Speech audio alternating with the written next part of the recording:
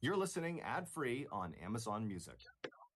On May 13th, 2015, a police officer in Michigan named Gary Wilson rushed the scene of a double suicide. When he got there, he went inside the dark home and made his way to the bedroom where the two bodies were located. Wilson took a look at one of the bodies, and then he turned around to check on the other, and when he did, he immediately noticed something about the second body that was so surprising the officer nearly fainted from shock. However, this absolutely wild discovery was only one small aspect of one of the most bizarre cases this officer would ever investigate. But before we get into that story, if you're a fan of the strange, dark, and mysterious delivered in story format, then you come to the right podcast because that's all we do, and we upload twice a week, once on Monday and once on Thursday.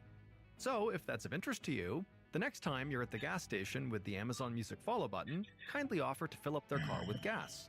But instead of filling up their gas tank with gasoline, fill up the actual inside of their car with gasoline. Okay, let's get into today's story.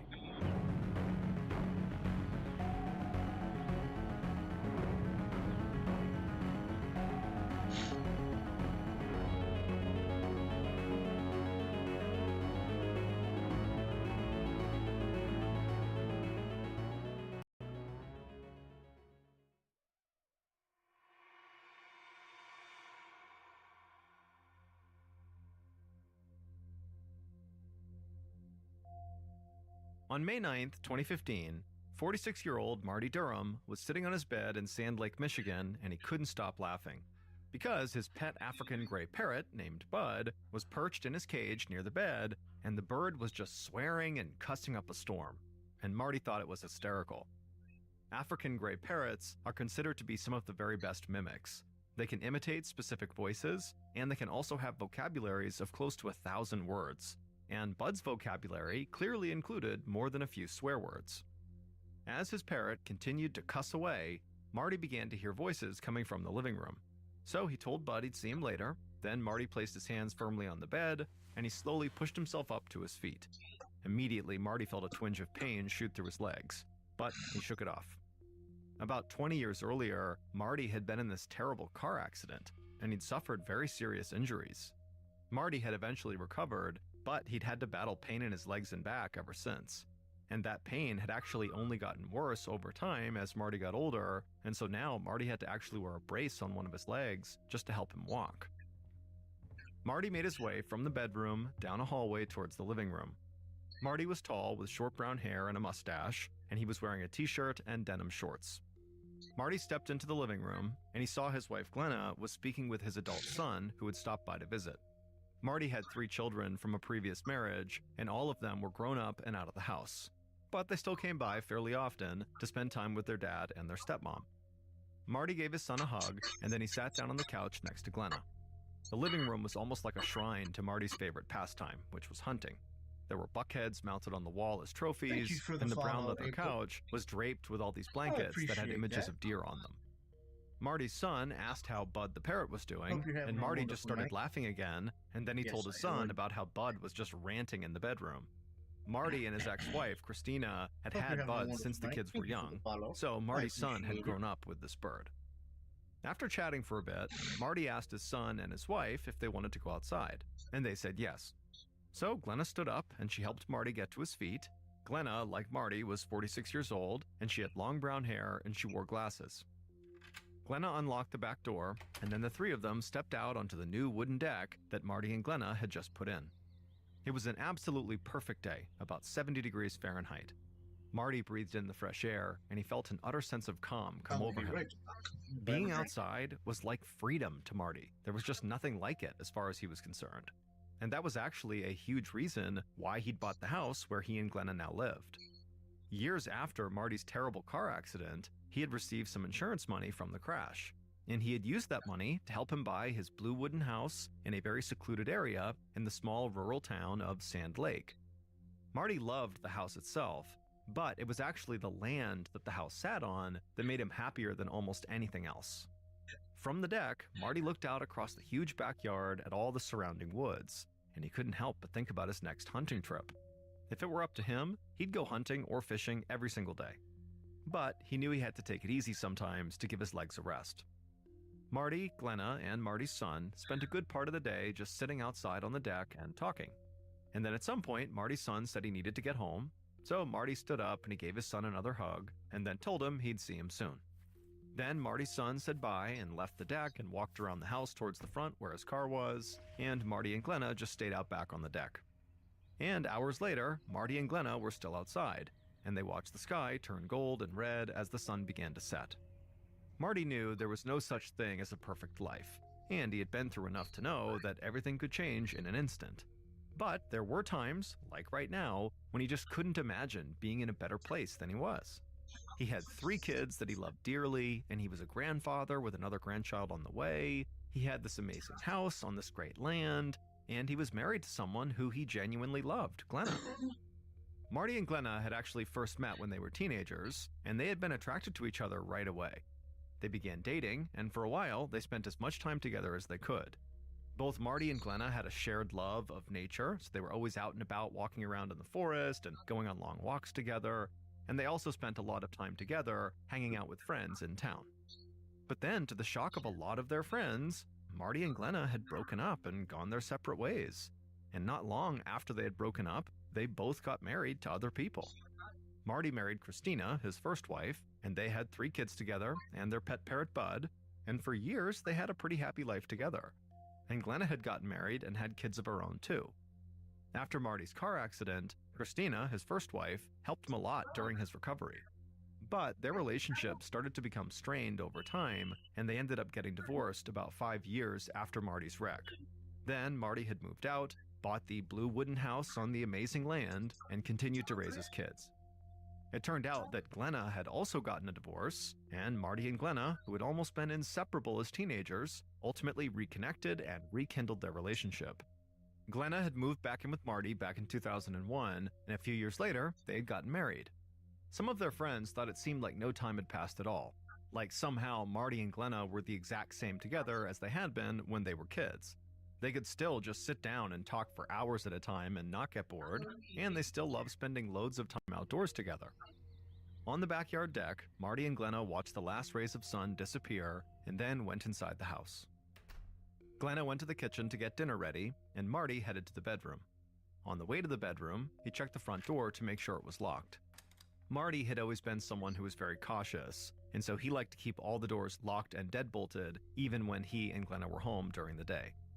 Some of that precaution was really just because that was Marty's nature, but it was also because Marty knew he kept several hunting weapons and handguns in the house, so if someone did come into the home, he knew things could turn violent very quickly. And even though they did live in a pretty secluded area, there was a road not too far from them, so people did pass by them, and Marty just didn't want to take any chances. Marty walked into his bedroom, and he saw Bud the parrot bobbing back and forth on his perch. Then Marty stepped into the bathroom, and he took a prescription pain pill out of a bottle on the counter, and he washed the pill down with water from the sink. Marty took a deep breath, went back into the bedroom, and sat down on the bed. Marty didn't usually take as many pain pills as were prescribed to him for a day, but sometimes in the evening, his leg pain got a lot worse, and the pills really helped. But even with the big inconvenience of chronic pain, and some of the other issues his car accident had caused over the years, Marty still tried hard not to dwell on the past. And as he sat there waiting for his pain meds to kick in, he smiled because he was thankful for what he had. A great family, a house he loved, and a foul-mouthed talking bird who could always make him laugh.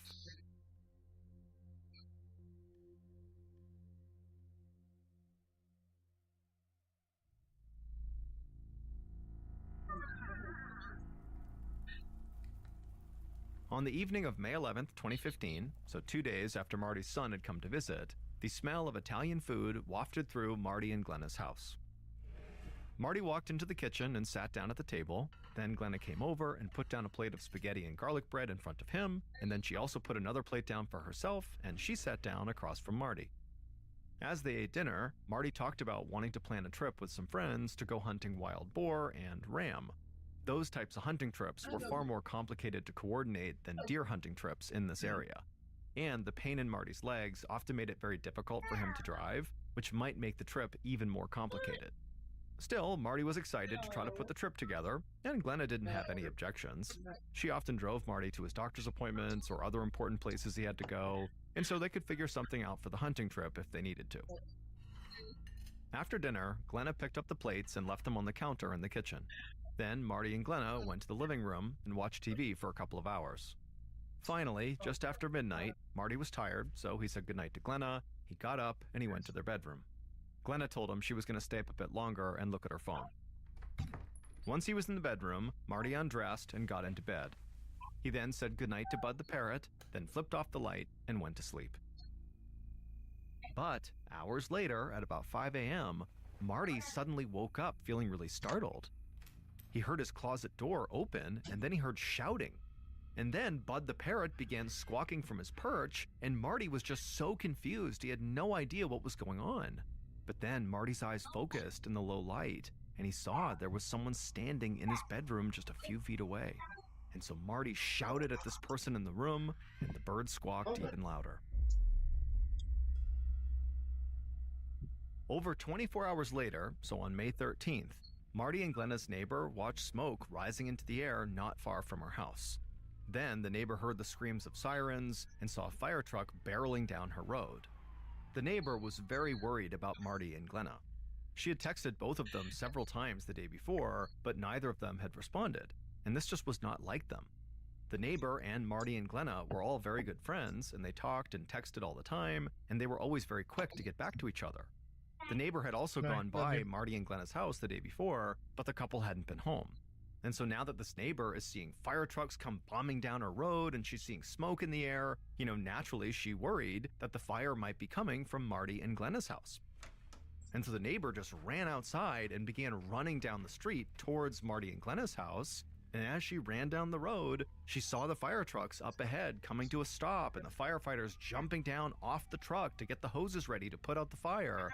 But as the neighbor went down the road, she realized that it was actually a small fire that was not on Marty and Glenna's property.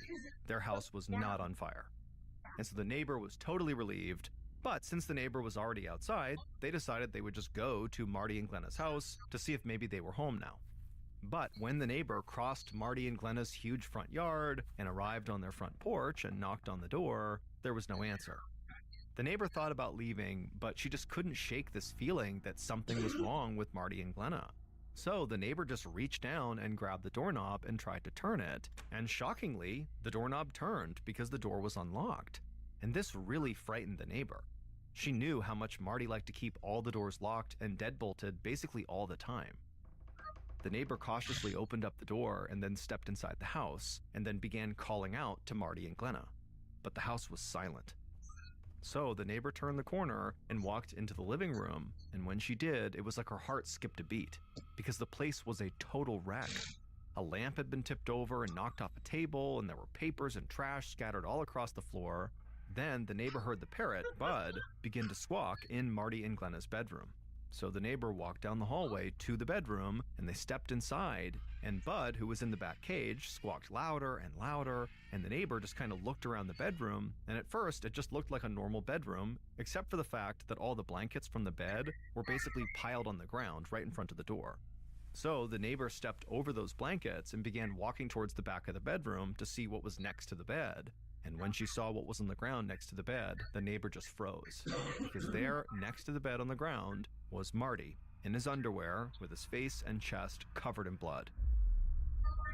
The neighbor was totally shocked, and they turned to run out of the room, but as soon as she turned, she looked down and realized now from her vantage point, she could see that actually Glenna was inside of those blankets that she had stepped over when she first came in.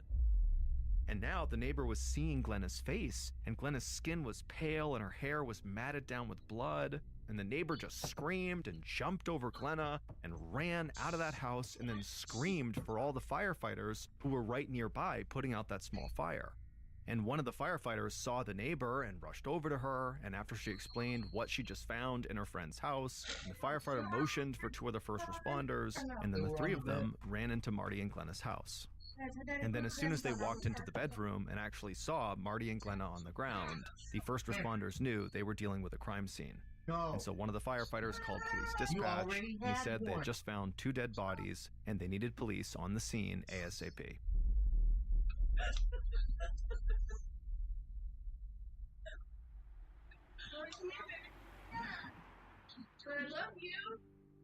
About 2 hours later, at around 5:30 p.m., Sergeant Gary Wilson of the Michigan State Police arrived in front of Marty and Glenna's house. Sergeant Wilson saw an ambulance and a fire truck nearby, and there were multiple firefighters, paramedics, and state troopers standing outside the house. Sergeant Wilson got out of his car and walked over to one of the firefighters. The firefighter explained that they had to put out a small fire in the area, but then this woman had come running out of Marty and Glenna's house screaming for help.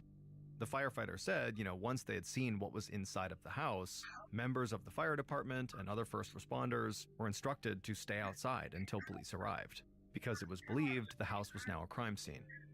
Now, Sergeant Wilson had been told all of this already by police dispatch. He also had been told that he was very likely responding to a double suicide.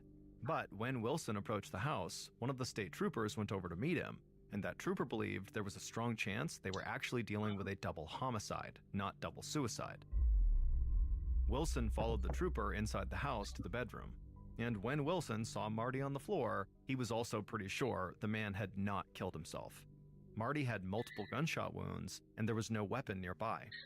Then Wilson stepped over to the pile of blankets on the floor to get a better look at Glenna's body, but when he crouched down on one knee and leaned in closer to her, he heard a loud gasp. Glenna's eyes opened, and then she screamed. Wilson stood and stumbled back a few steps. He was in shock, but he quickly called for a paramedic and kept shouting over and over again that she's alive, guys, get in here. Paramedics rushed into the bedroom and began working to get Glenna oxygen. Then they put her on a stretcher, wheeled her outside, and got her into the ambulance. As the ambulance sped away to the hospital, Wilson stood in Glenna and Marty's bedroom, trying to recover from the shock of what had just happened. And then once he caught his breath and calmed down, Sergeant Wilson called in that one of the victims, who everybody thought was dead, was actually alive. And also, Wilson said he believed they were not dealing with a suicide, but a murder, and so he needed a forensics team. Not long after Glenna woke up in the bedroom, a state forensics team arrived at the property and began doing a thorough sweep. In the bedroom, not far from Marty's body, they found several bullet casings. They also found a key to Marty's gun safe on the floor, and they located the safe in the closet. So Wilson's first thought was that someone who knew that Marty kept guns in his safe had taken the key, gotten a weapon out of the safe, and then using that weapon, they had killed Marty and attempted to kill Glenna. And the idea that the killer was someone the couple knew made sense because there was no sign of forced entry in the house. Now, Marty and Glenna's neighbor had found the front door unlocked, so it was possible that maybe Marty or Glenna had unknowingly welcomed the killer into their home. But the forensics team also found something very strange in the bedroom. Marty had died while clutching a patch of hair in his right hand, so they would need to run DNA tests to see if the hair matched Marty's or if it belonged to someone else, like maybe his killer. Sergeant Wilson heard someone calling to him from the living room, so he stepped out of the bedroom and headed that way. When he got there, he saw a forensics officer on the ground bagging a piece of evidence. The officer had found a .22 caliber Ruger revolver underneath one of the living room chairs.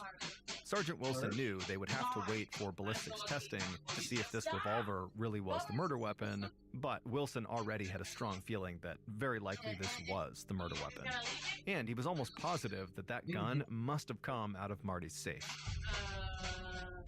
After several hours in the house, Wilson felt like he still had a lot of questions to answer, so he called the hospital in hopes that Glenna was now in stable condition and able to talk to him about who had shot her and her husband. But doctors would tell him that Glenna, unfortunately, was still very much recovering from her wound and not really in a good position to talk to him, at least not yet. So Sergeant Wilson decided if he couldn't talk to Marty's wife, then he would just start his investigation with other members of Marty's family, his kids. On May 14th, so a day after Marty's body had been discovered, Marty's 2 sons and his daughter climbed under the crime scene tape outside of Marty's house and approached the front door. They all stood at the door, still in total shock. How could this place that had made them so happy over the years now be just a violent crime scene? It just didn't make sense to them. The siblings entered the house. They were there to pick up Bud the parrot so they could bring him back to their mother, Marty's ex-wife, Christina. But before they actually made it to the bedroom to grab Bud, they were all stunned by the mess in the living room.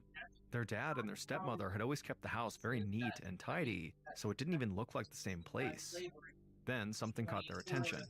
A large manila envelope was on the living room floor amongst the mess, and so one of Marty's sons crouched down and opened the envelope and looked inside. And he showed the contents to his brother and sister, and they all agreed this was something they should hold on to. Then they went to the bedroom to get Bud the parrot. Soon after they had left, the siblings brought Bud to their mother's house. Then they decided to show the police the manila envelope they had found. Later that day, after Marty's children had contacted the police, they were brought into the local station to be interviewed. Sergeant Wilson had already planned to begin his investigation with Marty's kids, but now that they have this manila envelope, he was so eager to speak with them. Wilson knew there was a good chance that he was simply dealing with 3 grief-stricken young people who had just lost their father. But he still could not eliminate any of Marty's kids as potential suspects, at least not yet. So Wilson first led Marty's oldest son, Justin, into a small office at the station. Wilson wanted to meet with each of Marty's kids separately. He believed that if one of the kids had information about the case, they were more likely to share it if each of them was on their own. In the office, Wilson told Justin they were not accusing him of anything. They just wanted to talk to him to see if he had any information that could help with their investigation. And Justin was very calm and seemed eager to cooperate. Wilson asked Justin if he knew about any enemies his father might have, or if his dad had recently had a falling out with any of his friends. Justin said he couldn't think of anyone. He said his dad was really close with his neighbors and his hunting buddies, and they all seemed to get along really well. But then, Justin got a look on his face like he just remembered something. He looked up at Wilson and told him that there were a bunch of people who knew his father had a big supply of prescription pain medication inside of his house. When Wilson heard this, he immediately sat back in his chair and just thought for a second. At the time, the opioid epidemic in the United States was near its height. Prescription painkillers, like the ones Marty took, were in very high demand, and addicts had been known to commit terrible crimes to get a hold of these drugs. So Sergeant Wilson started to wonder if someone who knew Marty had killed him and attempted to kill his wife simply to get a hold of Marty's pills. After they talked a bit longer, Wilson thanked Justin for his cooperation and told him police would be in touch if they needed anything else. Later that day, Wilson and other investigators met with Marty's 2 other kids, and their version of events surrounding their visit to their dad and stepmother's house and the manila envelope they found in the living room were all basically the same.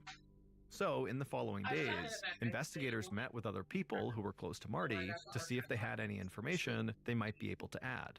And one of the people investigators spoke to said she knew that Marty's guns were not the only things that he and Glenna kept locked up in their safe.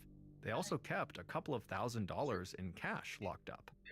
But, as Sergeant Wilson knew, no cash had been found inside of that safe.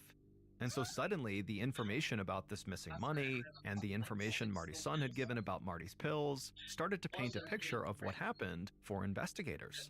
And so now their theory was that someone Marty and Glenna knew had possibly come to their house with the intention of robbing them of their cash and their prescription drugs. So Wilson wanted to meet with anyone who had known about the safe in the couple's house to see if he could track down the missing money and Marty and Glenna's attacker.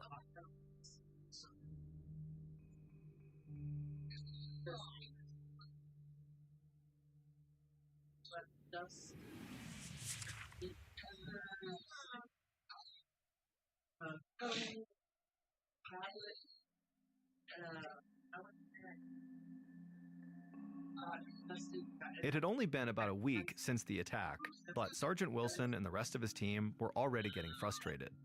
They felt like they had all these puzzle pieces right in front of them, but none of the pieces seemed to connect. There was the missing money from the safe, there was that manila envelope that Marty's kids had found in the living room, and there was the potential that somebody had wanted to steal Marty's prescription pain pills.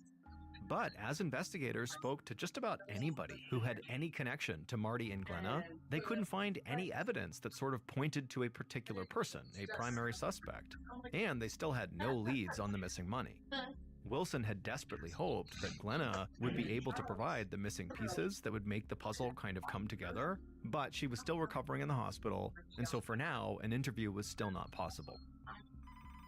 But when the investigation began to look like it was genuinely running into a dead end and might go cold, Michigan State Trooper Barry Wolf took a phone call at his desk.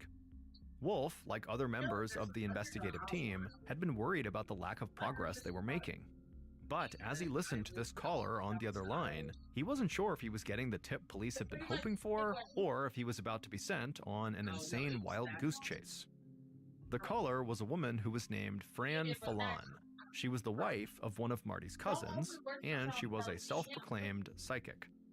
On the phone, Fran told Officer Wolf that she had received important information about Marty's murder during a psychic reading, and she'd like to share this information with the police.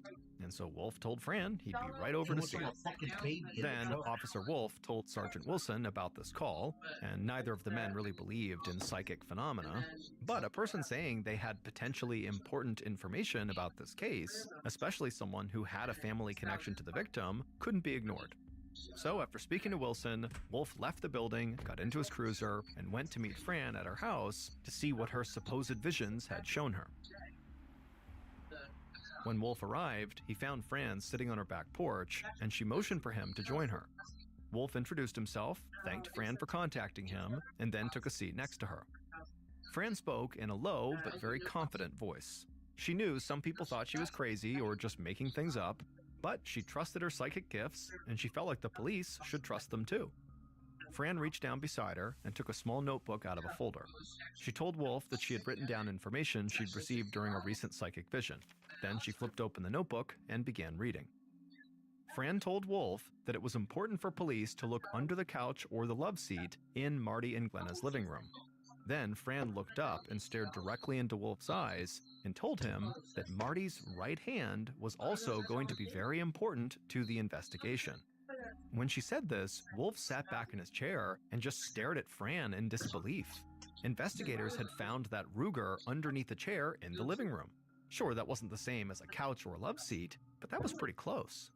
Also, Wolf was shocked to hear Fran mention Marty's right hand because Marty had been found clutching that patch of hair in his right hand. But Wolf's first thought was not that this woman was actually psychic. It was instead that she clearly had information about a crime scene that only somebody who had been there would know about. And so Wolf did not want to alarm Fran in any way that he could be onto her, and so instead he just smiled and told her that this was very interesting, and then he asked her where she had been at the time Marty was murdered. And Fran would tell him that she had been with her daughter. After that, Wolf thanked Fran again for getting in touch with him, and then he walked off her porch and went back to his car. Once he was inside and turned it back on, he gunned the engine and sped back to the station to tell the rest of the investigative team about this weird meeting. And once he did tell them about this weird meeting, the Michigan State Police had to either accept that Fran really got this information from a psychic reading she'd done, or they would have to add a local psychic to their list of suspects. Sergeant Wilson told investigators to follow up on Fran's alibi, and he could barely believe the turn this investigation was taking. But it wouldn't be long before Wilson realized having a psychic involved was not remotely the weirdest thing about this case. In October of 2015, so almost 5 months after the attack that left Marty dead, Sergeant Wilson finally got the call he'd been waiting for. Glenna had been released from the hospital, and she was now able to speak with police. Investigators had spent the last few months searching for that lost money and looking into the psychic's background, and they had come up empty. They had potential suspects, but none of them seemed all that viable. But now, Wilson would be able to talk to someone who was literally there when the attack happened, Glenna, and he hoped she'd be able to clear up a lot of the questions that he and his team still had. Glenna met with Wilson at the police station, and after they made it into the interview room, Wilson asked her, what do you remember about the day that you and your husband were attacked? And immediately, when Glenna began to talk, Wilson knew he was not going to get the clear-cut evidence he had been hoping for. Glenna told him she'd been struggling with her memory ever since she arrived at the hospital. She said she could barely remember anything about the day of the shooting, or even the days leading up to it. Wilson knew Glenna was dealing with a serious head injury, so her memory loss did not come as much of a surprise. But he still believed Glenna was going to be the key to figuring out who killed Marty. So Wilson began talking to Glenna about pieces of evidence that had been found at the scene, hoping maybe something would spark her memory. But by the end of the interview, Glenna had not remembered anything that could point the investigation in any one direction, and so Wilson began to feel lost again. So, as the weeks and months passed, investigators continued to pursue all of their potential leads, but they still had no clear killer, and Marty's family was now also starting to become very frustrated. They wanted answers, and they wanted some kind of closure. But even as the one-year anniversary of Marty's murder approached, the case was still open, and people close to Marty had no idea if it would ever be closed. In May of 2016, so a year after Marty was killed, a news reporter for a Grand Rapids, Michigan TV station stared at a video playing on his computer screen. His eyes were wide and his mouth was hanging open. This guy couldn't believe what he was watching. On the video, Marty's pet parrot, Bud, was clinging to the side of his cage and he was shouting in Marty's voice.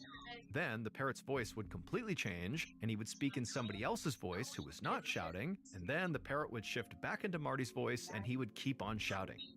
The reporter was watching Bud mimic an argument the bird clearly had heard between Marty and somebody else. And the reporter was almost certain the other voice that Bud was mimicking belonged to Marty's killer, and that this argument must have taken place right before the murder. Because at one point in the video, Bud mimicked Marty's voice by yelling, "Don't fucking shoot!" The reporter watched the entire video, and then when it was done, he watched it again. And afterwards, he knew it had to be aired.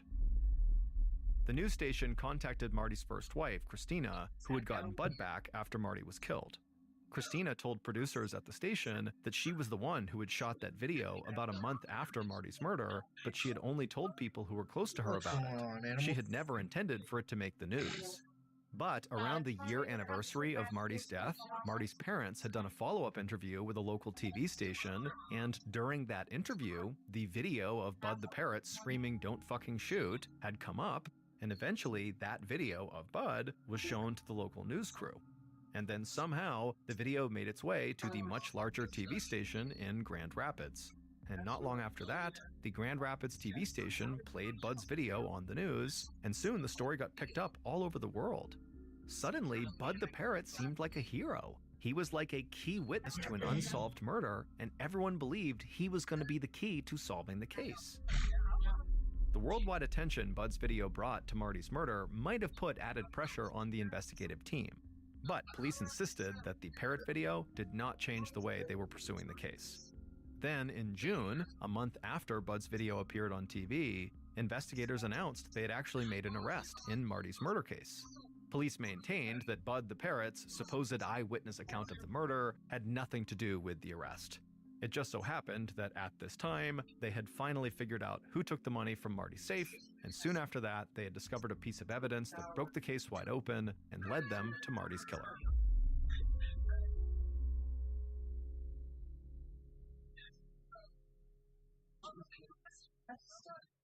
Based on evidence found at the crime scene and interviews conducted throughout the investigation, here is a reconstruction of what police believe happened in the early morning hours of May 12, 2015, when someone killed Marty Durham in his bedroom.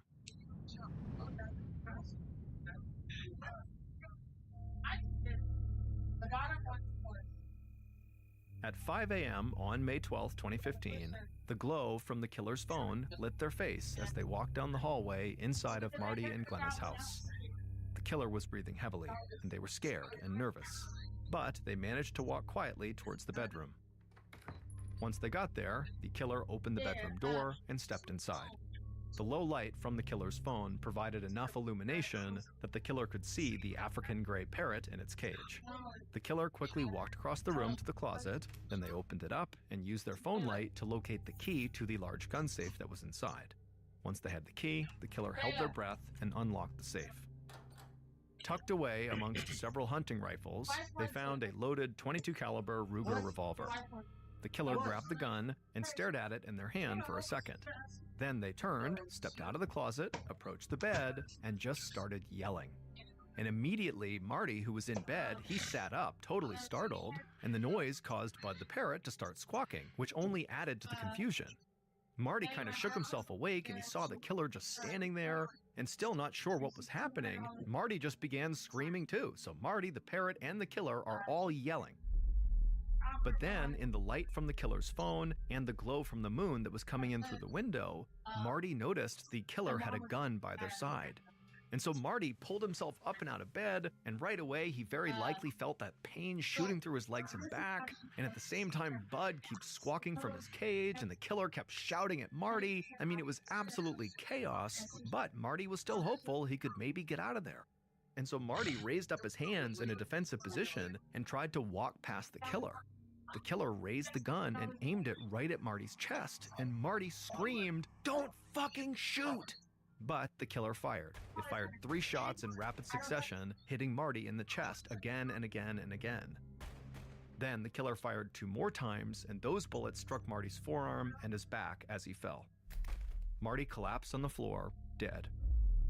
And the killer just stood there, staring down at Marty's body. Then the killer took a deep breath, calmly walked out of the bedroom, and made their way towards the front door, and they unlocked it. Then the killer made their way to the living room, and they tipped a lamp off an end table onto the floor. Then they emptied a desk drawer and some shelves and made a total mess of the place. Then the killer just kind of stood there, scanning around their house, looking at what they had just done. So far, their plan had gone exactly the way they hoped, but the hardest part was yet to come. Finally, the killer took several deep breaths, doing their best to stay calm and steady. Then they raised their gun and placed the barrel behind their right ear, and they pulled the trigger. Immediately, blood began pouring out of the wound, and the room began to spin, but the killer kept their balance long enough to toss the gun under a nearby living room chair. Then the killer stumbled back into the bedroom and fell down onto the ground, and before they passed out, they grabbed a huge pile of blankets nearby and pulled them up and over their head. It would turn out Glenna had murdered Marty, and then obviously shot herself in the head. It turned out that Marty and Glenna's marriage had not been as perfect as some of their friends believed. Over the years, Glenna had racked up a huge amount of debt. She had lost about $75,000 gambling at nearby casinos, and as a result, she had stopped making mortgage payments on their house. But Marty never knew any of that. Not long before the murder, Glenna had learned that the house that Marty loved so much was now going into foreclosure. And so soon, he would learn the truth, and they would both be forced out. Early on in the investigation, police had actually learned about the pending foreclosure, and they discovered Glenna's gambling habit. So they started to think that Glenna had killed Marty and then tried to kill herself, seeing a murder-suicide as her only way out. And this murder-suicide theory was only bolstered when police looked inside of that manila envelope that Marty's kids had found when they went to Marty's house to get Bud. The manila envelope contained several letters that Glenna had written to her kids and to her ex-husband. In the letters, Glenna expressed how sorry she was and asked them to please take care of each other. Police believed those letters sounded like suicide notes. But in a case involving a psychic and a talking bird, nothing was ever as simple as it seemed. Because if it was a murder-suicide, why had thousands of dollars been taken from the safe? Why was the house completely wrecked? And why had the gun been hidden in the living room when Marty and Glenna were found in their bedroom? Those were questions investigators had to answer if they were ever going to determine what had really happened. Finally, investigators discovered who had taken the money from the safe because Marty's kids had come forward and admitted they took the cash when they went to collect Bud the parrot. Even though Marty's kids had taken the money, police still didn't consider them primary suspects. Instead, they thought Marty's kids were just young and foolish and had made a very bad decision. So, with the money from the safe now accounted for, investigators were able to rule it out as a motive for the murder. And the psychic's alibi eventually checked out, so the investigators crossed her off of their suspect list, but they would be left wondering how she seemed to know undisclosed details about the crime scene. DNA tests conducted on the hair found inside of Marty's hand also did not end up helping investigators. So all of this brought Sergeant Wilson and his team back to the possibility of a murder and failed suicide attempt committed by Glenna. But of course, there were still unanswered questions. It wasn't like they had found the gun in Glenna's hand. Then, in early summer of 2016, the media and the public latched onto that viral video of Bud the parrot saying, "Don't fucking shoot," and many claimed the other voice that Bud was speaking in sounded an awful lot like Glenna. But police continued to rely on more common investigative techniques to determine if Glenna was, in fact, the killer. They dug deep into Glenna's phone records and internet history, and when they had a clear picture of Glenna's online activity, they got the break in the case they had been looking for. It turned out that hours before Marty's murder, Glenna had been online researching various aspects of the .22 caliber Ruger revolver, the type of gun used to kill Marty. And some investigators believed Glenna had learned a lot more than just how to fire or reload the weapon. They thought she had found a way to shoot herself that would allow her to live and enable her to keep functioning even after she had pulled the trigger.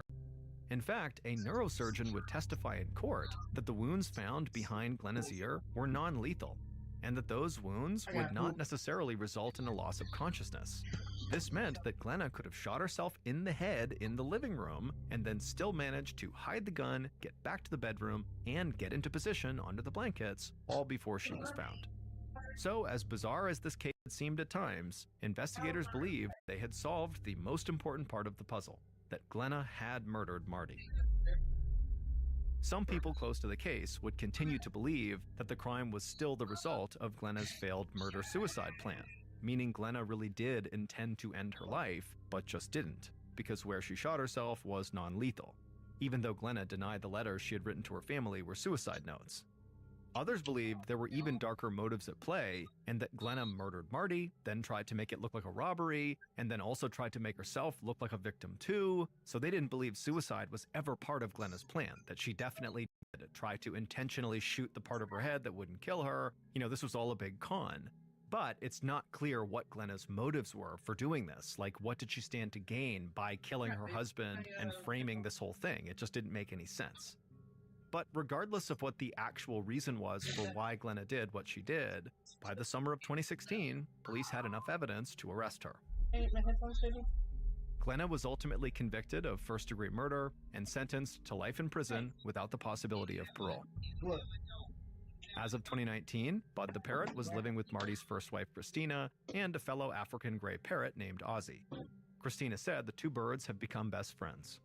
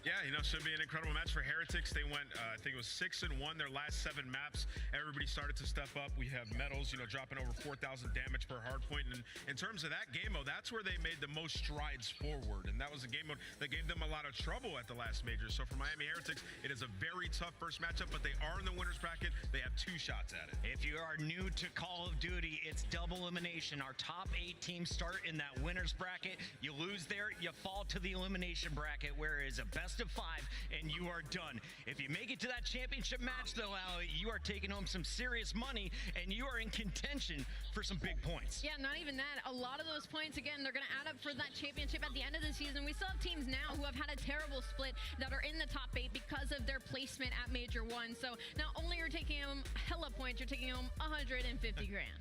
It's time to get into some predictions, and if you have been on Twitter recently, there's a lot of love for the Subliners. That was up until they lost to Optic. Do you think the Subliners are still a top squad to compete here in Miami? Absolutely. The Subliners, these are the world champions, and they made a roster change.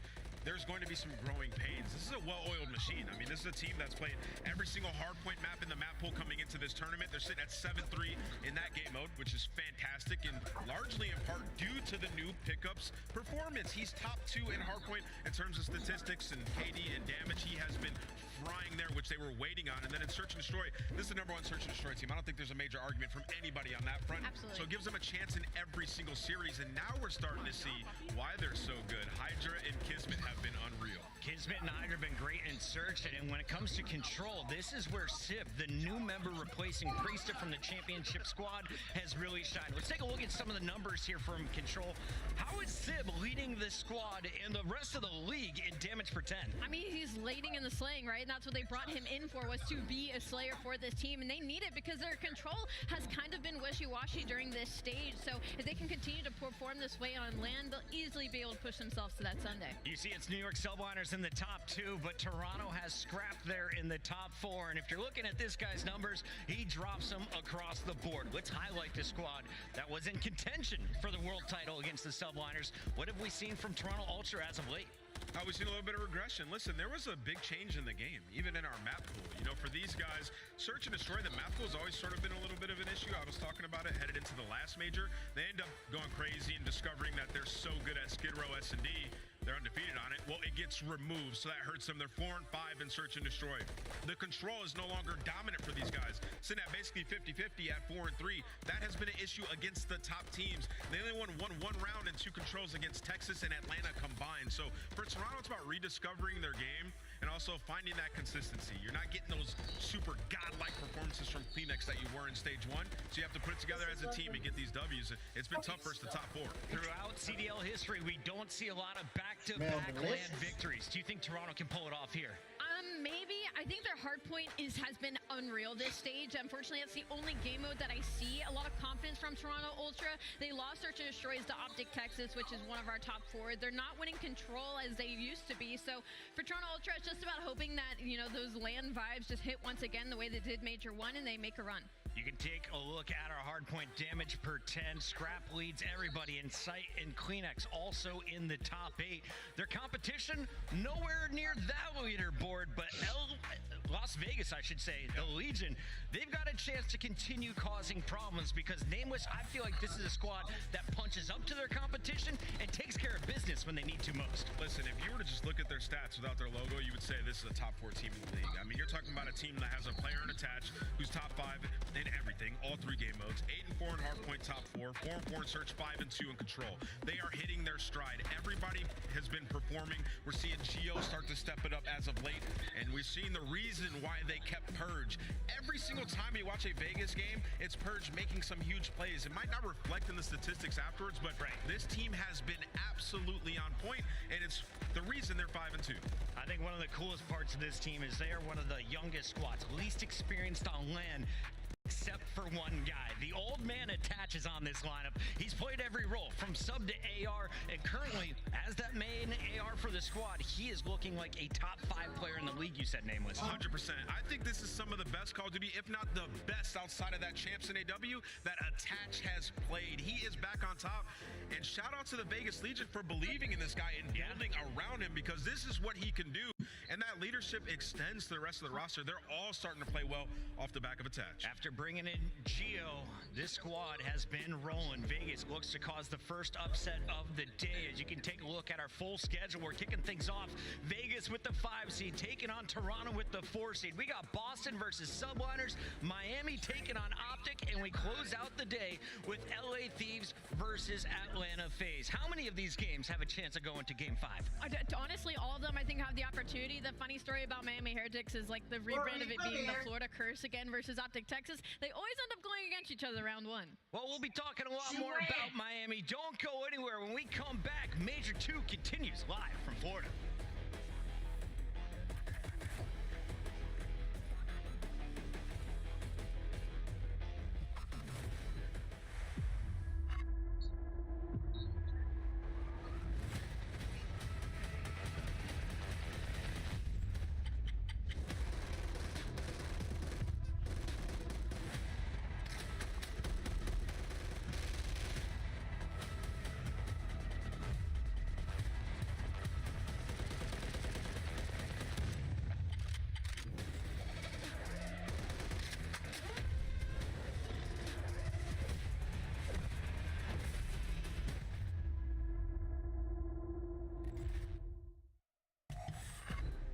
your game with a Scuff. Save $30 on the official CDL collection at scuff.co/CDL. Get better with a Scuff, the first performance gaming controller. Visit scuff.co/CDL to change your game. The Call of Duty Week is brought to you by Monster Energy, the official energy drink of the CDL.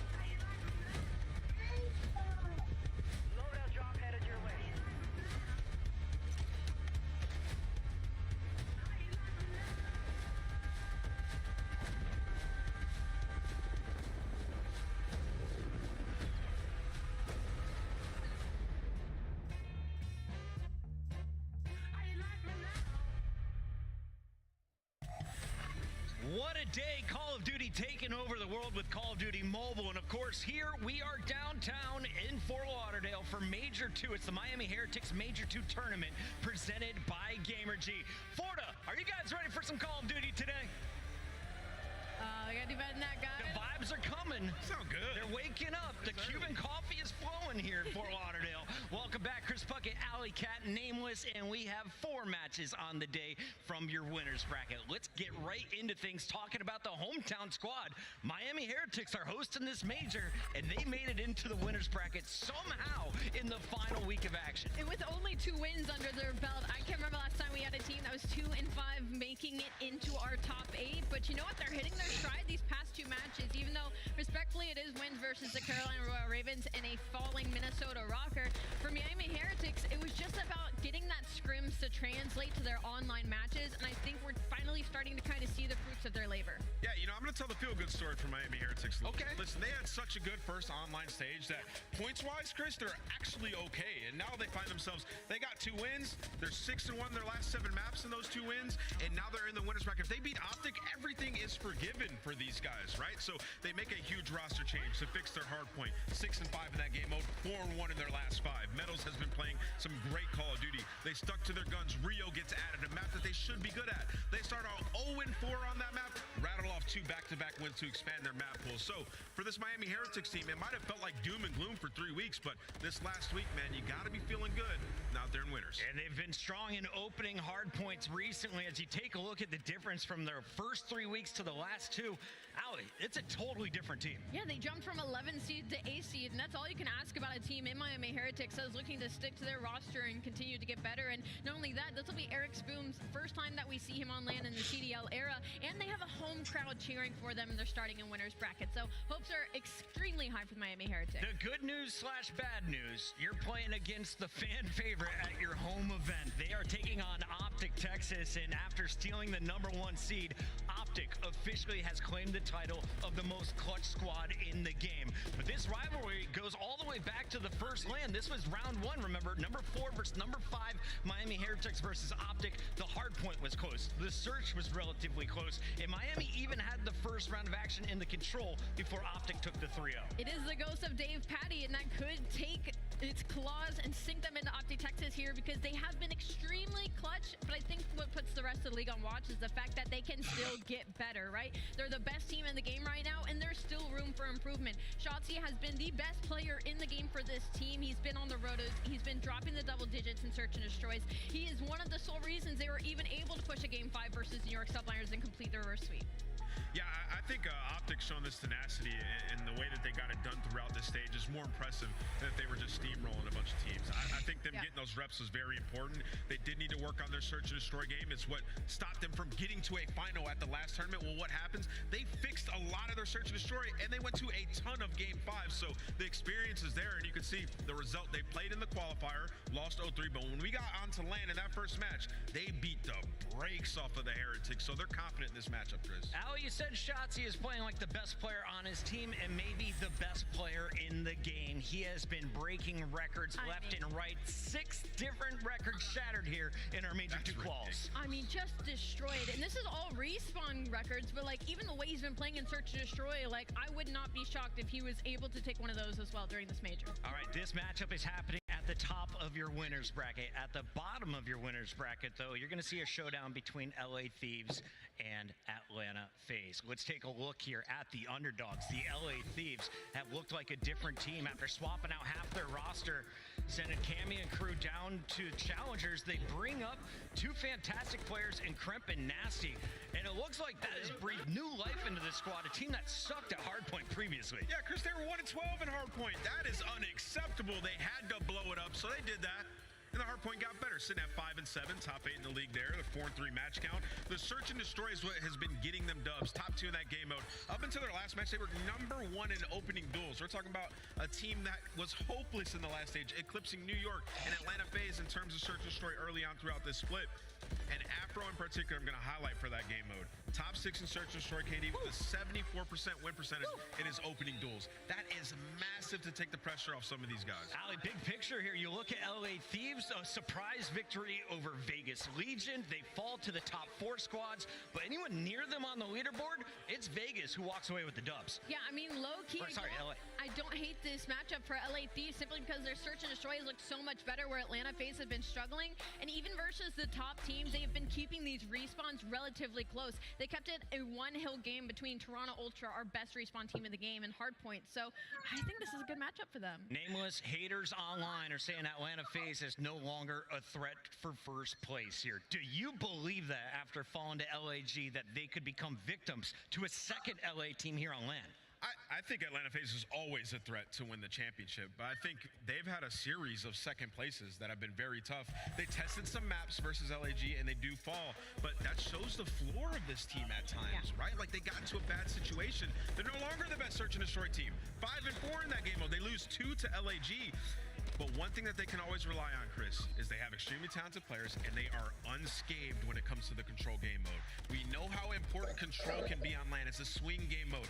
You go up in a series, you win that control, you just got to close it out. They have extremely talented players. I think they'll have a good tournament here. I love watching this team slay out. When Abeezy and Simp are on one for Atlanta FaZe, there doesn't look like there's cleaner Call of Duty to be played. Where are they the strongest right now? The strongest right now has to be in the ARs in this split. They have one of the best AR duos, I feel like, right now in the game. And the fact that Draza and Celium have literally just gotten better somehow. Specifically, though, I'm going to hone in on Draza because he was struggling a little bit during that Major 1. His non-traded kills, he was not playing his life for his team. And that was causing Atlanta FaZe to really struggle because Simpin and BZ can only trade themselves out but so much when it comes to such an MCW-heavy game. So, like I said, Celium rocking a 1.2 right now, leading over the league. But also Simp, just the consistency out of him throughout this entire stage with a 1.14. Very strong balance across this Atlanta FaZe squad. If they walk away as Major 2 champions, who do you think is the MVP? I'm going to go with MC. I think he's really been playing great, especially in control. Like I said, that is their best game mode. Let's give Celium some love. I think he'll take it. Celium could be that guy. He's number 1 in one of the most exciting game modes, and we will see him in action today. You're also going to see this lineup. It's the East Coast rivalry, Boston versus New York, a battle as old as baseball. Let's start with Boston, though. They got 0-3'd in the last matchup against New York, but they've shown that they've got some grit in their own right. Asim coming in for the second major qualifiers. He's shown a lot of strength in search and destroy, giving them some new aggressiveness on opening breaks. Is it enough for Breach to bounce back today?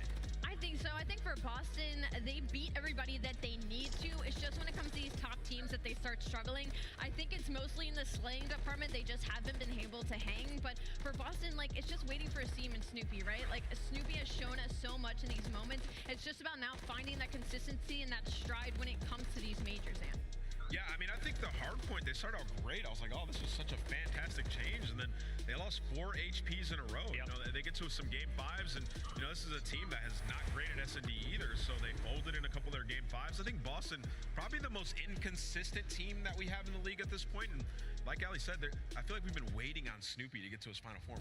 We have not seen it yet. Squad of Fire and Ice. Here's a look at the good, the impressive improvements from stage 1 to stage 2. But with the good comes the bad, Allie. Yeah, unfortunately, with the good does come the bad, and it's been a lot in these attackings. Like in Control, it is more defensive heavy, but with some of the maps that they've been putting in this map pool, like they just have not been hanging with the rest of these teams. You can see it's gotten abysmally worse, and as well as their comms have gotten worse when it comes to that hard point. You can see the hold percentage dropping by over 20%.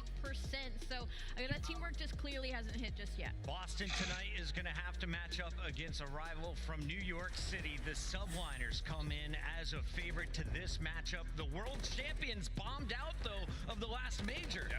Can they avoid doing that here against Boston winners round 1?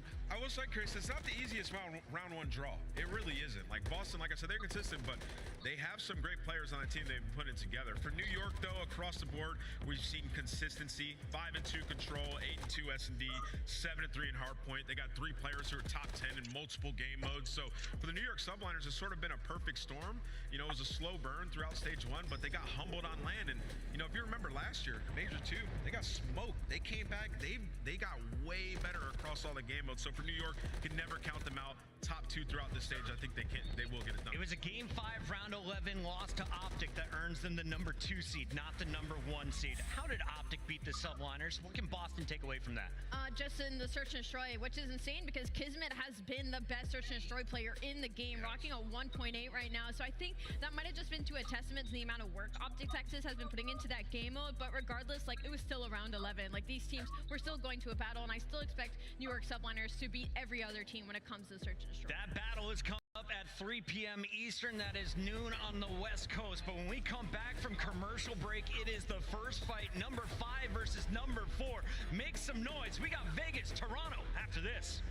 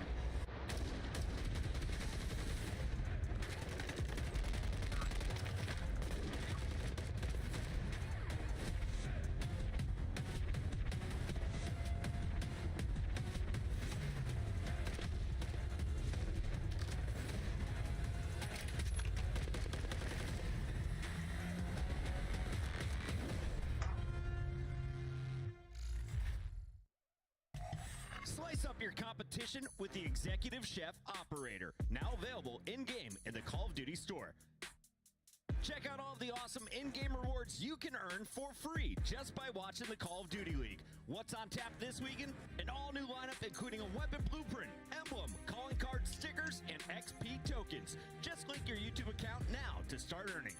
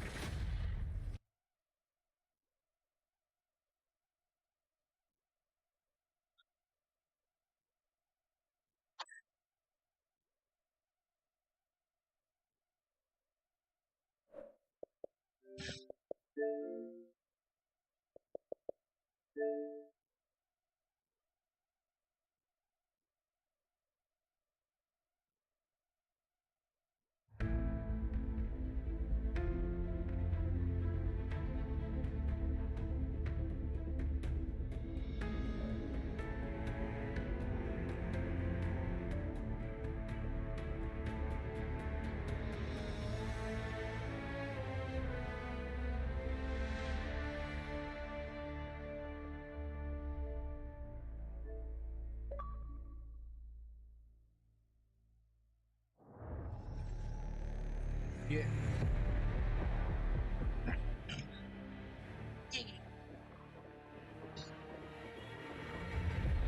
Yeah. Yeah, I'm streaming.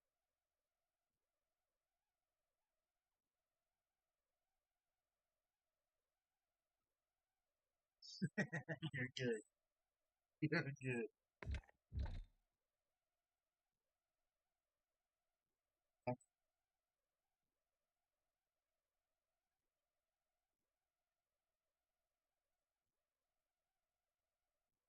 Yeah, I got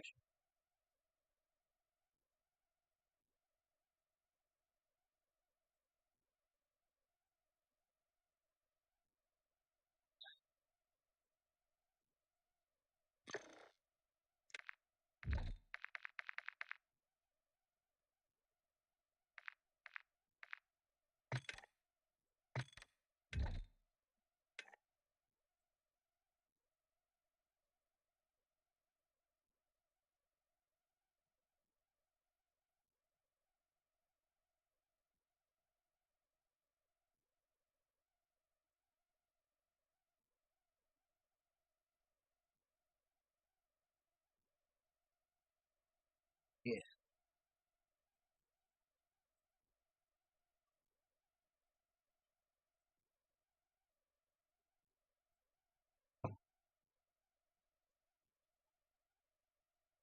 Where's this?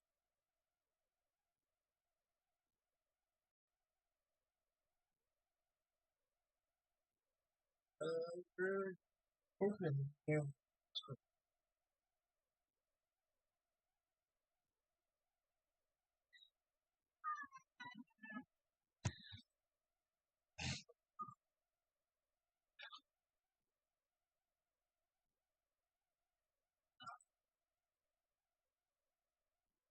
Twice.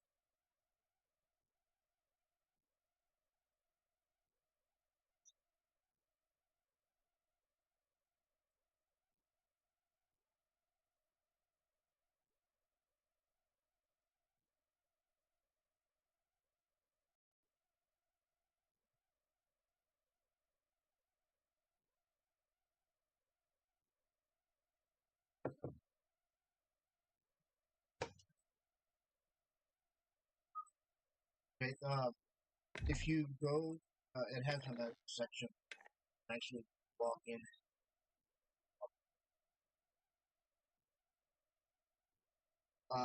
Well, I used my phone. I took a picture of walking.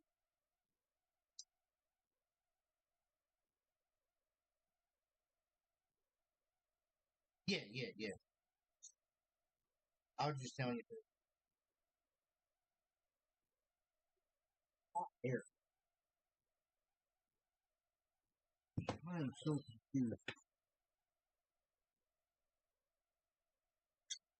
Where the? I catch fire.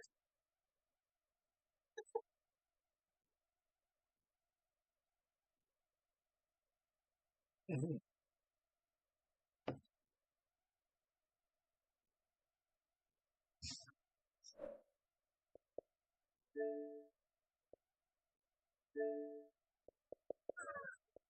Yeah, bro. I'm not. Yeah, he'll fall. He might have.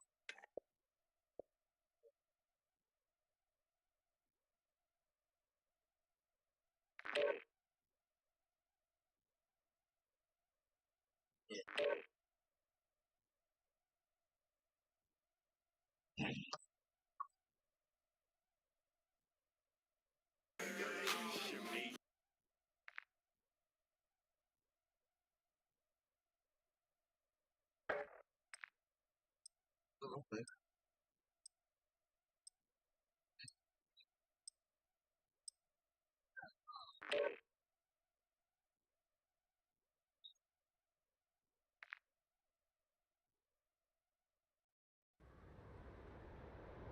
That's cool.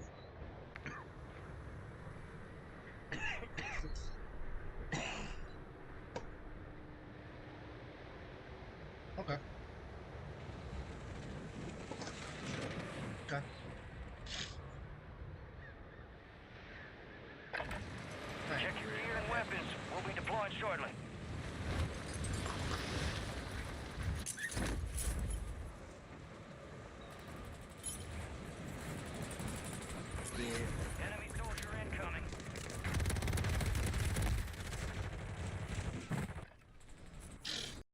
Yeah.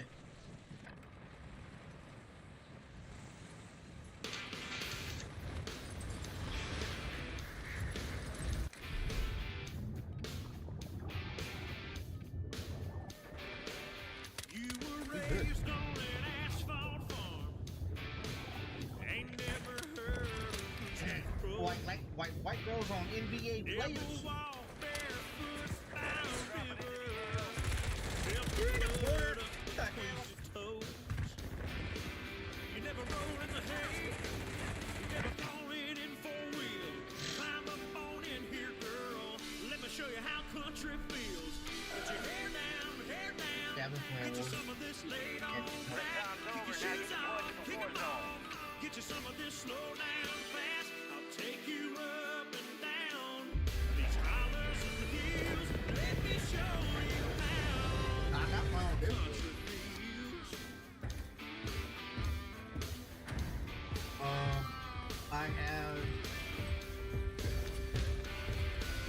I have a rules section. There's a section for people to like tell us about yourself, and then there's a bunch of voice channels for different games. Your team leader. Set a drop point for your squad, soldier. Yeah, I'm pretty sure I can, yeah. Well, I can at least make it where, unless I bring them in, they can't come in.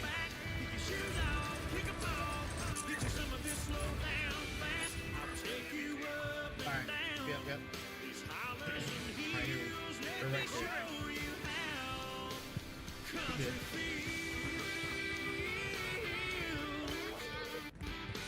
Bounty targets identified. Weapons free. Primary intent. All targets eliminated.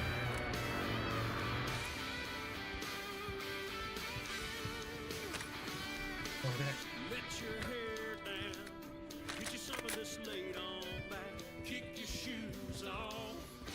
Yeah, there was a whole team over here. Let your hair down. Get you some of this laid on back. Kick your shoes off. Kick 'em off.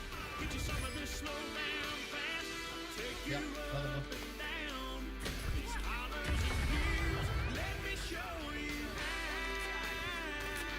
Sorry, I can't go over. country feels. That was the team wipe, but this is another team. Country feels. Yeah.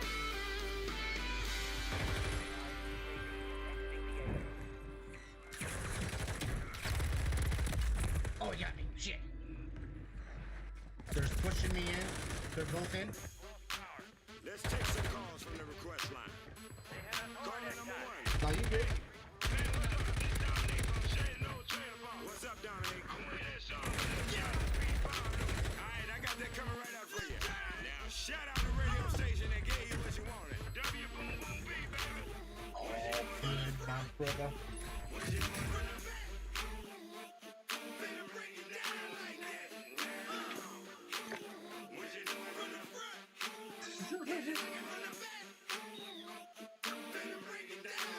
That's funny. 24, 34, 46, good and thick, and what you get sure worth shit. Pretty face and some cute lips. Earring in the tongue, Alright. and she know what it do. Make a name for herself, and she do her shit well. I know how to keep a bitch keep herself. Come over anytime, nigga, call chick. 1 o'clock, 2 o'clock, and she right there. She know why she came here, and she know where her clothes supposed to be. Sniff a little Yeah. coke, take a little X, smoke a little weed, drink a little bit. I need a girl I can freak with, the way I try shit, and ain't scared of a big dick. Love to get a pussy lick, buy another bitch, cause I ain't drunk enough to do that. Shamika, Keisha, Tara, Shonda, Yeah. Sabrina, Crystal, Dorada, Lisa, Felicia, Tanisha, Siobhan, Megan, Monique, Christina, Yolanda. I need to know a whole lot and can teach me wrong. Need a ding dong, take a tongue and take her the ball. Hold on, he's on, had to do that for. I'm Oh, sprawling. I shit. I like to lay back, relax, and enjoy my time. My eyes roll back and my toes curl. When you do that, girl. Till it comes time for me to have to give her hers. what you want. Do you want a She works mission for Food with your Lion. feet crammed to the headband? Do you want it from the back with your face in the pillow so you can yell aloud? They're having construction done at the store, so she gets to sit and keep one register open just in case the workers want to buy something. Anything you can handle. And to make sure they don't steal anything. And she has to sit there. I don't like oh.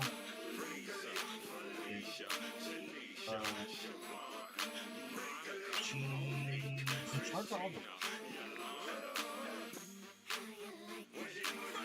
Yeah.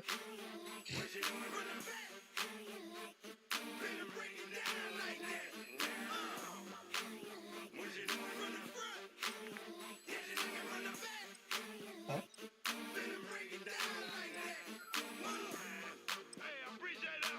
Not a problem. You know I do it because I love you.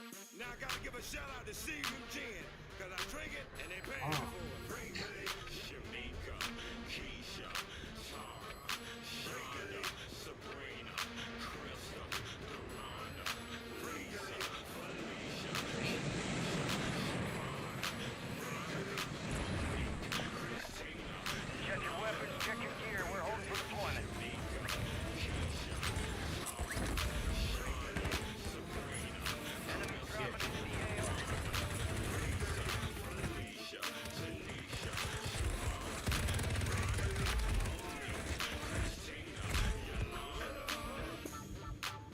W Boom Boom P, the radio station that plays all the new hip hop and R&B.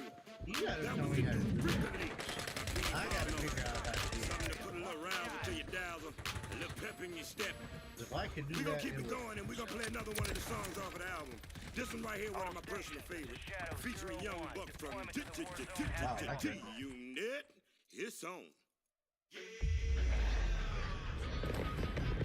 Right.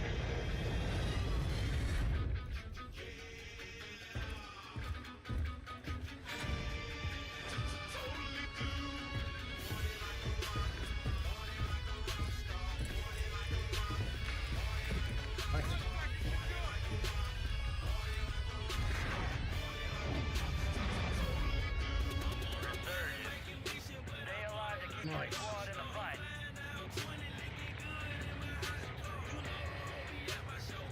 Yeah.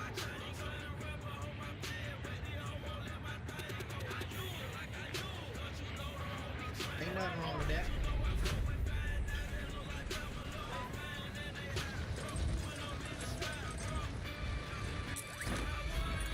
Enemy soldiers incoming.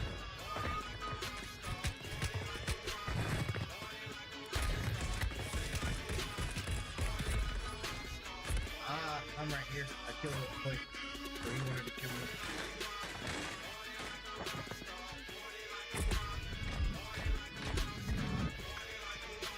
Screw it.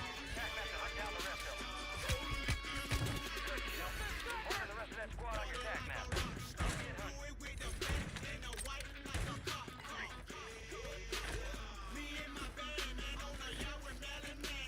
Get hunting.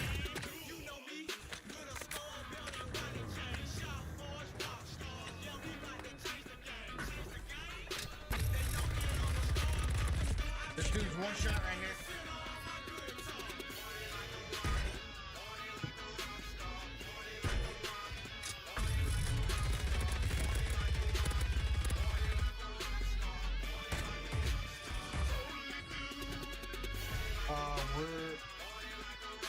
We're expected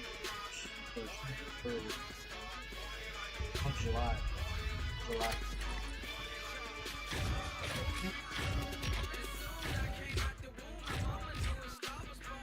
That's what they asked me.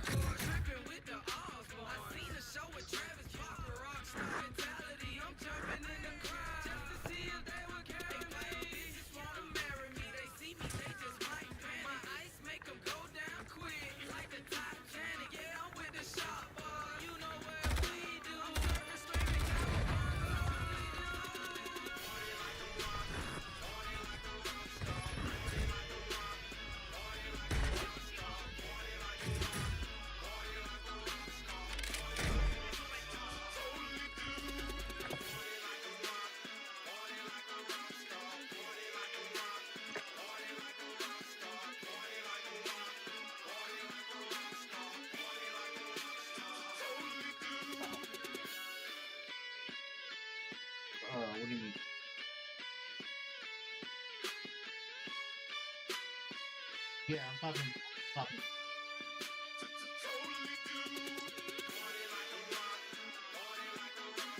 Yeah, you're in my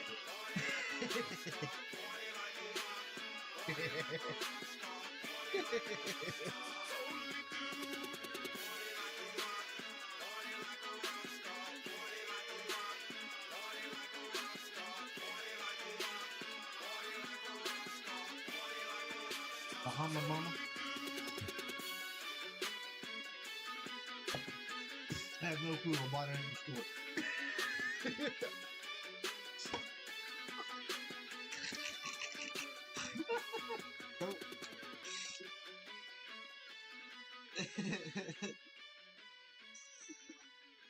It's the cheapest way to drink.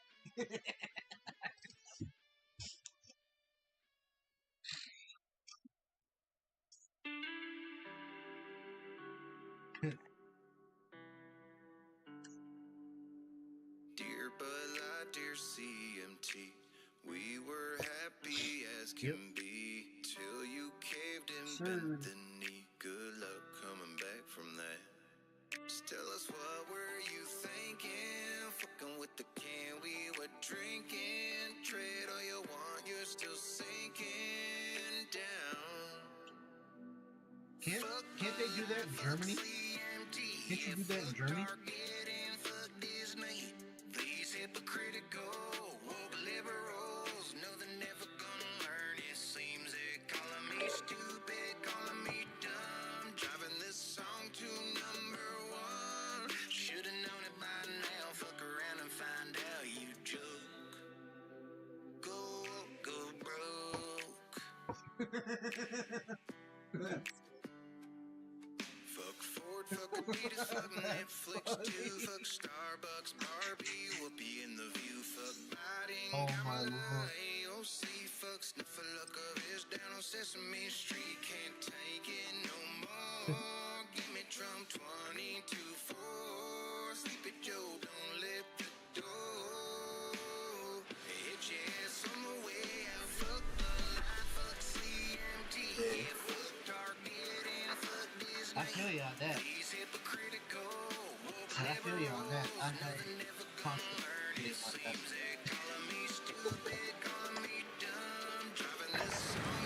I ran the medicine.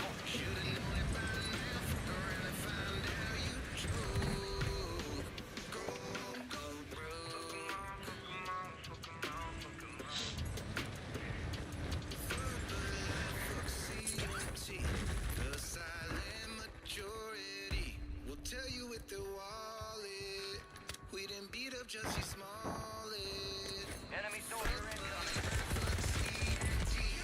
Fuck Target and fuck Disney. Damn all these miserable fucking liberals. No, they're never gonna learn. It seems they're calling me stupid, calling me dumb, driving this song to #1. Should've known it by now. Fuck around and find out you joke.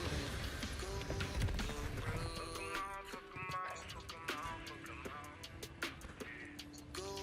Go broke.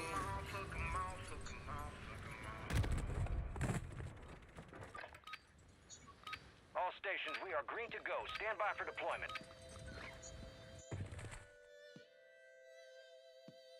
Prep for dust off. We're up in 3 mics. Let's move. Gang's all here. Word came down. We are green to go. So gear up, grab your chutes.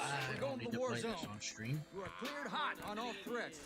Watch your ass down Have there. people watching me making love if I play this on stream. Let's get I this can't done. be playing nobody by Keith Sweat. Gotta change that. Resurgence.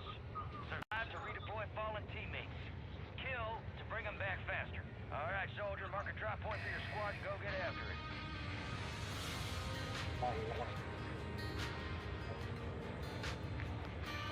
Hey! Too loud.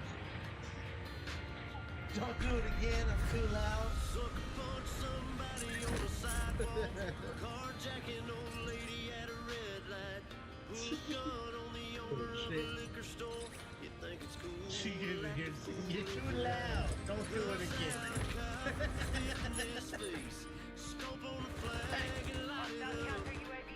Come on, boy. Try that in a small town. See how far you make it down the road. Around here we take care of our own. You cross that line, it won't take that ours? long for you to find out. I recommend you don't. Try that in a small town.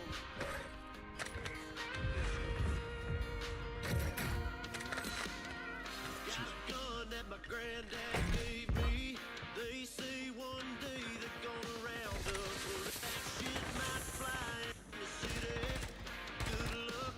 Try that in a small town. See how far you make it down the road. Around here we You finish this guy? care of our own. You cross that line, it There won't was more. take That guy was let me get up. I recommend you don't. Try that in a small town full of good old boys, raised up right. If you're looking for a fight, try that in a small town.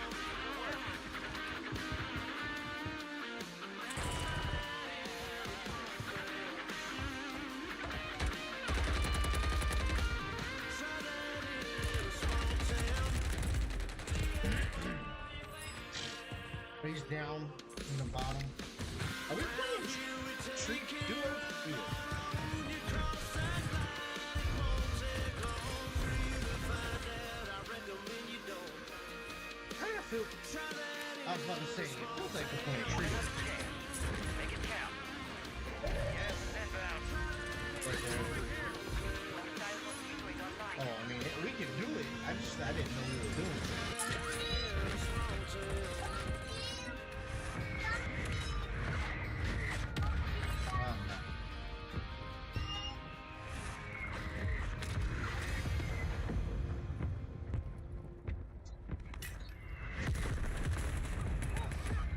No.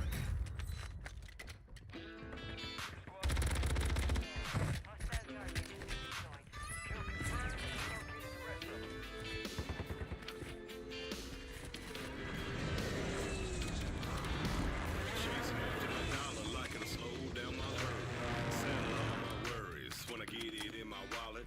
Quit dipping long enough to own a pair of jeans that don't have a ring. In the back left pocket, laughing at myself, admitting when I'm wrong. That's what this good old boys gonna go out working on. Enemies dropping into the AO. Working on coming to Jesus, kicking about wrestling with our roots. Trying to turn off mama's tears and feel our daddy's boobs. Shutting up our pride, fixing bridges we burn. Learning how to live. Hold on, I'm squatting. Hold on, I'm squatting. Learn. Keeping our demons down and our trucks up and running. We're right here. Sitting pretty in the middle of them. Fighting with the man in the mirror till we go. Yeah, that's what all those good old boys gonna go out working on. Bitch. I got one of them. There's one more. Gonna go out working on.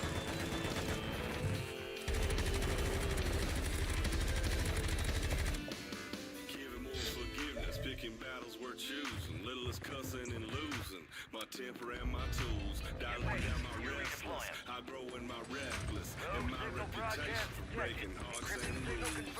Realizing I got what I got before it's gone. That's what this good old boys gonna go out working on.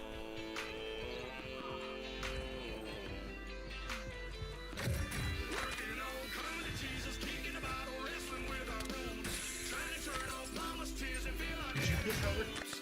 Shutting up our pride, fixing bridges we burn. I'm right across the street. And learn, keeping our demons down. I'm watching the back. He's up top. Loving them angels sitting pretty in the He's right here. middle of them. Fighting with the man in the mirror till we go. Yeah, Boys right here. those good old boys gonna go out working on. We're one of the top squads. Keep it up. Gonna go out working on.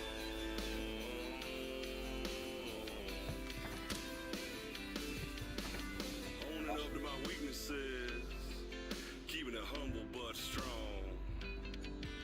Right here. He's rushing back up behind there. Working on crying Jesus, kicking about wrestling with our roots. Trying to turn off mama's tears and feel like daddy's blues. Shutting up our fire, fixing bridges we burn. Learning how to live and learn. Keeping our demons down and our trucks up and running. Loving Oh, that's a different team. pretty in the middle of them. Fighting with the man in the mirror too. Bro, That's what all us good old boys gonna go out working on. running like a bitch, bro. Gonna go out working on.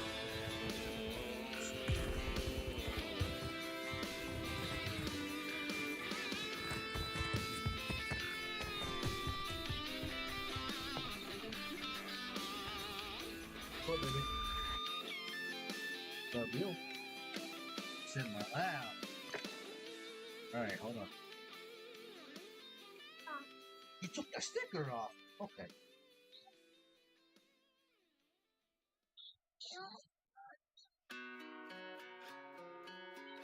Yeah.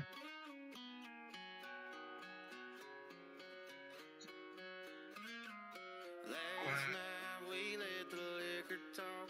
I can't remember everything we said, but we said it all. You told me that you wish I was somebody you never met. But baby, baby, something's telling me this ain't over yet.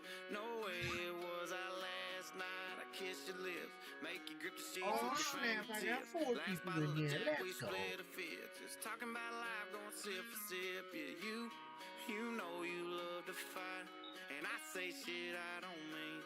What's But wrong, I'm baby? still gonna wake up on you and me. I know that last night we let Booty. the liquor talk. I can't remember everything we said, but we said it all. You told me that you wish I was somebody He said, you never yes. met. But baby, baby, something's telling me this ain't over yet. No way Chipotle it sauce? was our last night. No way it was our last night. No way it was the last night that we break up. I see your taillights in the dust. You call your mama, I call your bluff. In the middle of the night, pull her right back up. Yeah, my friends say let her go. Your friends say what the hell, I wouldn't trade your kind of love for nothing. And so baby, last night we let the liquor talk. I can't remember everything we said, but we said it all. You told me that you wish I was somebody you never met. Wait a minute. You need to send them my way because I was going to have to get above the 6. No way it was our last night. We said we had enough. I can't remember everything we said, but we said too much. I know you packed your shit and slammed the door right before you left. But baby, baby, something's telling me this ain't over yet. No way it was our last night. Playtime's over. Stand by for deployment No to way it Warzone. was our last night. I know you said this time you really weren't coming back again. But baby, baby, something's telling me this ain't over yet. No way it was our last night. No way it was our last night. 5 seconds to the release point.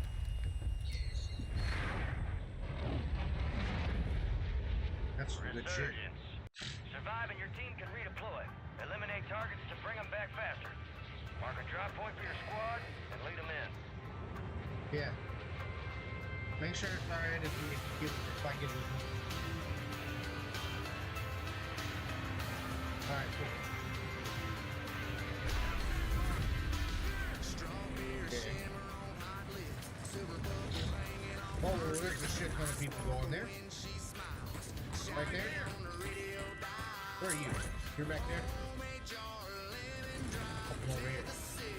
I'm gonna go right here and get a gun and then come back and oh, I'm gonna get shot out the sky.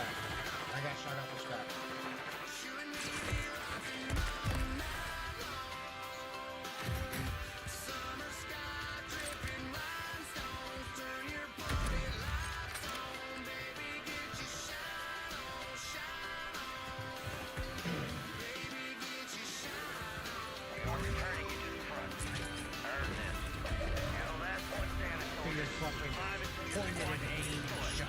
fuck out of here, bro. Oh my god, if it's gonna be this kind of night, I'm not playing at all tonight. Got reinforcements inbound. Oh god, bro.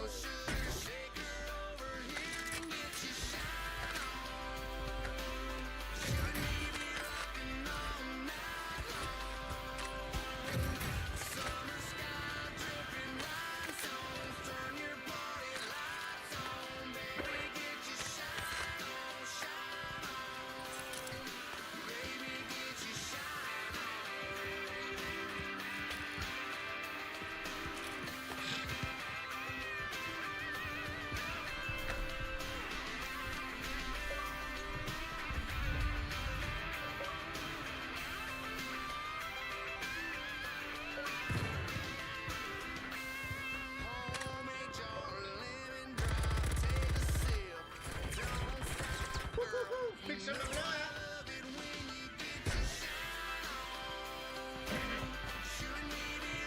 There's people. People coming.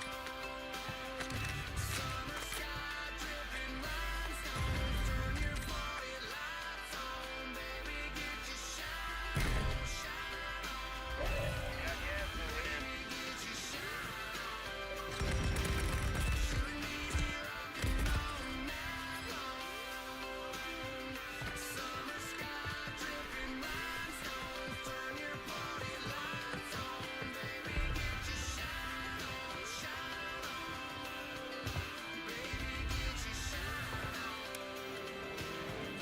extension. You redeploying. All squad members are in the safe zone. It's all on you. Stay alive so your squad can redeploy.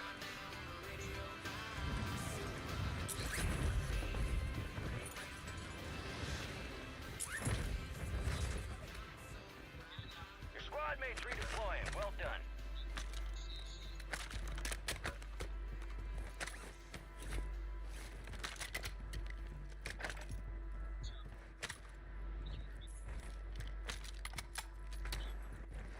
Baby, you're a song, you make me wanna roll my windows down and cruise.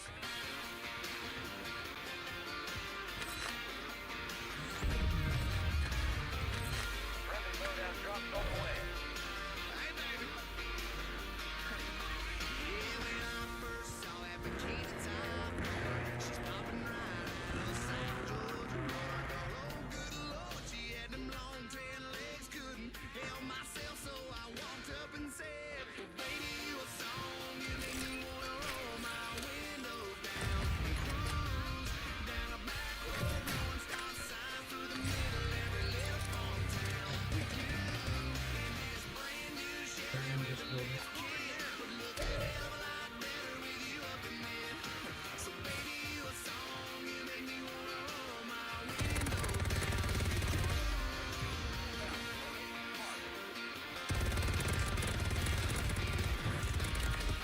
yeah, she was sipping on Southern and singing Marshall Tucker. We were falling in love in the sweet heart of summer. She hopped right up into the cab of my truck and said, fire it up, let's go get this thing stuck. Baby, you a song, you make me wanna roll my windows down and cruise down a back road, blowing stop signs through the middle of every little farm town.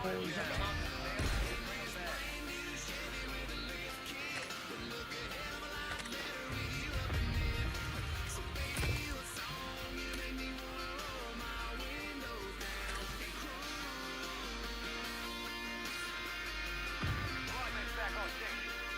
Good work.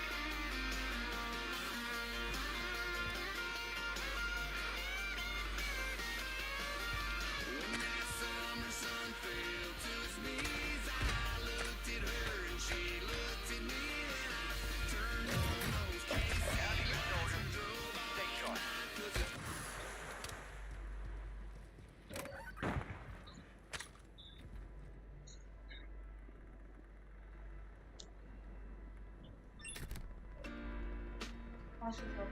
Okay. You're the last one standing, soldier. Survive until your squad can redeploy.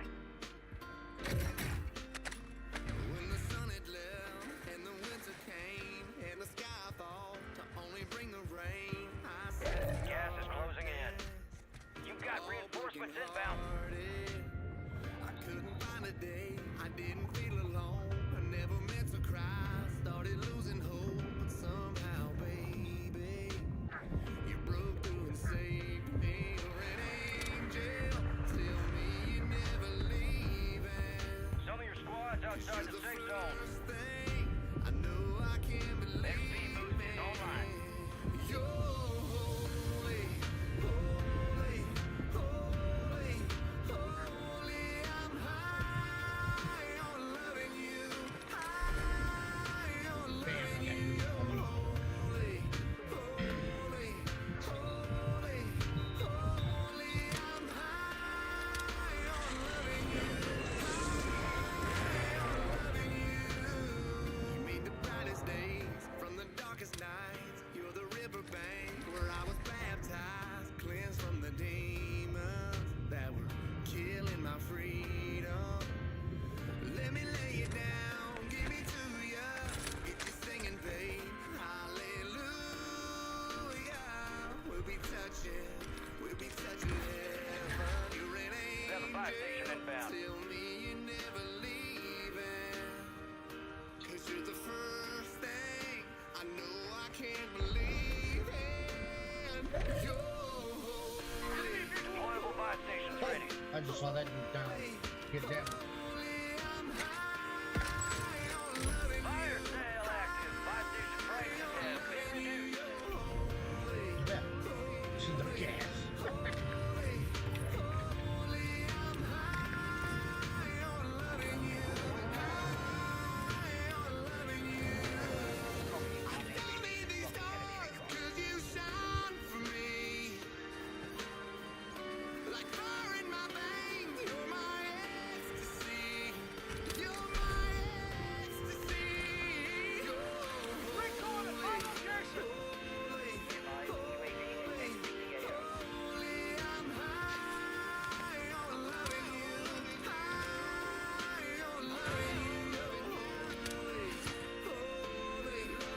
Really?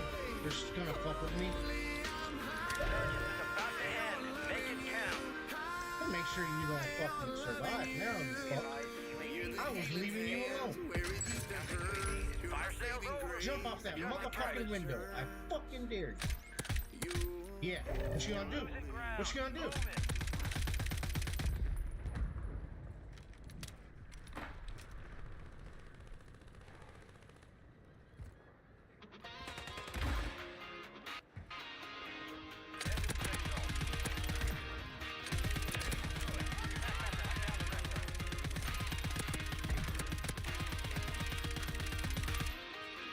There's one more right there.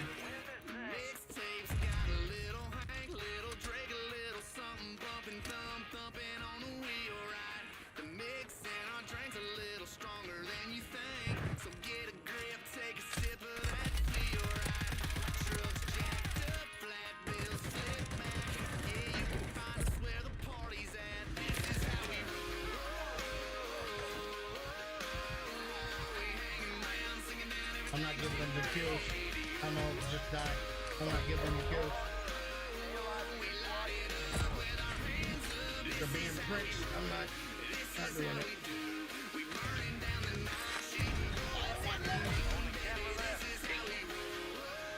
Now you know. Keep your head up. Return to base for debrief. Resurgence has closed. No more second chance. We rolling into town. With nothing else to do, we take another lap around. Yeah, holla at your boy. Advise you load up now. You made it to the top five. Yeah, you know we rolling high up on them 37 needles. Windows tinted, hard to see though. How fresh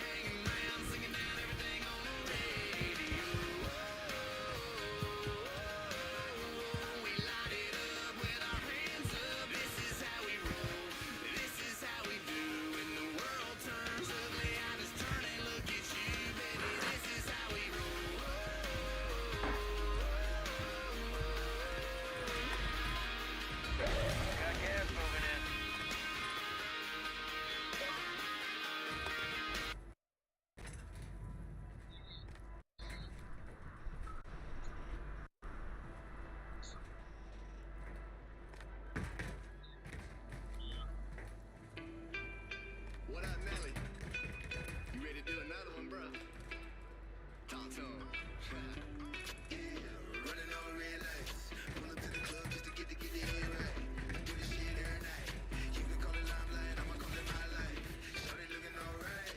TKG's on skin tight. She be shaking that tail light. Rapid flows in the road like a deer in the headlights. Ooh, backwoods wanna know if you can roll.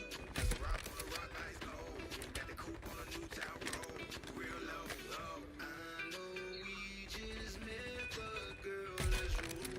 Let's roll. Let's roll, let's roll. I'll go anywhere you wanna go. Let's go. She said, take me to the country. Show me where you're from. I said, shawty, you gon' love me, and we gon' have some fun. I bring out my big wheel, and you can climb on up, girl. I think you a big deal. I show you more some love. Just a little bit. Just a little bit. Just a little bit. Just a little bit. We gon' have some fun. Just a little bit. Just a little bit. Yeah. We gon' have some. Shawty messing with a bro now. I'm a bro now. I'm the who, what, when, where to go now. Show sold out. From the front to the back, hip hop, the hold down. Got the game on the go route. I'm the black Tom Brady in this. I'm the go now. Shawty, I'm so wild. Heartlands out the SoCal. Better know now. I know we just met, but girl, let's roll. Let's roll. I'll go anywhere you wanna go. Let's go. She said, take me to the country. Show me where you're from. I said, shawty, you gon' love me, and we gon' have some fun. I break out my big wheel, and you can climb on up, girl. I think you a big deal. I'll show your boys some love. Just a little bit. Just a little bit. Just a little bit. Just a little bit. We gon' have some fun. Just a little bit. Just a little bit. Just a little bit. Backwoods wanna know if you can roll. That's a rock on a rock, ice cold. Got the coupe on a new town road. Real low, low, low. Backwoods wanna know if you can roll. That's a rock on a rock, ice cold. Got the coupe on a new town road. She said, take me to the country. Show me where you're from. I said, shawty, you gon' love me, and we gon' have some fun. I break out my big wheel, and you can climb on up, girl. I think you a big deal. I'll show your boys some love. Just a little bit. Just a little bit. Just a little bit. Just a little bit. We gon' have some fun. Just a little bit. Just a little bit. Just a little bit. We gon' have some fun.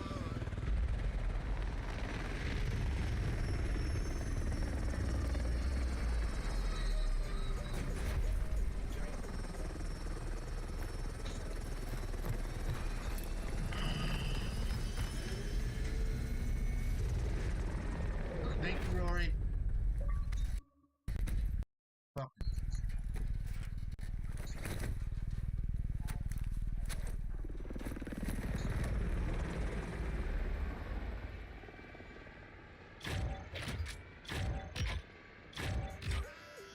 Oh, you left without me. Gerald, what it do? We gon' tell the man how we roll, man. St. Louis, all the way to Indiana. You know what I'm talking about? When I'm on 70 East, this how we do. Let's roll fresh fit, new kicks and a lick, and I'm feeling like I am the shit. Let's roll. That girl is so damn fine. Hey, shawty, can I get a little bit? Let's roll. 28 from a whip, don't trip, and your bitch wanna get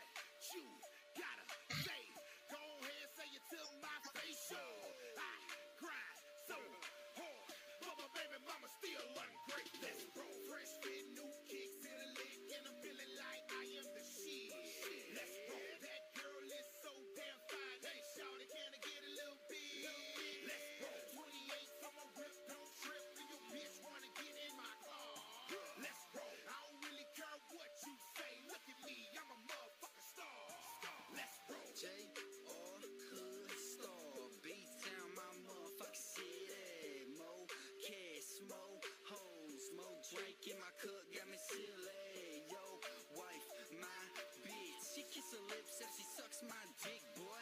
That's right, I'm ill. Like Jelly Roll, a little white, I pop more pills. I stay fresh, yes. Even when I'm broke, I'm ballin'. No license, drunk as hell. I don't give a fuck, I'm still swerving. Walker, man, we here. I don't think these motherfuckers ready. Let's roll, get in. Now pump this shit up in your back Chevy. Let's roll, fresh fit, new kicks and a lick, and I'm feeling like I am the shit. Let's roll, that girl is so damn fine. Hey, shawty, can I get a little bit? Let's roll, 28 from a whip, don't trip, and your bitch wanna get in my car. Let's roll, I don't really care what you say. Look at me, I'm a motherfucking star. Let's roll. Walking round half lit. Man, I think I'm really going stupid in this hole. First round draft pick. Going for the Heisman Cam Newton in this hole. Ask about me, he's hard. Every day, 7 days a week, I ball. Better tell him J.R. 5,000 ones, throw him up and let him fall. Old school, lack clean. And that bitch so tall, I could kiss the sky. Set it on trampoline. Everybody see me when I'm bouncing by. Hear the rubber bands pop. Money go around and the money don't stop. Top on the sedan drops. Tell by the coupe that them boys got guap. On lock to Alabama. Yeah, they know the white boy from Tennessee. All the way up to Indiana. Kentucky, St. Louis, yeah, they all know me. You can call me Totem Pole. Or you can just call me Fat Man Jones. You can give me 44 if you want a bow of that fruit drone jelly. Are you Baby Shark? No, I'm a motherfucking hot starfish. Oh. I am a hot starfish. I'm a hot starfish. Baby, I'm a motherfucking hot starfish. I ain't never gonna be your dish. Baby, I'm a motherfucking hot starfish. I am not a dog or some magic little bird.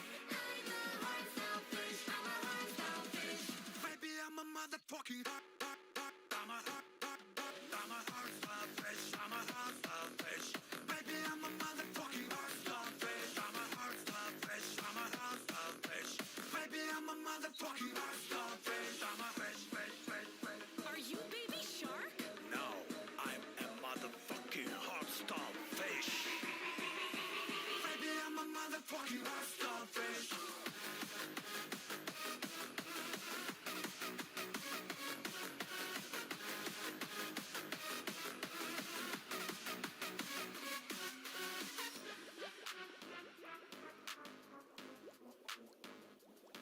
Speeding lights like another rank in my water. Me, SpongeBob, SquarePants, and your daughter. I know that you wish I could be in your dish, but baby, I'm a motherfucking hot starfish.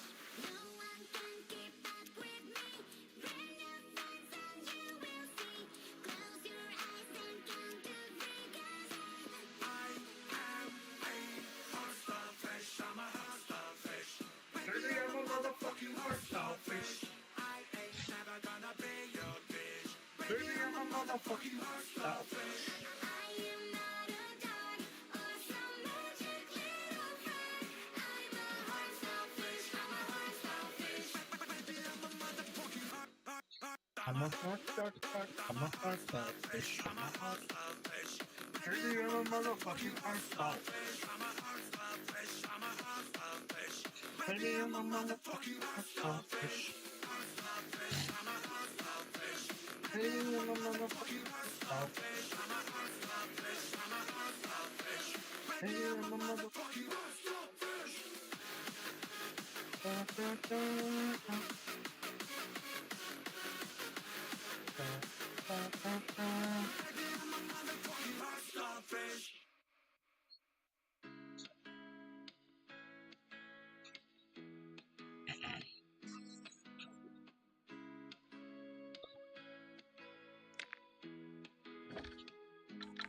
Girl, where you been at? Don't try to lie.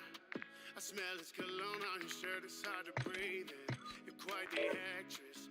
make me sick. Yeah, I just wanna get the truth, you plead the fifth. Turn out the lights, kick off your shoes, lay in our bed. And you whisper sweet nothings in my ear, but I can't trust the words you said. You're a fucking bitch, hope you know that shit. You can never trust a hoe, had to learn that quick. How many others are you sleeping with? All I know is I don't deserve this. You're a fucking bitch, hope you know that shit. You can never trust a hoe, had to learn that quick. How many others are you sleeping with? All I know is I don't deserve this. Yeah, you would die, but you're never gonna change. I gave you all my love and you gave yours to what's his name? How can someone so cold put me through so much hell? Should've listened when Granny said you was a Jezebel. I seen the tire tracks, I smelled the Stetson. Now you're with him at home, but I got the wrecked one. I wasted whiskey over you, you just wasted my time. Can't believe I had your back and then you went behind mine. You're a fucking bitch, hope you know that shit. You can never trust a hoe, had to learn that quick. How many others are you sleeping with? All I know is I don't deserve this. You're a fucking bitch, hope you know that shit. You can never trust a hoe, had to learn that quick. How many others are you sleeping with? All I know is I don't deserve this. Cause I don't wanna know the truth, so I don't ask. I call you over, call it quits, cause it won't last. All those numbers in your phone that you scroll past. Don't even know you got a man, and it's so sad. Tell me why the closer that we got, the more the distance grew. You ain't want no part, and now you wonder why I'm pissed at you. Cause I was down, but now I'm no longer messing. Taught me a valuable lesson, and now I'm no longer stressing you. Cause you're a fucking bitch, hope you know that shit. You can never trust a hoe, had to learn that quick. How many others are you sleeping with? All I know is I don't deserve this. You're a fucking bitch, hope you know that shit. You can never trust a hoe, had to learn that quick. How many others are you sleeping with? All I know is I don't deserve this.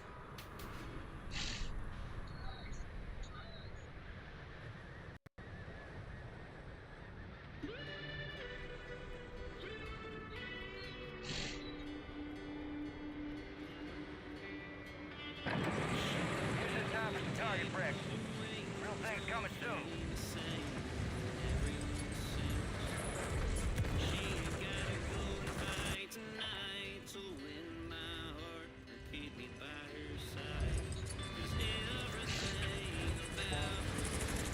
Enemy soldier incoming.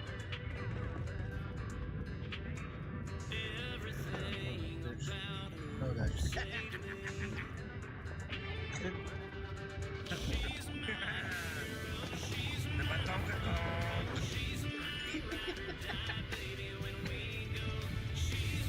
Enemies dropping into the AO.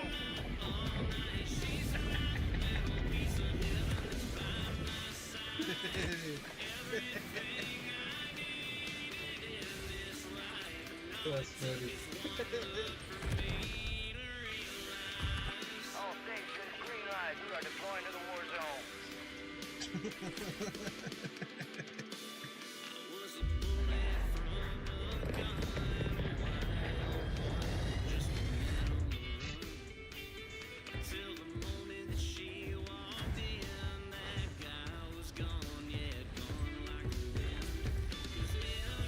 Music is louder than me.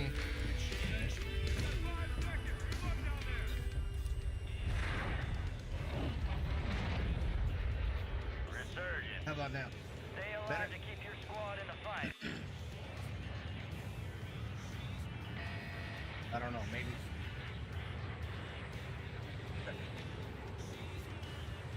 All right.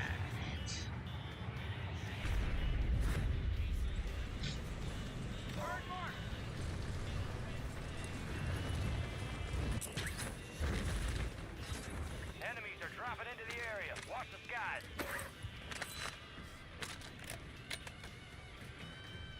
Moving.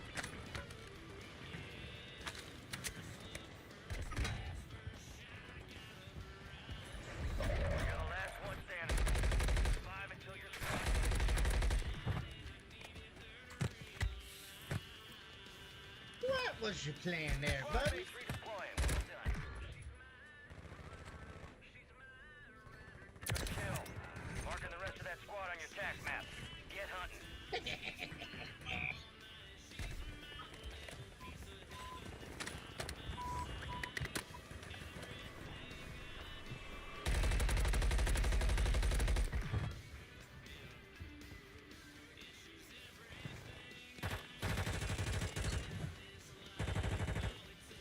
All on you.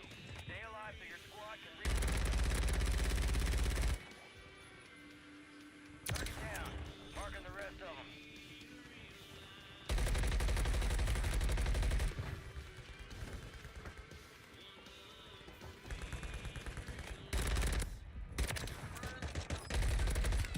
Oh! I'm out of ammo! I'm out of ammo!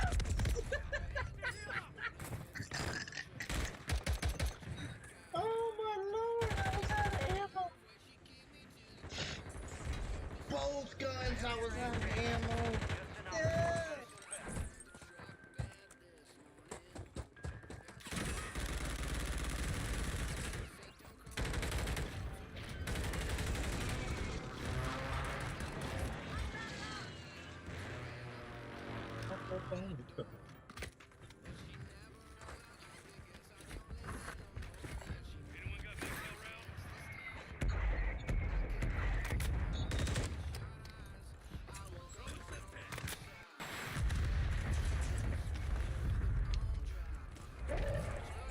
Oh, we were playing.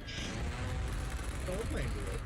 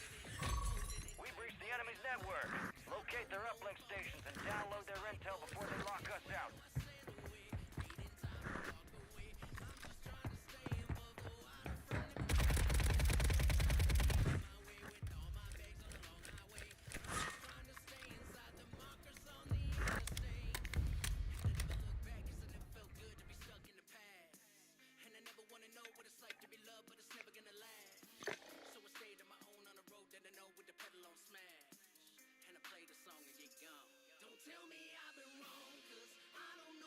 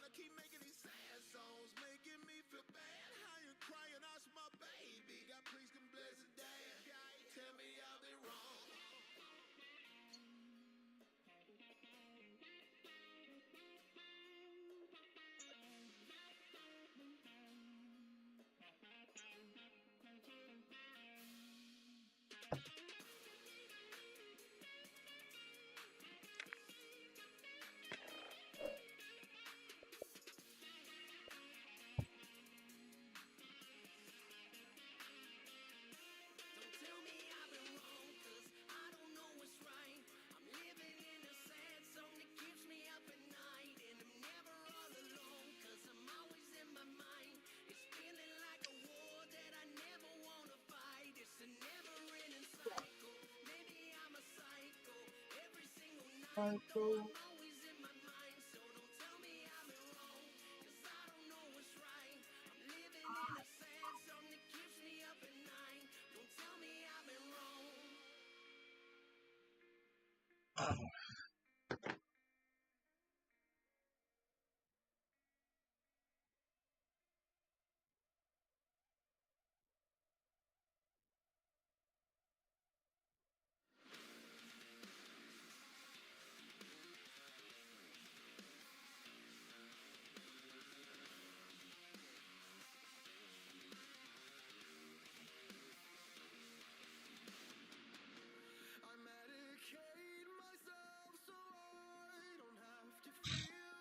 waiting on my buddy to start it up.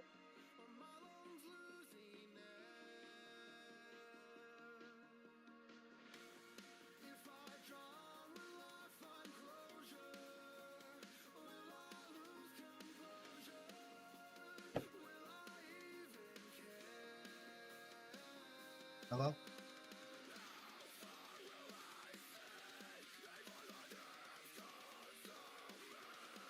Okay.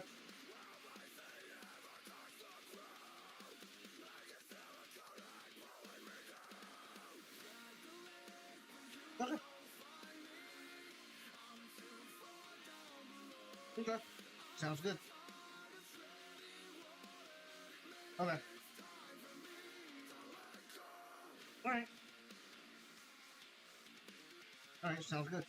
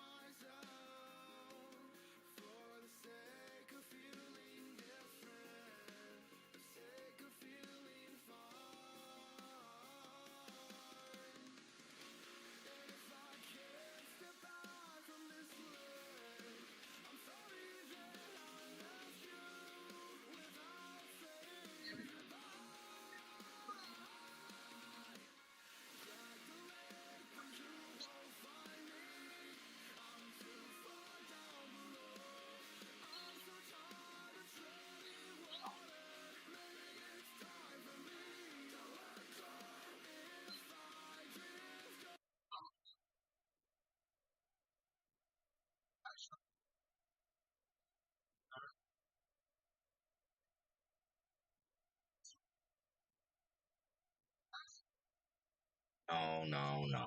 It was War Dog.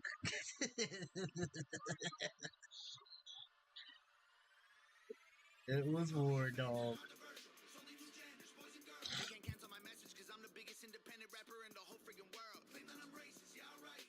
I'm not ashamed because I'm white. If every Caucasian's a bigot, I guess every Muslim's a terrorist. Every liberal is right. I don't want to talk to folks who don't get it. Go woke, go broke, no hope is pathetic. Pro-choice, pronouns, pro-love, you're progressive. But you ain't pro-gun, no wonder protected. Where the American flags at? Remember when people would hang those? They've been taken down, they all been replaced with BLM flags or a rainbow. This ain't rap, this ain't money, cars and clothes.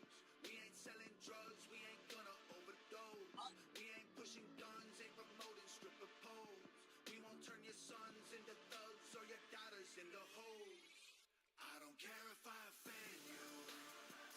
I was put here to upset you. You can cry and you can scream, you can riot in the streets, you defunded the police. Now there's no one to protect you. I hope I offend you. I ask myself what would Ben do? Let's just keep it real, facts. Don't care how you feel, man. If you want my pronouns, I'm the man. I'm the man who don't respect. Let's look at the stats. I've got the facts. My money like Lizzo, my pockets are fat. Homie, I'm epic. Don't be a wap. Dog, it's a yarmulke. Homie, no cap. Look at the graphs. Look at my charts. I said what I said. You going down and I'm on television. Dog, no one knows who you are. Keep hating on me on the internet. My comment section all woke Karens. And I make racks off compound interest. Y'all live with your parents. Nikki, take some notes. I just did this for fun. Which Nikki is he talking about? Download this. Let's get a billboard number one. This ain't rap, this ain't money, cars and clothes. We ain't selling drugs, we ain't gonna overdose. We ain't pushing guns, ain't promoting stripper poles. We won't turn your sons into thugs or your daughters into hoes. I don't care if I offend you. I was put here to upset you. You can cry and you can scream, you can riot in the streets, you defunded the police. Now there's no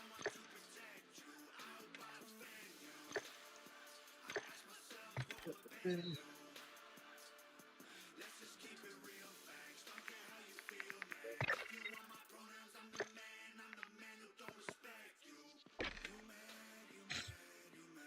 You know there ain't no one else besides you. Joe Payton's born.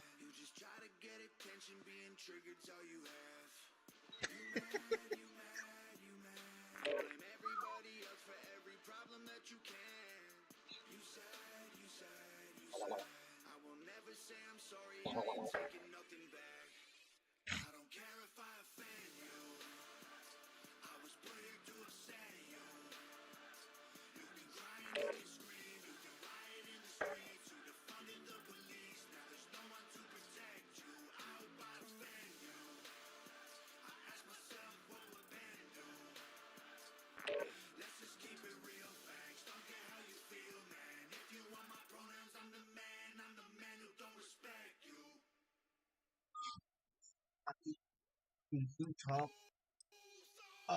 Right now, Xbox, but I usually talk to Discord. There's just no one there, so I'm in game chat. I'm all alone.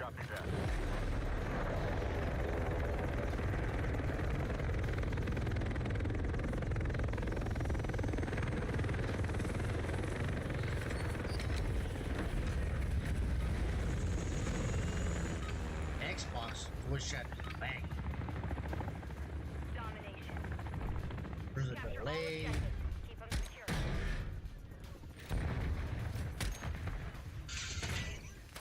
Oh! Alpha. We're taking Bravo. Oh, there was a third one. I gotta be quiet. I can't be Control loud. Bravo. We have taken the lead. Oh. We're taking Charlie.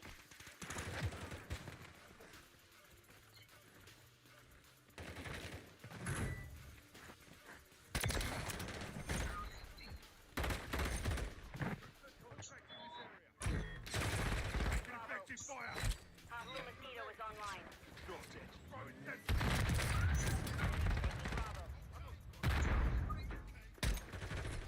2 objectives. Enemy securing Bravo. What?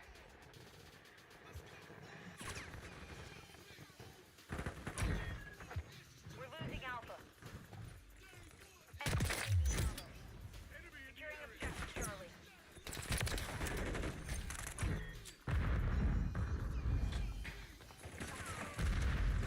We're taking Charlie. Enemy's taking Alpha.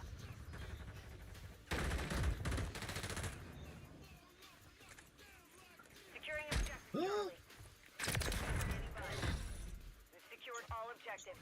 Give no ground.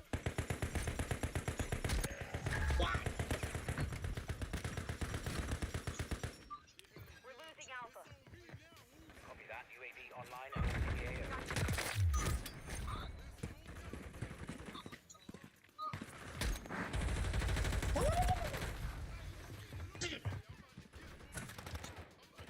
We're losing Charlie. Friendly UAV online. We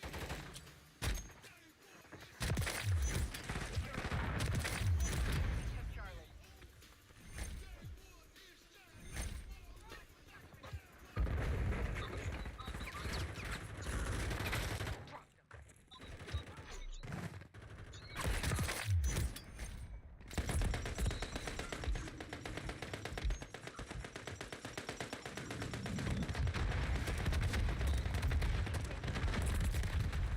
I was about to say, how many fucking grenades is this dude gonna eat? That's crazy. Secured 2 objectives.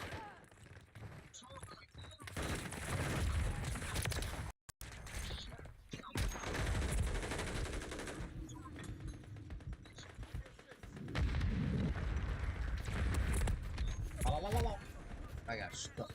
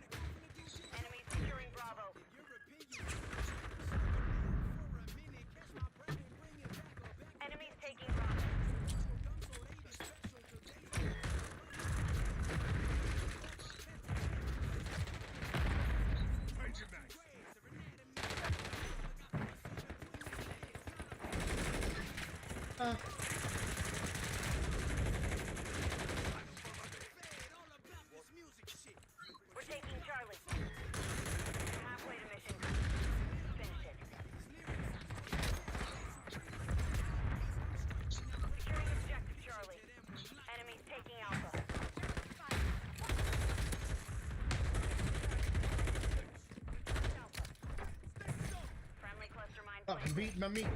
I'm beating my meat.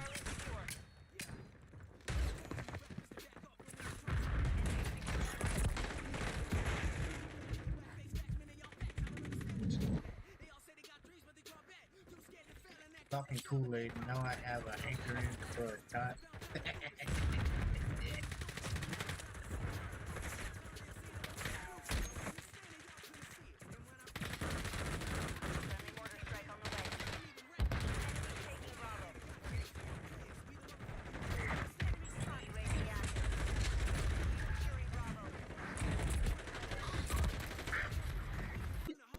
Alright.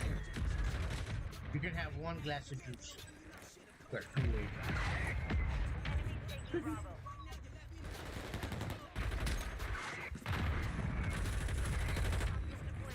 Bro, I'm on your team.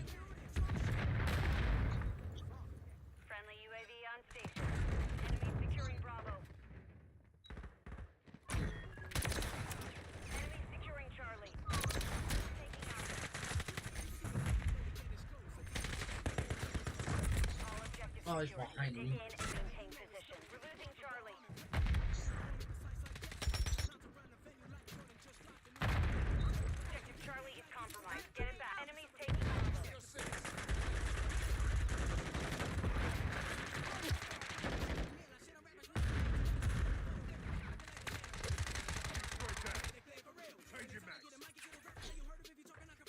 Enemy securing Bravo.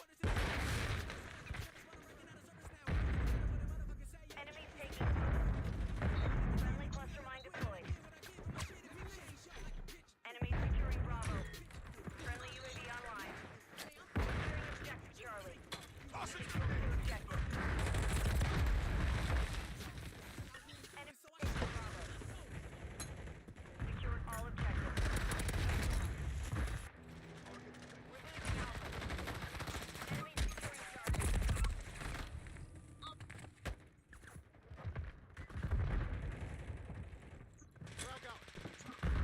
Enemy securing Bravo. We've lost Bravo.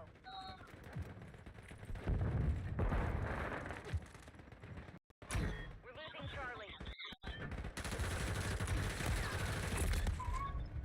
Securing objective Bravo. The enemy took Charlie. Objective Bravo secure.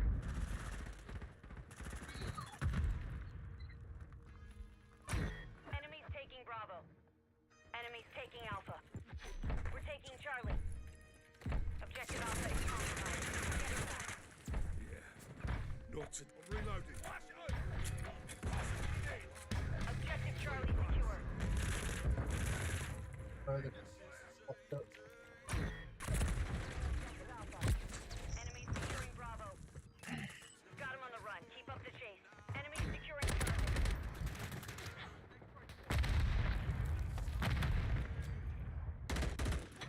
Taking Alpha. Objective Charlie is compromised. Get Oh. Alpha secure.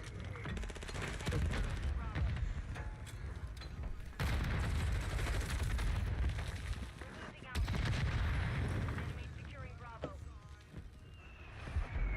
Friendly UAV on station. Hostile Mosquito is online. The mission is complete. Good work.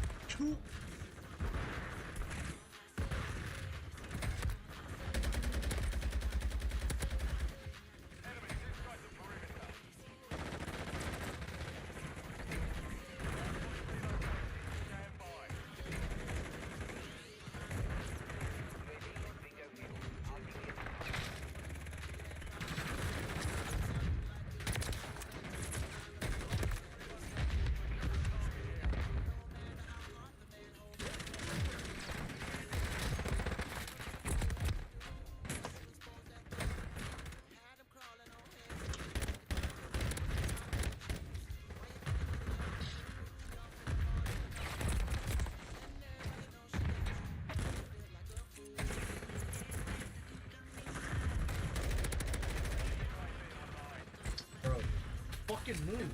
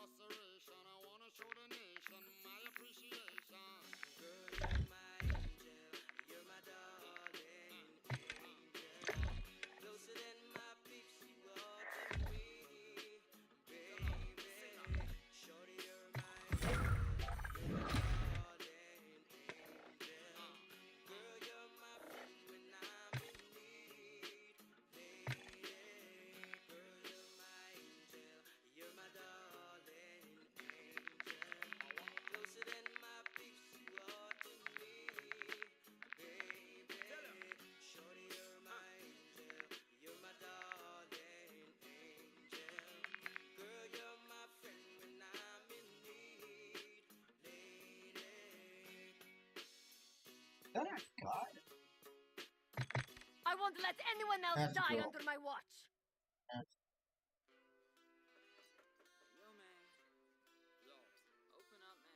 like red.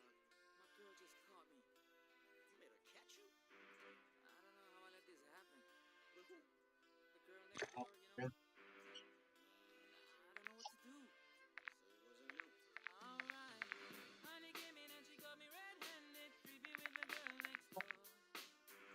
That guy just looked. Why is his eye so far in the head? He's on fire.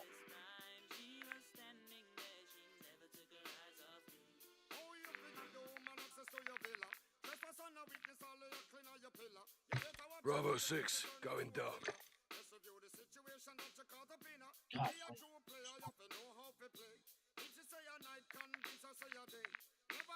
Let's keep making their dreams come true.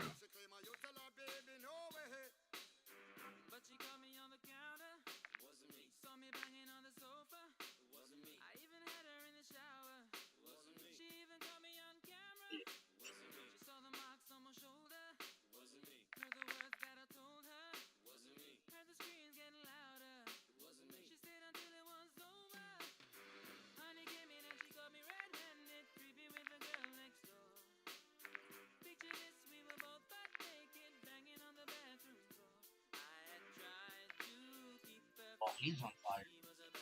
That's for sure.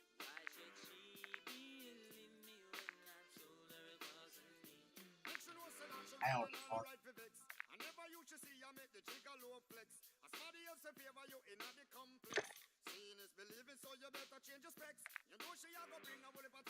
Going dark.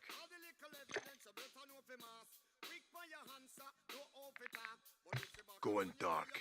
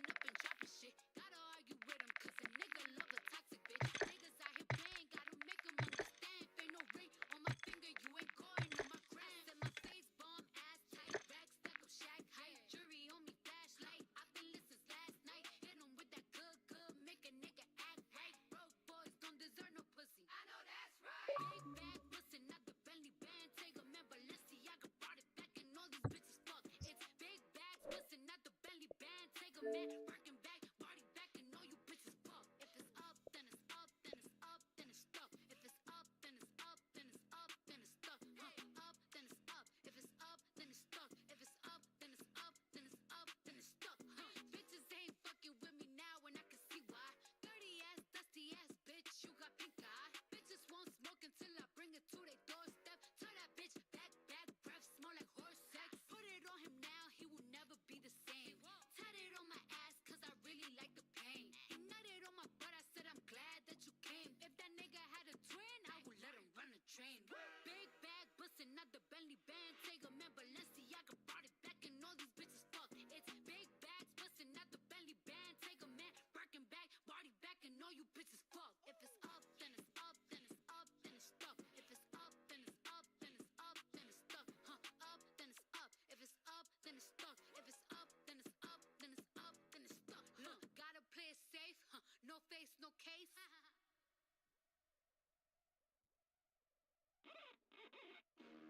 Nobody pray for me.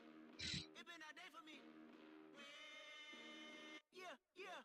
Hey, I remember syrup sandwiches and crime allowances. Finesse a nigga with some counterfeits, but now I'm counting this. Parmesan with my accountant lips. In fact, I'm down in this. You say with my boo babe tastes like Kool-Aid for the analyst. Girl, I can buy your Westie world with my base stuff. Ooh, that pussy good. Once you sit it on my taste buds. I get way too petty once you let me do the extras. Pull up on your body, break it down, we playing Tetris. AM to the PM, PM to the AM phone. Piss out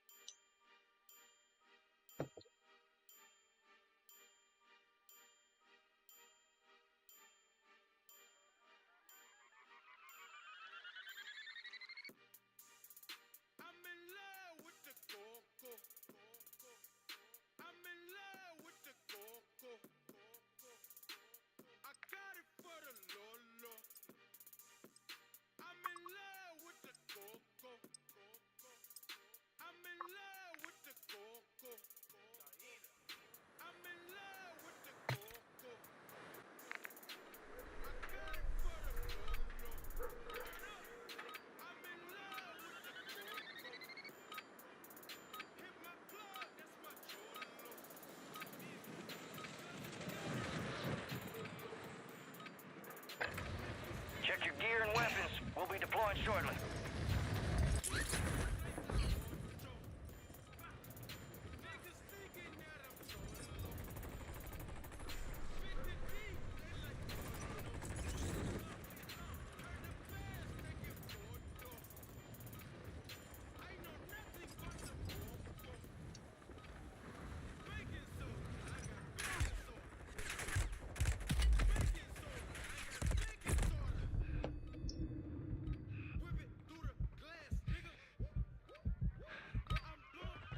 Playtime's over. Stand by for deployment to the war zone. Prep for dust off. We're up in 3 mics. Let's move. There you are. We got the green light. You're going to the war zone. Grab your gear and shoots. You're up in 3. You are cleared hot on all threats. Watch your ass down there.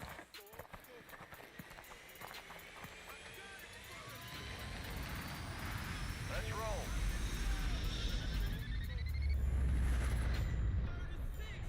Resurgence. Stay alive to keep your squad in the fight.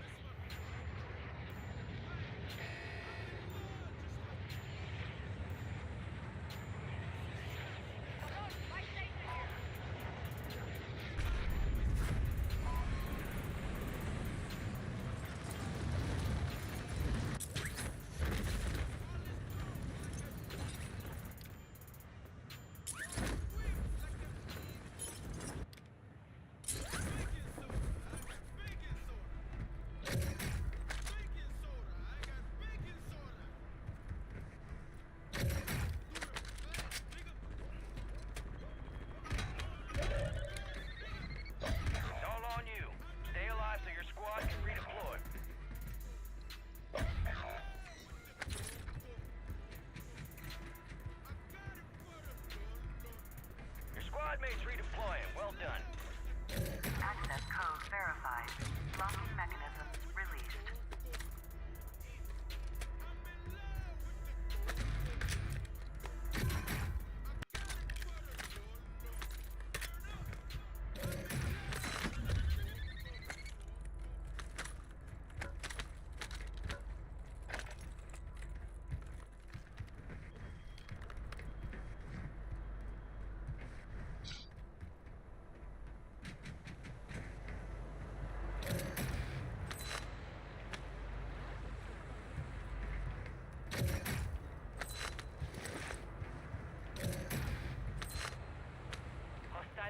Online.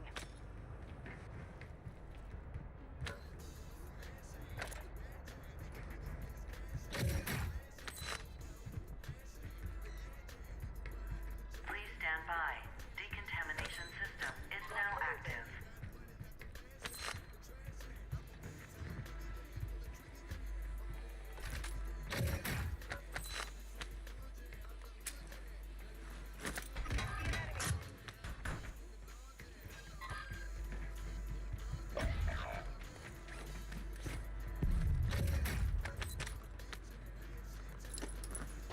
Squadmates back on station.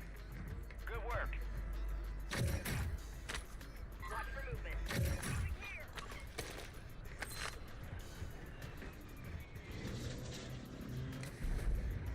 You're losing ground. Move it. Hostiles deploy the mosquito.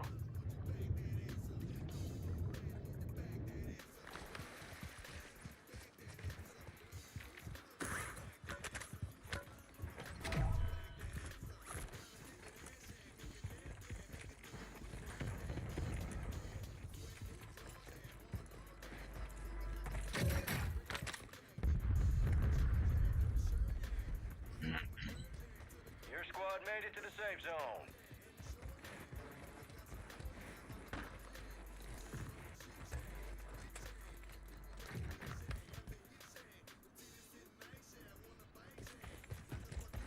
Hostile mosquito is online.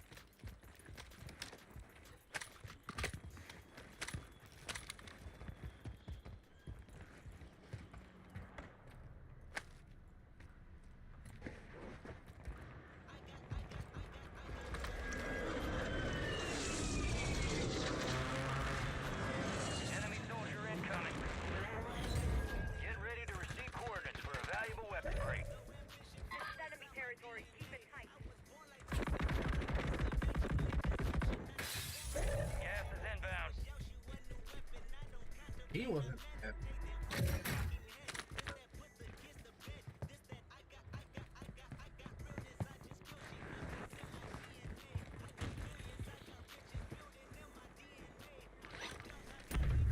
Got some bucks here. Cancel last. All right, your squad's in the safe zone.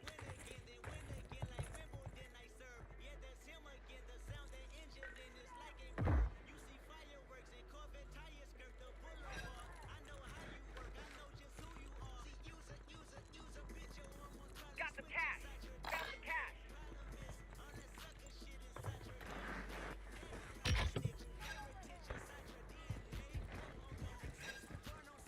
Friendly UAV entering area. Moving here.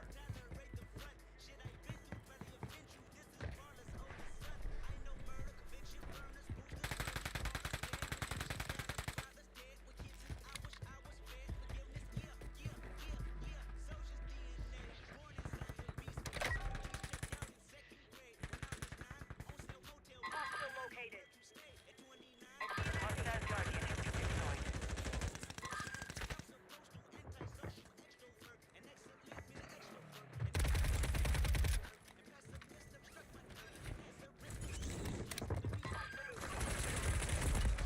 You're gonna die.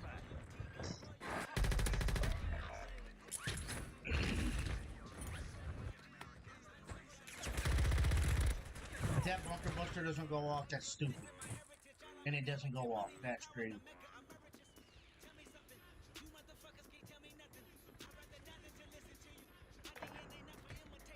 Wow.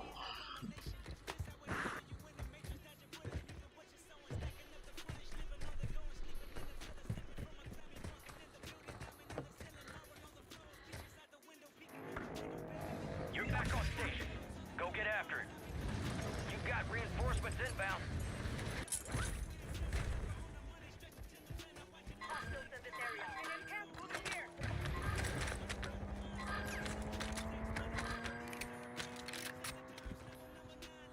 Visual on the enemy. Moving.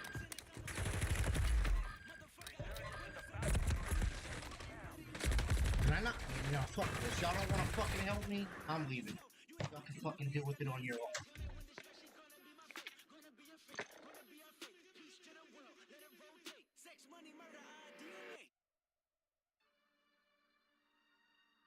Yeah.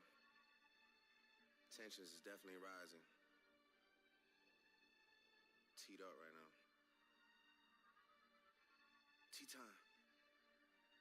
Tea time. Tea time, tea time, tea time. Tea time like I got a cup of this shit. Tea time like golf at 5:45. I love to fuck on a regular bitch. Famous hoes lame, but they stay on my dick. Heard your new joint is embarrassing shit. You talk to the cops on some therapist shit. You act like you love this American shit. But really the truth is you're scared of the six. Yeah, you're scared of the six. Yeah, you're scared of the six. Your bodyguard put in some work on the flute. Now you wanna go and inherit the shit. Don't talk to the boy about comparison shit. Or come to the boy on some arrogant shit. The weapons we got is some terrorist shit. Like TV producers, we airing the shit. She asking for bread for her parents and shit. I told her I don't got no cash and she said she could wait on a rack on some Arabic shit. I pull out $1 million to stare at the shit. My dick just got hard cause a wire just hit. My schedule was out, come spinners for real. Man, fuck all that spinning the narrative shit. I melt down the chains that I bought from your boss. Give a fuck about all of that heritage shit. Since V not around, the members done hung up the Louis. They not even wearing that shit. Don't come to the boy about repairing some shit. Don't come to the boy about sparing some shit. You lucky that Vogue was suing, cause I would've been with the Wassers in Paris and shit. Is you fucking crazy?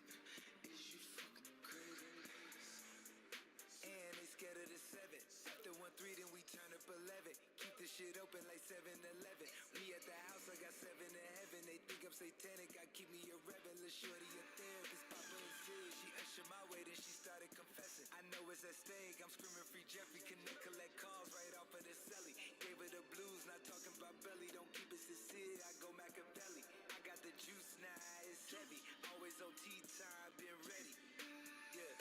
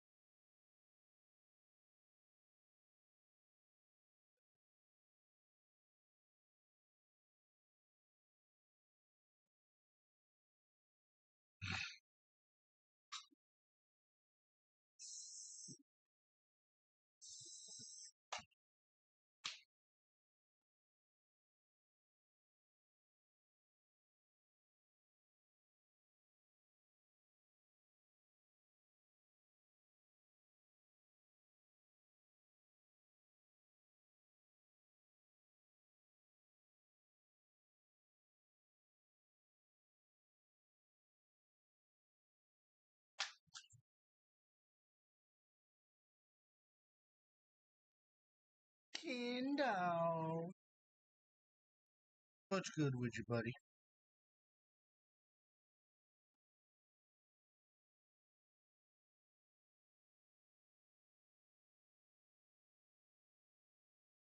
Oh,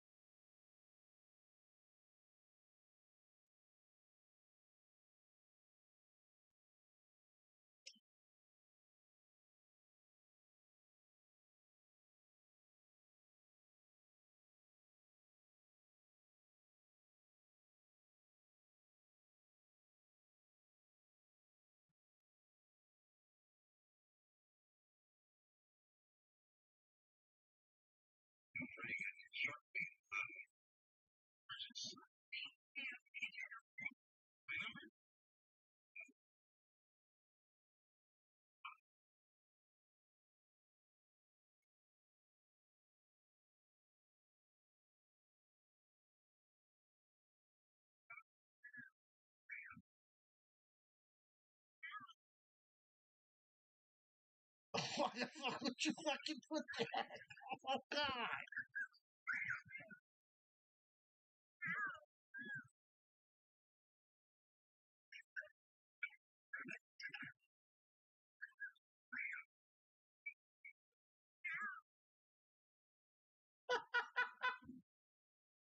Okay, I'm gonna be quiet.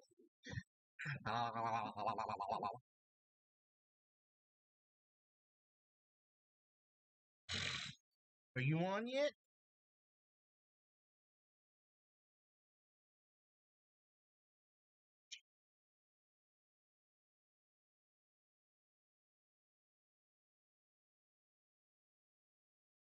Wonder if he fell asleep.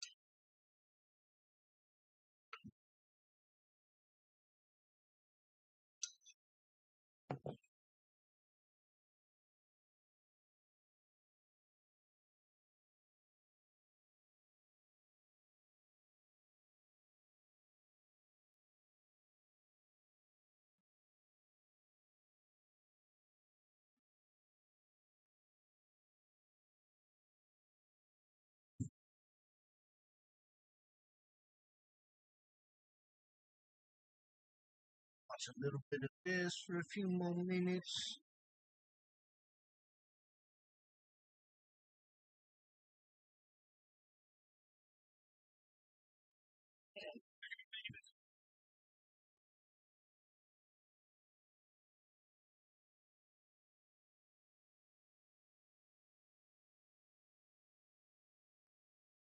I'm still in your Discord, but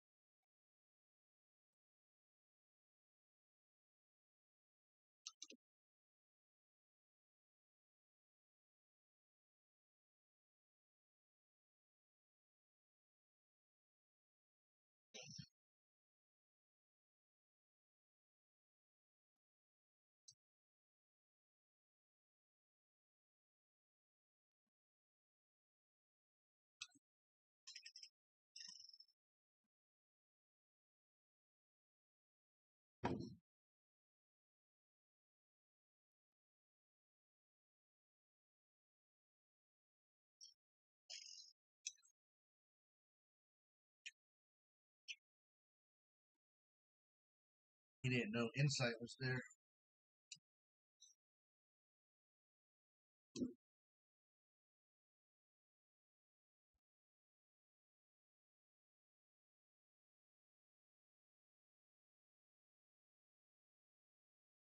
Damn, I lost everybody. Shit.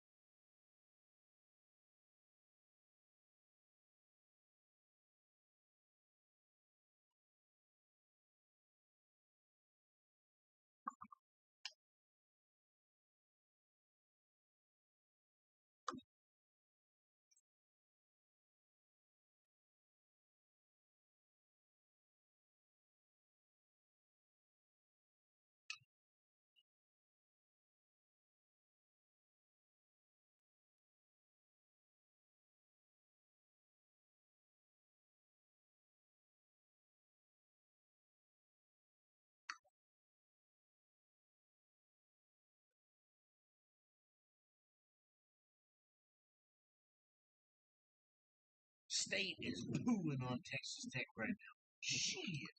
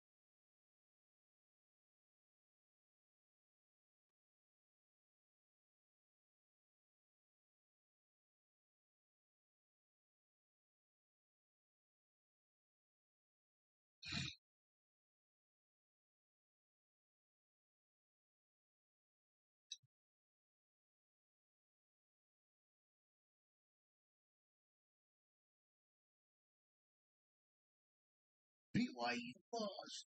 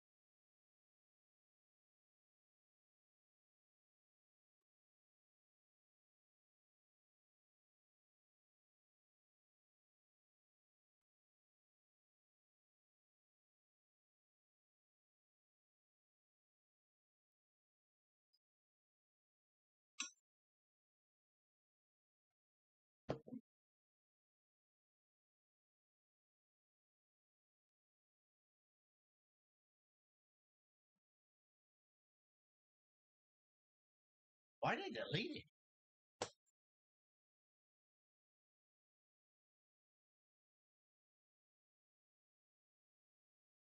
I wonder if it's because the fuck? Hold on.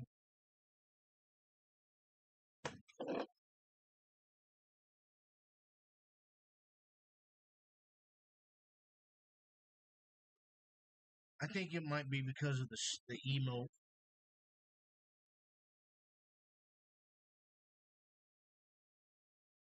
Hold on.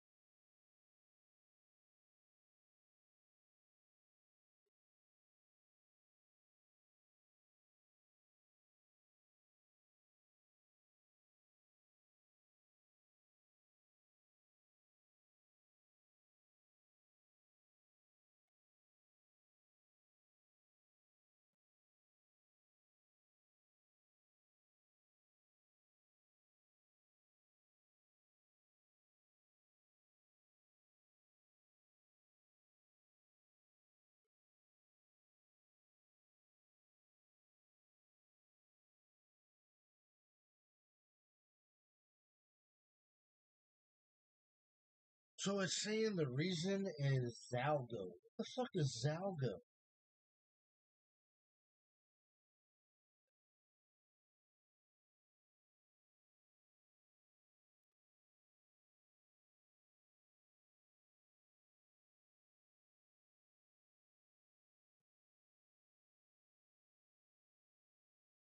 Try it now.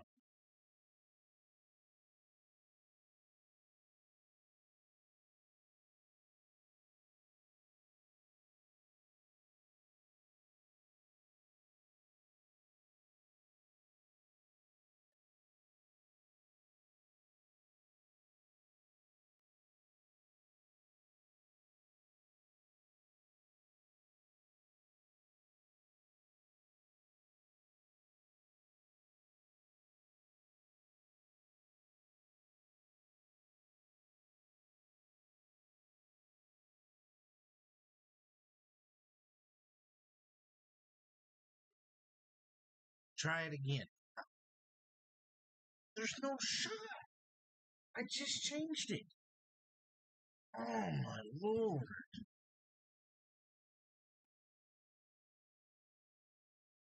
Oh my god. Log back in.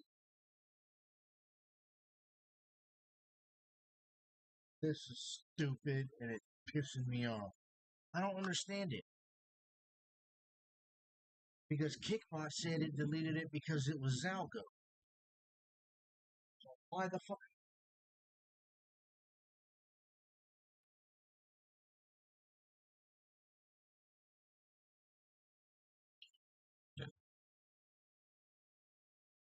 No, it's not okay. It shouldn't be blocking it.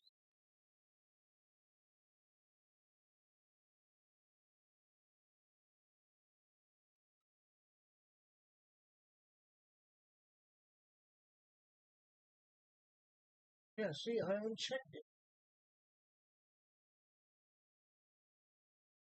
This is dumb. I use titties instead. Okay. The titties. Titties? What?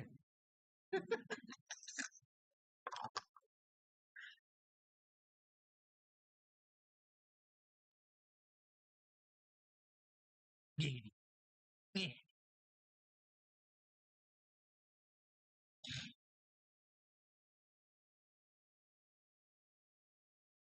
I think War Dog may have those.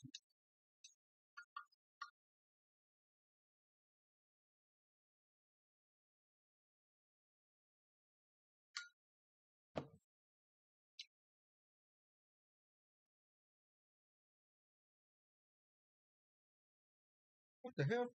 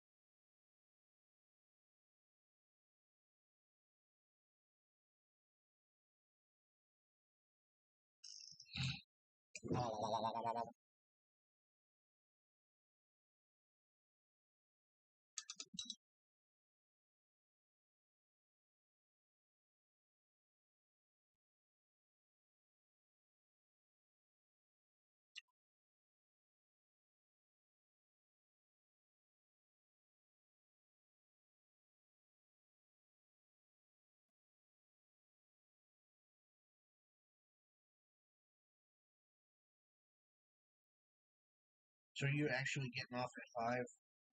Or are you waiting till 6:30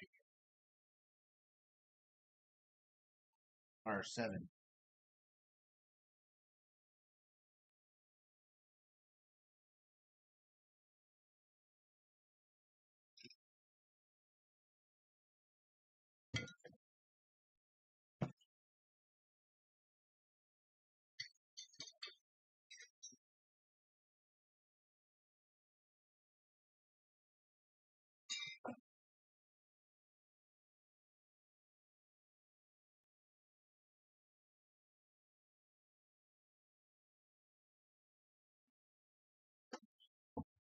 She's here at 5 on.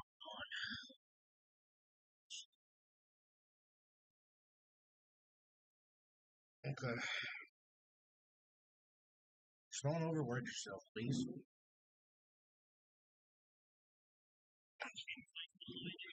We don't need anything happen.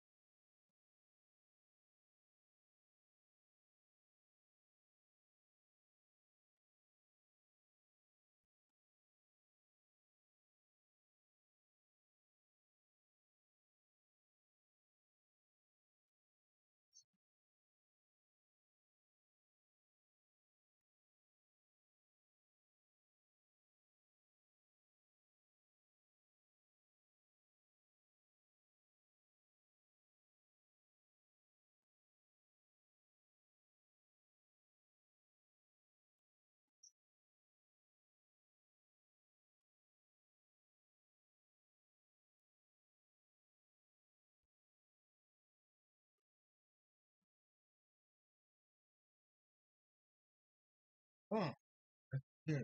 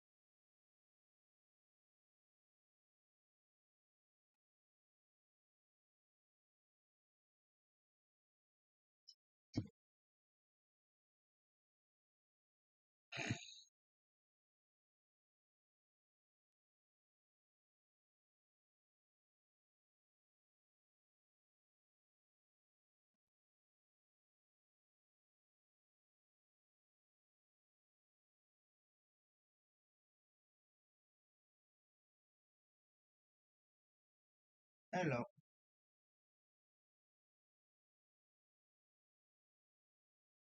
His what?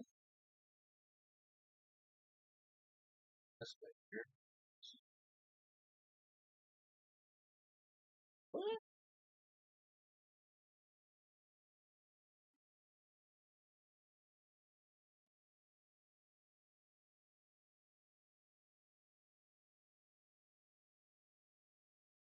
Oh, I don't know what.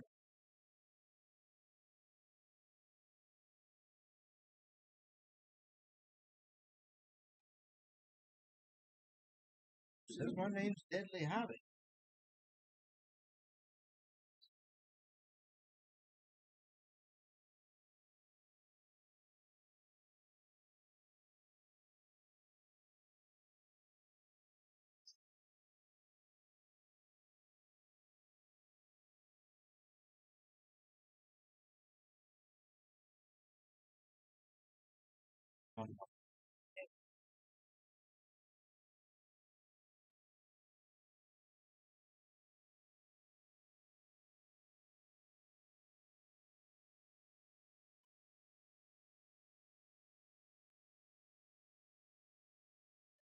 I don't know why it said anything about Veronica James. It was a bot, right? That's a month ago. Yeah.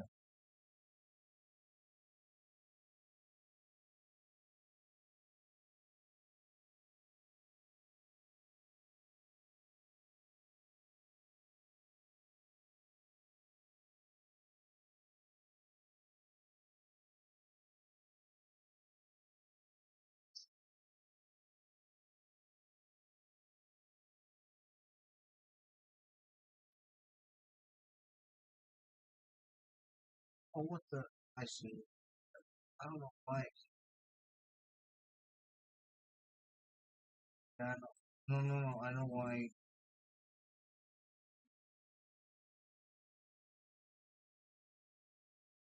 Maybe.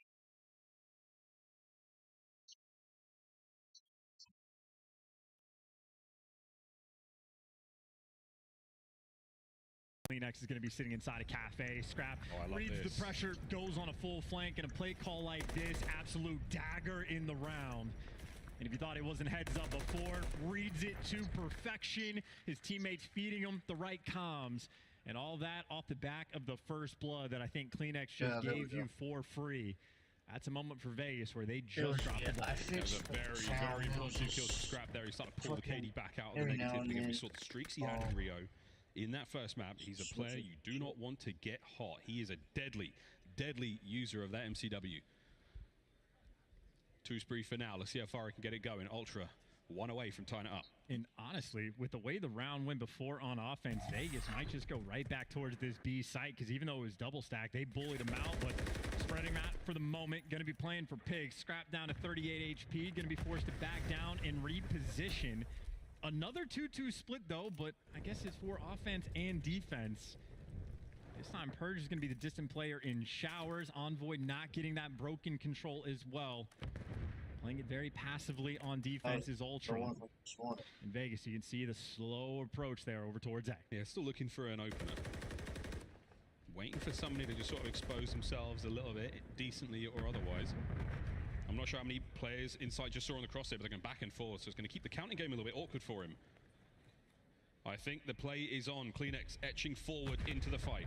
Yeah, 40 seconds on the game clock. It's about time to hit that go button.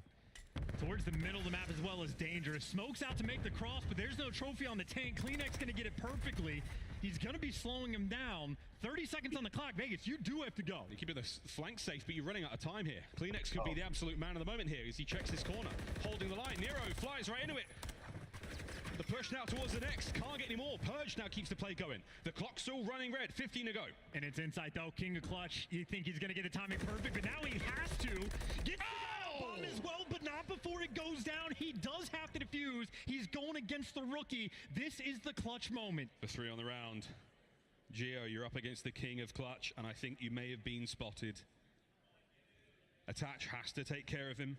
I mean, Insight has to take care of him. Get on that bomb. And Insight knows. He saw him the entire way, but now it's about the most difficult gunfight in the game, and Insight doesn't have time to make it happen. Has to shred with the 4-bullet headshot. Trying to send it.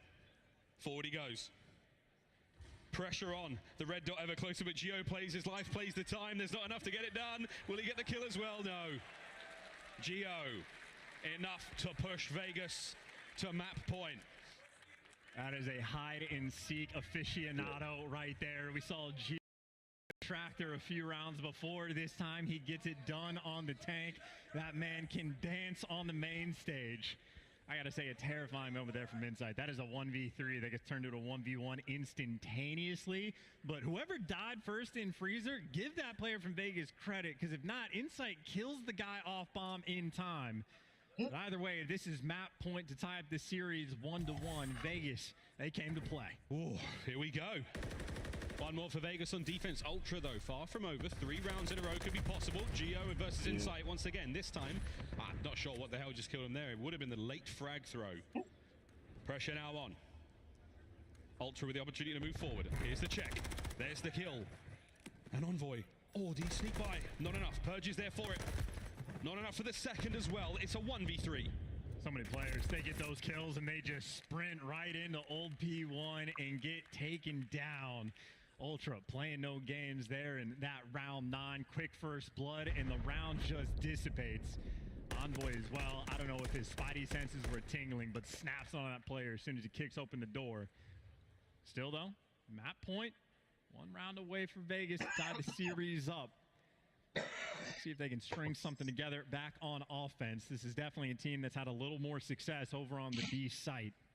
But they have gotten it done both ways. So that force free for Insight as well. Keep an eye on that. Cruise missiles on Invasion are very handy indeed. Oh, Scrap starts it off with a bang. That's a wonderful first blood. Yeah, they're breaking out the nades for this one. 2 rounds in a row where they're getting done off the util just for that early advantage. And this is a scary moment right now for Vegas. You are feeling the pressure. You just lost your most clutch player. And in a 3v4, someone is going to have to find and make that big play. But it might just be Envoy in the meantime. He's crept up so far in DVD, setting up for the kill. The Hunter, that is Envoy, gives you a 4v2. Yeah, 4v2. Massive advantage now for Toronto Ultra. They have not thrown away any advantages they have had so far in the map. We'll find out if this one is any different. We see that round 11. Insight now closing in on what could be kill number 5 in a row. And he's not making mistakes either, right? Gets the couple tags in, backs down, trades coming through as well. Nero, last man standing. He's getting shot from every single direction. 27 seconds on the clock to work with. He has bomb in hand, but that is the only good news. That might be better. That is an electric shot, but here's the problem. Vegas, their Call of Duty they've been playing, 9 out of 10. But small mistakes they made on the Rio ended up giving Ultra the game, and that is 2 rounds in a row. We are handing away those first bloods just to nades, and all that to give you a round 11. You have to play perfect against a team like Ultra. It all comes down to this. One more round, my goodness. Another Vegas advantage. We'll find out if they can close out this time round or if Ultra continue to be the most composed team in the league. There is no stress whatsoever they have yet to deal with. Here we go, round 11. That's a quick back down from Kleenex as well. Again, they were just looking for those frag grenades to come through, but no first blood this time. Atash wasn't shalling off the rip down the middle of the map. Switching up the tendencies just a tad. Purged as well some intel. Scrap forced it back down from the nade, but they're just exploding cars, so maybe if they're playing towards A early on, don't have to worry about those explosions. Scrap's line of sight has been blocked off, and they're going for this bomb plant, potentially straight away. It's enough to get the bomb down at the very least. A perfect 4v4 retake. Here we go. We could not ask for more. Here in the round 11, the clock is ticking. In 40 seconds, Vegas win the map. And right now, if you're Ultra, you have no information to work with. You're going to have to calculate this round incredibly quickly. There's the first blood, though, for Nero. Nades out, keeping these players at bay. Clock still ticking. 30 seconds now to go. Nero sends it into danger. Oh, it's 2 there for Ultra. Can't make the mistake, and that might be the mistake that just gets made. Purge and Geo, the 2 rookies, have to clutch. Flying forward, Purge. Check it. Checks it. Gets a bit of damage in. Geo's got to go huge. Now the number is on. The bomb is being defused, and that is that once again. Toronto Ultra. 2 composed, 2 clean, 2 perfect. And there you go for Vegas. They do everything right until the final moment, and they just give away the collapse. They got the extra damage hit. They had time on their side, but the information, what does Nero think? I just blew this guy up with a car. He's got to be one shot. He goes for the chow, but there's 2 Ultra players waiting, and Nero and Attach funnel themselves into death. 3 rounds in a row where Ultra able to clutch up and get the job done. Again, Vegas, they look good, but they're not perfect, and that's what it takes. Oh, my goodness. Well, 2-0 in the series. Scrap drops 3K worth of damage as well as we look across our stats. An unbelievable map. A great match there on Invasion. That was a fantastic bit of search and destroy from both teams. Good clutches. Very, very solid rounds either side. But you're right, Chance. It's one mistake. It's one tiny moment, and Vegas are punished for it.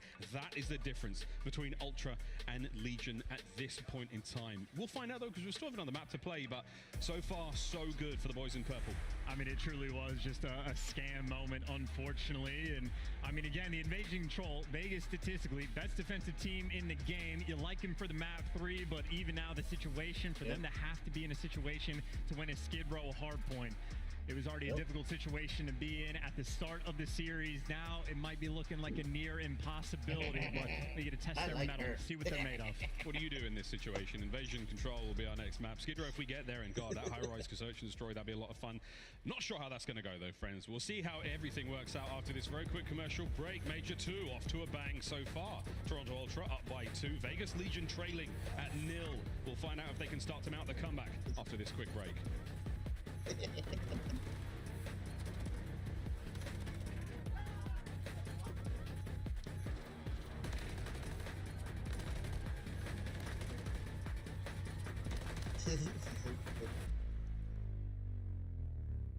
Yeah, I know. I remember. Upgrade your game with a Scuff. Save $30 on the official CDL collection at scuff.co/CDL. Get better with the Scuff, the first performance gaming controller. Visit scuff.co/CDL to change your game. I think the Call of Duty League is brought to you by Monster Energy, the official energy drink of the CDL.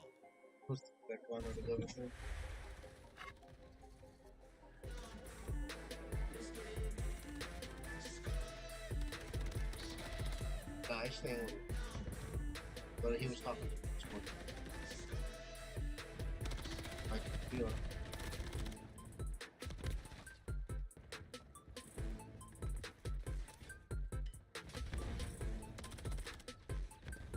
Yeah, I brought that in.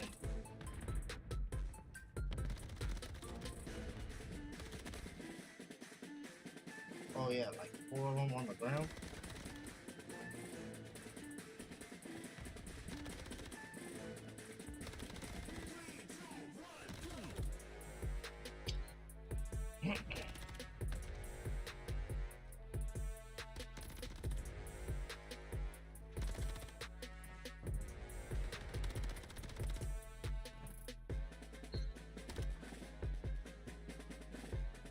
Yeah.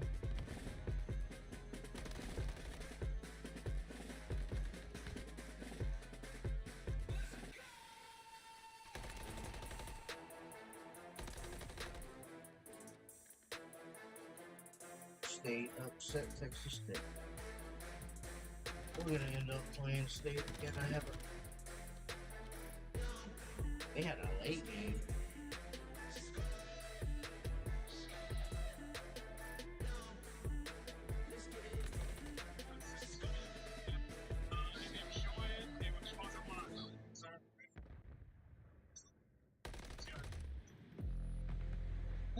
They got them. Yeah, they won the bed.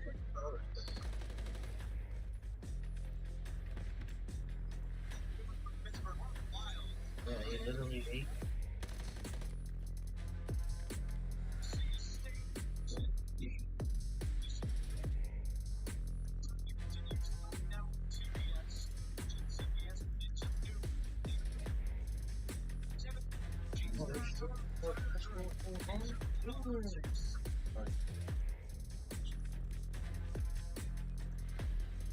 Watch Madness. I try to watch. Awesome.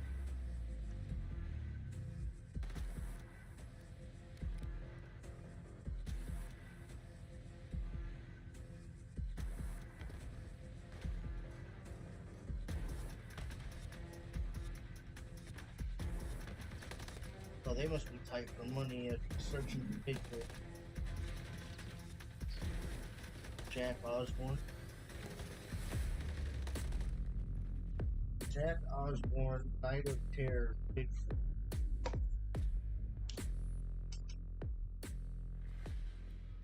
How exactly does a podcast thing work? Ladies and gentlemen, welcome back to the Call of Duty League. Look at them Gators. We got ourselves a big match so far to start the day.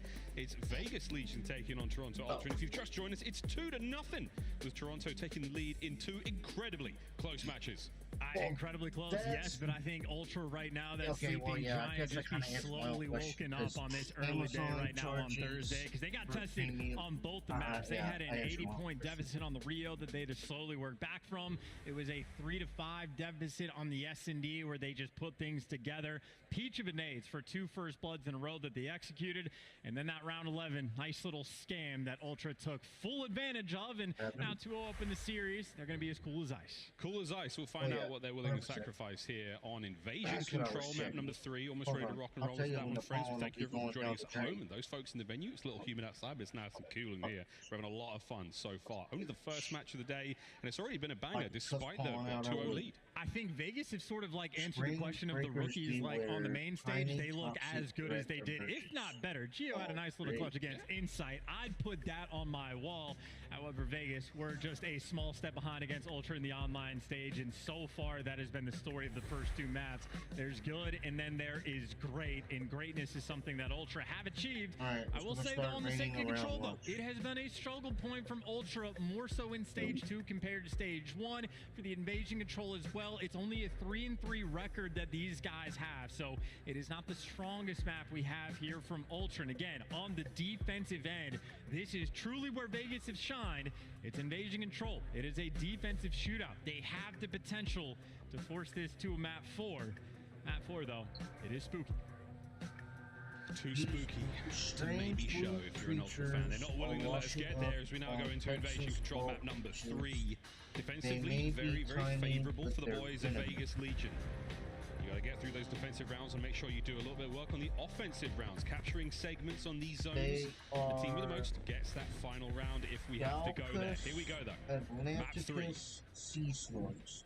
It's Or straight to A as Dragon. well. I mean, this is have good They stuns, have good can nades. If you make your grow, way to this zone, but which they can Kleenex grow already to about has, an you're inch feeling long. great. And even on the cross right now, I think Kleenex is going to be unaffected by any grenades rolling through. He's able to heal back up. And one tick of progress is tiny already stings success from on this these A sea zone. slugs Kleenex are going to more take it potent before than Purge stings even from the decides to notable chow. Oh, no. And shots like that, Kleenex, yeah, absolute menace on the map. But finally, Geo stops him. But yeah, you'll take that from Ultra. That is a nice opening break. You're going to be now as well. Scrap's going to I dip don't it. wanna So share. he's got inside to back him up. So two of your AR players now with that lovely long line of sight as our observing team are highlighting for you there. Here come the rest of Ultra. 3 members now. Look at it, 4. We're going to be stacking this bad boy and hopefully getting rid of it quick. But Nero and Purge have a thing or two to say about it. The battle continues. Yeah, Scrap worried about the flank as well, picking a different position just to keep the guns forward. But you do have Ultra doing a very nice job, keeping things slow, getting the guy off the bridge as well. So you might be able to set yourself up for a quick rotation over towards A. Kleenex has found himself behind enemy lines. Question is, what can he do off the intel? You see in the feed, he's picking up kills. Now he's got Envoy to work with. That's 2 down. Could have been 3.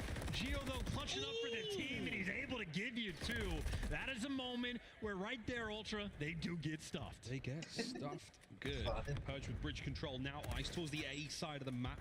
That's a long way to go. Purge has got a plenty to deal with now. Envoy up first. He gets it. The trades are there, though, so that gives you a lane to work with now. If you're Toronto Ultra, and forward they will go. Nero is about to run in a whole host of problem, and oh my god, he tried to shoot a floor on the way out. It was absolute pandemonium. Attach might be able to pick up a huge multi-kill here. It's enough to get the damage. Oh, no, I was going to say, I got bad news. I saw as soon as Purge died, he takes a big look across the stage. I think Geo might have been having problems. Someone was stopped on the minimap spinning in circles, and I mean, an interesting start. Ultra did get the extra tick, defensive clutch up a little bit, but it's invasion control. Why not stretch this out as long as possible? Yeah, why not? It's not exactly an Ardennes forest, you know, we've come a long way. My heart. We've come a long way. Come on! That was only a minute 50. We're good. Well, we're going to run this one back, I presume, because, again, far too early in the matchup to get sort of nitpicking about who had rounds or streaks or whatever there. So, unfortunately, yeah, we did lose Geo in the lobby. He'll get him back in ASAP. But from Toronto chance, a very, very strong opening. A zone captured there, a segment or 2 segments at B. Let me start that again. Captured B, 1 at A. There we go. Let me restart that sentence. I mean, I really do like the A hits off the opening break, but at the pro level, it is very much a situation where even if you get the first set of kills, you're not going to have trophies on that second round. You're going to get, like, wiped off the face of the map. So I think Ultra, as soon as Kleenex got that first tick, they were like, you have fun over there. You are going to die. We're going to go get that other zone quickly. So rank play strats do not always work out at this level. But again, even just for that extra tick, that is quite literally the type of thing that decides games at this level. It's a silly sentence, but hey, it's the name of the game. Call of Duty Modern Warfare 3 is actually the name of the game, mate. The referees on stage are helping Geo get back into Call of Duty Modern Warfare 3. He's one scoosh closer now. Now a full scoosh closer to getting back in the lobby. It's just I don't buy the boxes anymore. I don't get to see it. Everything's digital these days. So I live in the future. I miss out on some of the actual title names, but the grinders that we have on the stage, Vegas looking for the bounce back. And again, you know, impressive resolve, I'd say, for the rookies that we've seen thus far. A couple mistakes that rolled through in the S&D, but, I mean, Geo's been on point. Again, nice clutch under his belt. Purge was picking up picks left and right on the S&D. And we saw what they can bring to the table as well on the invasion control. But on a map like this, long lines of sight and attach and scrap, 2 players going toe-to-toe. As stated before, Scrap, one of the best, if not the best Slayer in the game. So his kill production and his damage, always going to be just a small step above. But Attach, I mean, he is virtually right there on the KD front, even has that extra edge. So these 2 players trying to go toe-to-toe. And maybe Attach might be the guy to wait for, like, that sort of big pop-off moment on the side of Vegas. He's certainly been solid in this series, but we're waiting for that all-star MVP caliber player ready to shine. It's, I mean, it's a series away, man. It feels like anything can happen. And this series is far from over again. The way Vegas Legion have been playing, very strong indeed. The Skid Row is going to be so tough, though. So if you do manage to win this, if you're Vegas, you go up against Ultra on one of the best maps they've got. It's going to be a tough one indeed. But if you get to high rise, all bets are off, man. I mean, that's where things get really exciting. This is why those first 2 maps were so interesting on the side of Vegas, because map 5, they honestly honest to God, might have the advantage, at least on the map front. Maybe not on the ice front, but if they can get there, that would be a massive thing in their favor.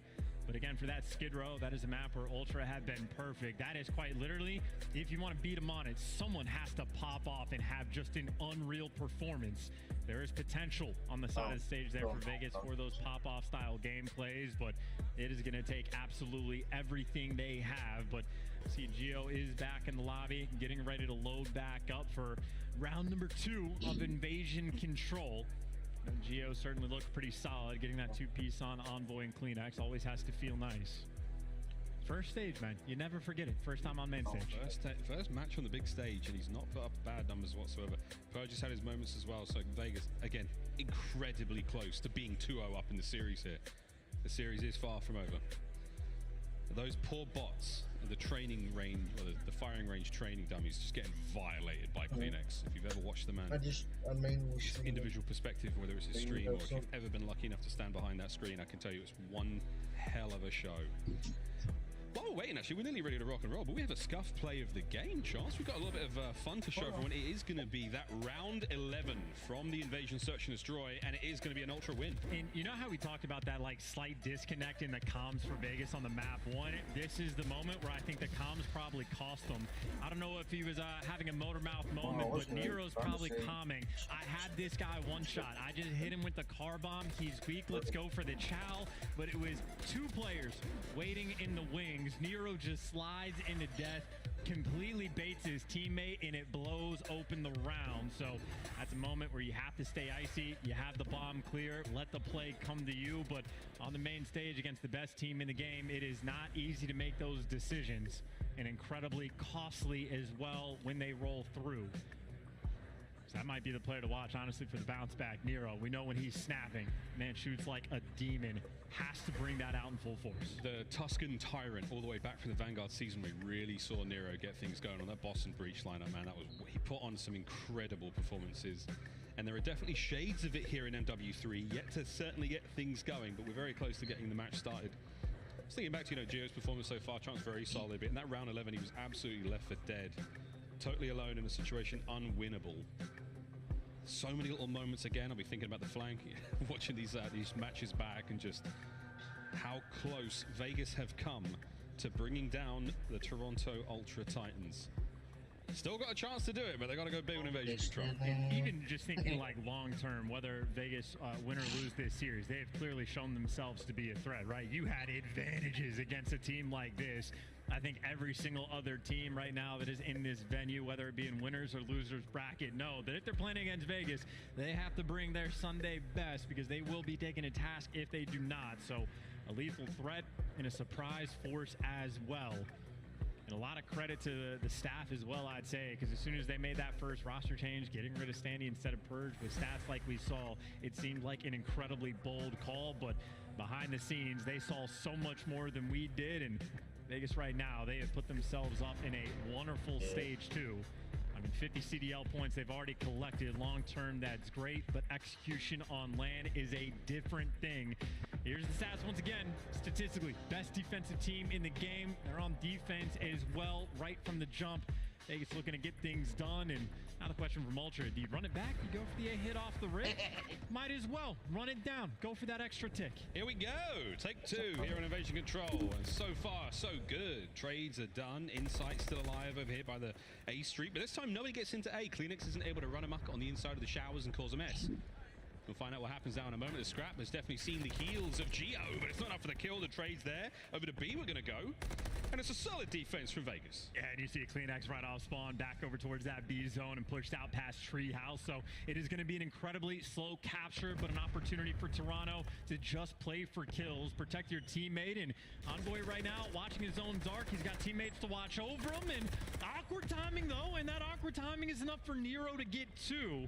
We see Ultra still cleaning things up in the feed, and that is a 4-0 start from Kleenex. Already thinking about a cruise. I mean, if I got a kill like that, I'd be real happy. He just said I'm on B. I'm capturing B very softly and quietly. In the dominant way that Ultra do. Scrap unable to keep that play alive over by the A Street. But you got 2 segments done at B here. 1 more to go. and it's all Ultras. Yeah, and you see as the nades are rolling through on the B side as well. Tobias Yule Janssen backing down just for a moment because he knows that Cruz is in the back of his mind. An extra minute to play with as well. Just under 2 minutes on that game clock. So much time from Ultra, and there is kill number 5. If you get this, Cruz, honestly, with the round or the way the round is shaping up, might just be able to call it straight away. He somehow has the foresight. Every single angle he's looked at has found a player. Envoy catches that one upstairs. Number 6. Cruise missile secured. And now the pressure mounting. Kill number 7 as Kleenex starts to heat up. And the way he's backing down, well, his teammates are still getting the kill, so everybody's getting in position. Nobody able to cross. You get the stuns out as well. You can just make it to the zone, stop the clock again. This is perfect right now for Toronto until Purge guns you down. And Purge able to pick up 2 as well. A hell of a moment there from the rookie.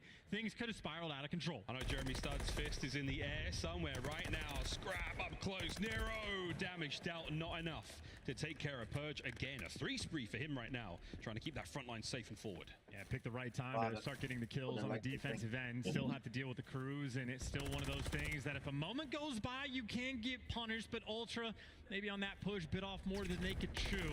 Flew into death, and you're right back virtually to square one. 3 players working up the B street. Maybe good news is you have Vegas turtle just a touch, but for Nero, this is business as usual. DVDs, he'll make this his home. Oh yeah, man. Trying to hold it down for as long as he can, but Envoy comes on through. Starts streaming services, putting DVDs to bed right there.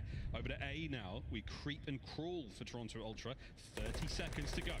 Yeah, hiding spots as well there from Gio. Picking tough angles and fantastic shots as well. That is Scrap that he just gunned down. So, again, we know the kid is a shooter. We know Purge has some corners. Number 7 and 8, Insight and Kleenex working together. And Kleenex, well, can't check it all. Kills get traded out. 13 seconds left on the game clock. And it's looking like Vegas might remain perfect on defense once again. Well, there's an opportunity for Insight, and there it was. Snuffed out by Purge. Good work from him. 6 and 4 on the round. No more shenanigans. We put that to bed. Vegas Legion take the lead. And if we want to keep talking about the moments that the rookies for Vegas have been having, that 2-piece from Purge when the guys actually made it towards that A zone, quite literally the difference maker. That could have been a perfect round from Toronto. If you win a round like that on offense, that is almost enough for a map guarantee win. But Purge there to shut it down, keep his team's chances alive.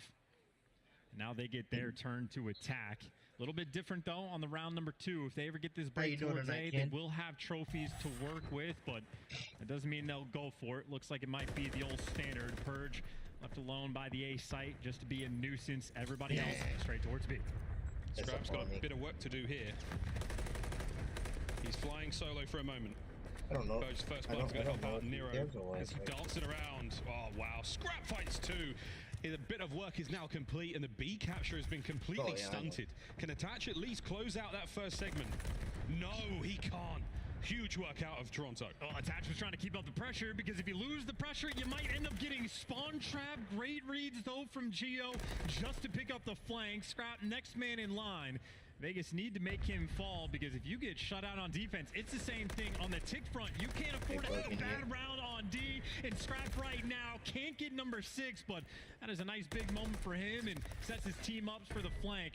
Right now, Ultra just incredibly annoying, and they're just slowing the pace down. Vegas, you might be stuck in your spawn. Oh yeah, you're in trouble. And Envoy, it might not be Dylan Hannon's middle name, but right now he is a living embodiment. Pressure now open on the A side of the map. Flying forward, we've got the opportunity now to get onto A if you're Vegas Legion. And Ultra might have overcommitted. 1 player falls, and now you get 2 players stack on this zone. That is going to open up the pressure completely. And they got the trophy as well, so Ultra have to be quick on this retake. Insight running on a tear. He's got the pistol. Gio, though, for 2. Alive on the hill until Scrap gets him out, and even on the cross, Envoy is dealing death. Statistically, not a very solid team on defense, but so far brilliant from Ultra. Lovely work now on the approach towards B, but Kleenex has already managed to get in the top broken. A big deal right now. Vegas fly forward, finding the kills. You've got to guess correctly on the approach, and Insight finds a beam or 2. Oh, Kleenex has been backed up. This might be enough. It is. Gio's in. Dive on the point. Scrap on the pinch. Can he get the 5th? No need. Envoy's there. That's the round. Yeah, this is devastating too if you can't get it done. And how could you when you're flying into death like that? How's he the head Talk guy? about statistically the best team on defense. That is round win percentage when it comes to dominance. like Ultra at their absolute finest. That is option number 2 of how you want to win these games. Just don't give them either zone. A single tick on the attack and a devastating moment. And a lot of credit to Envoy as well. When his entire team is going to swarm that A zone, Envoy can help you out with the pressure, but he turns for the spawn kills at the perfect time to make sure nothing gets given away. The scoreboard might be tied up at 1-1, but right now, Ultra odds are massively in their favor. Let's look now to their attacking round. Fuck them skaters. A stronger committal here from Vegas Legion towards B. Envoy's pop dead silence. He might be able to cause a tremendous amount of damage. Oh, there's the first. Big work now. Ace of the map, all good. Vegas Legion now trying to stay alive. Scrap toe-to-toe with Attach. Big moment here. Yeah, Attach is doing a really good job because if you're Vegas, you want to force them and back them down off this B zone. You also have Purge maybe waiting for the timing to go on the flank, but only 2 players right now for Vegas that are actually defending this B zone, and for Ultra, every gun is here. On to the point. Slow count. Yeah, that's Purge. Oh, can't get through. Envoy covers it. Geo now towards the front line we go, but oh my god, it's an absolute hail of gunfire. The firefight is basically done. It's overwhelming force from Vegas Legion. Keep Ultra back for now. Envoy's trying to in and out right now. Just buy some time for the team. Well, Ultra can't buy that space, but the space might just be Dylan Envoy. He picks up 2, and now he's just forcing players like Geo to turn on the minimap so his team can actually work towards this B zone. You see how concerned Vegas is about this A pressure, but if you give away B, that still might be the game. It's the full stack coming through. Ultra, they know they have the tick advantage, and that might be the play that gets that guarantee long term. That B zone Vegas, I mean, they're just handing it away. Yeah, second segment gone, and don't forget 2 cruise missiles on the side of Ultra to play with. That's a big deal. I mean, this moment too, I mean, I know Vegas are going for the pinches, but that's after the B zone is secured, so the kills are great. The potential to win the defensive round for Vegas is fantastic, but that was a moment where they needed something extra, and I think Ultra showed off the distance, or the difference between the good and the great. But 1:15 to work with. Ultra still keeping that pressure on. Slow approach, good comms from Vegas. Purge is ready for the fight. And it mattered not whether he was ready, it was Envoy right now, and he's shooting immaculately. 17 and 11. Might be getting himself another streak in a moment. Could call it in now just to soften these players up. Geo, welcome to land, son. Envoy's on a 5. Yeah, Envoy built different. Does get caught down on the cross, but you see he's bought his teammates the space. So now the time is being stopped. On the hill, though, Nero wins a big one. But Ultra right now still continuing to keep the pressure up.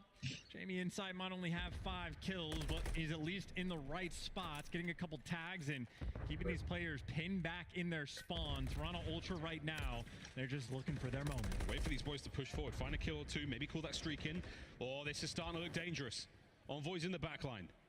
The spawners are still close. You gotta get these boys off the point. Wow. Geo manages to save the play for now, but it's in sight. There's the contest.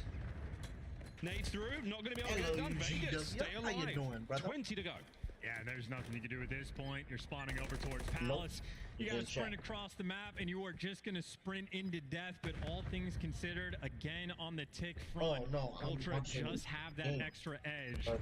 The dominant round they had on defense is that difference maker so far. So Vegas, this is pressure. They're going to have 2 rounds to play with. They're going to have to win on offense. Oh dear. Well, Vegas, they take the lead for now. But if you're following the script at home, I know you're in here. I saw Ultra you. have managed to do the deed. Got to win that attacking round if you're Vegas. The stacks right now, the segment captured, definitely in the hands of Ultra. And look and see how they can play this defensive round out. Unless Vegas just do what they do, man. I mean, this could be it. Yeah, you get 2 tries. It's an advantage in the game. It doesn't feel good to be on the attacking rounds, but again, with 2 attempts, maybe they can pull off something incredible. I know round 5 cheese has been a theme on this map as well. Magical things can happen, but off the break again, Purges, his job is just to be annoying down that A street, buy your team a man advantage on the other side. Double stack coming through as well, so fairly quick progress on the B zone. If you get it this early, that's going to be a ton of time to play with. I would have stopped you. Still, we know how these rounds play out. For Vegas, it is going to be a long way to go. strap in and get ready. 220 to try to string something together. That's a lifetime. That's so long on this map. Attach on his 5 is complete, though.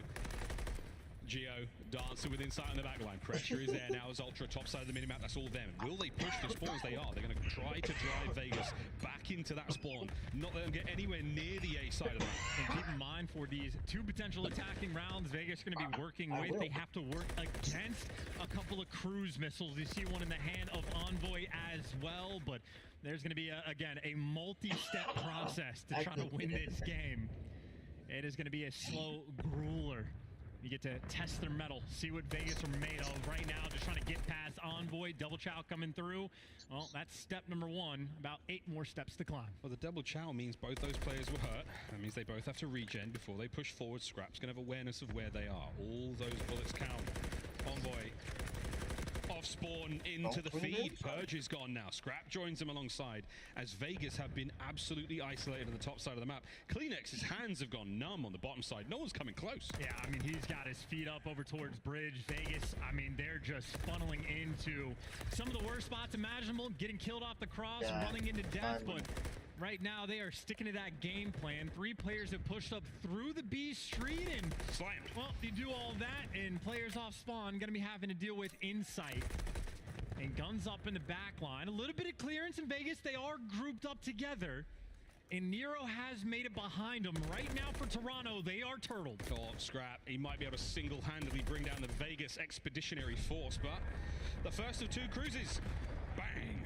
You know, the backside of Laundry Envoy is going to only get information, not enough to really make the play happen. 30 seconds to go. And look at the spawns. Actually, you have a couple players right now for Vegas that are going to be closer to A Street. Nero wins the gunfight on the point as well. You stopped the clock with less than 30 on it.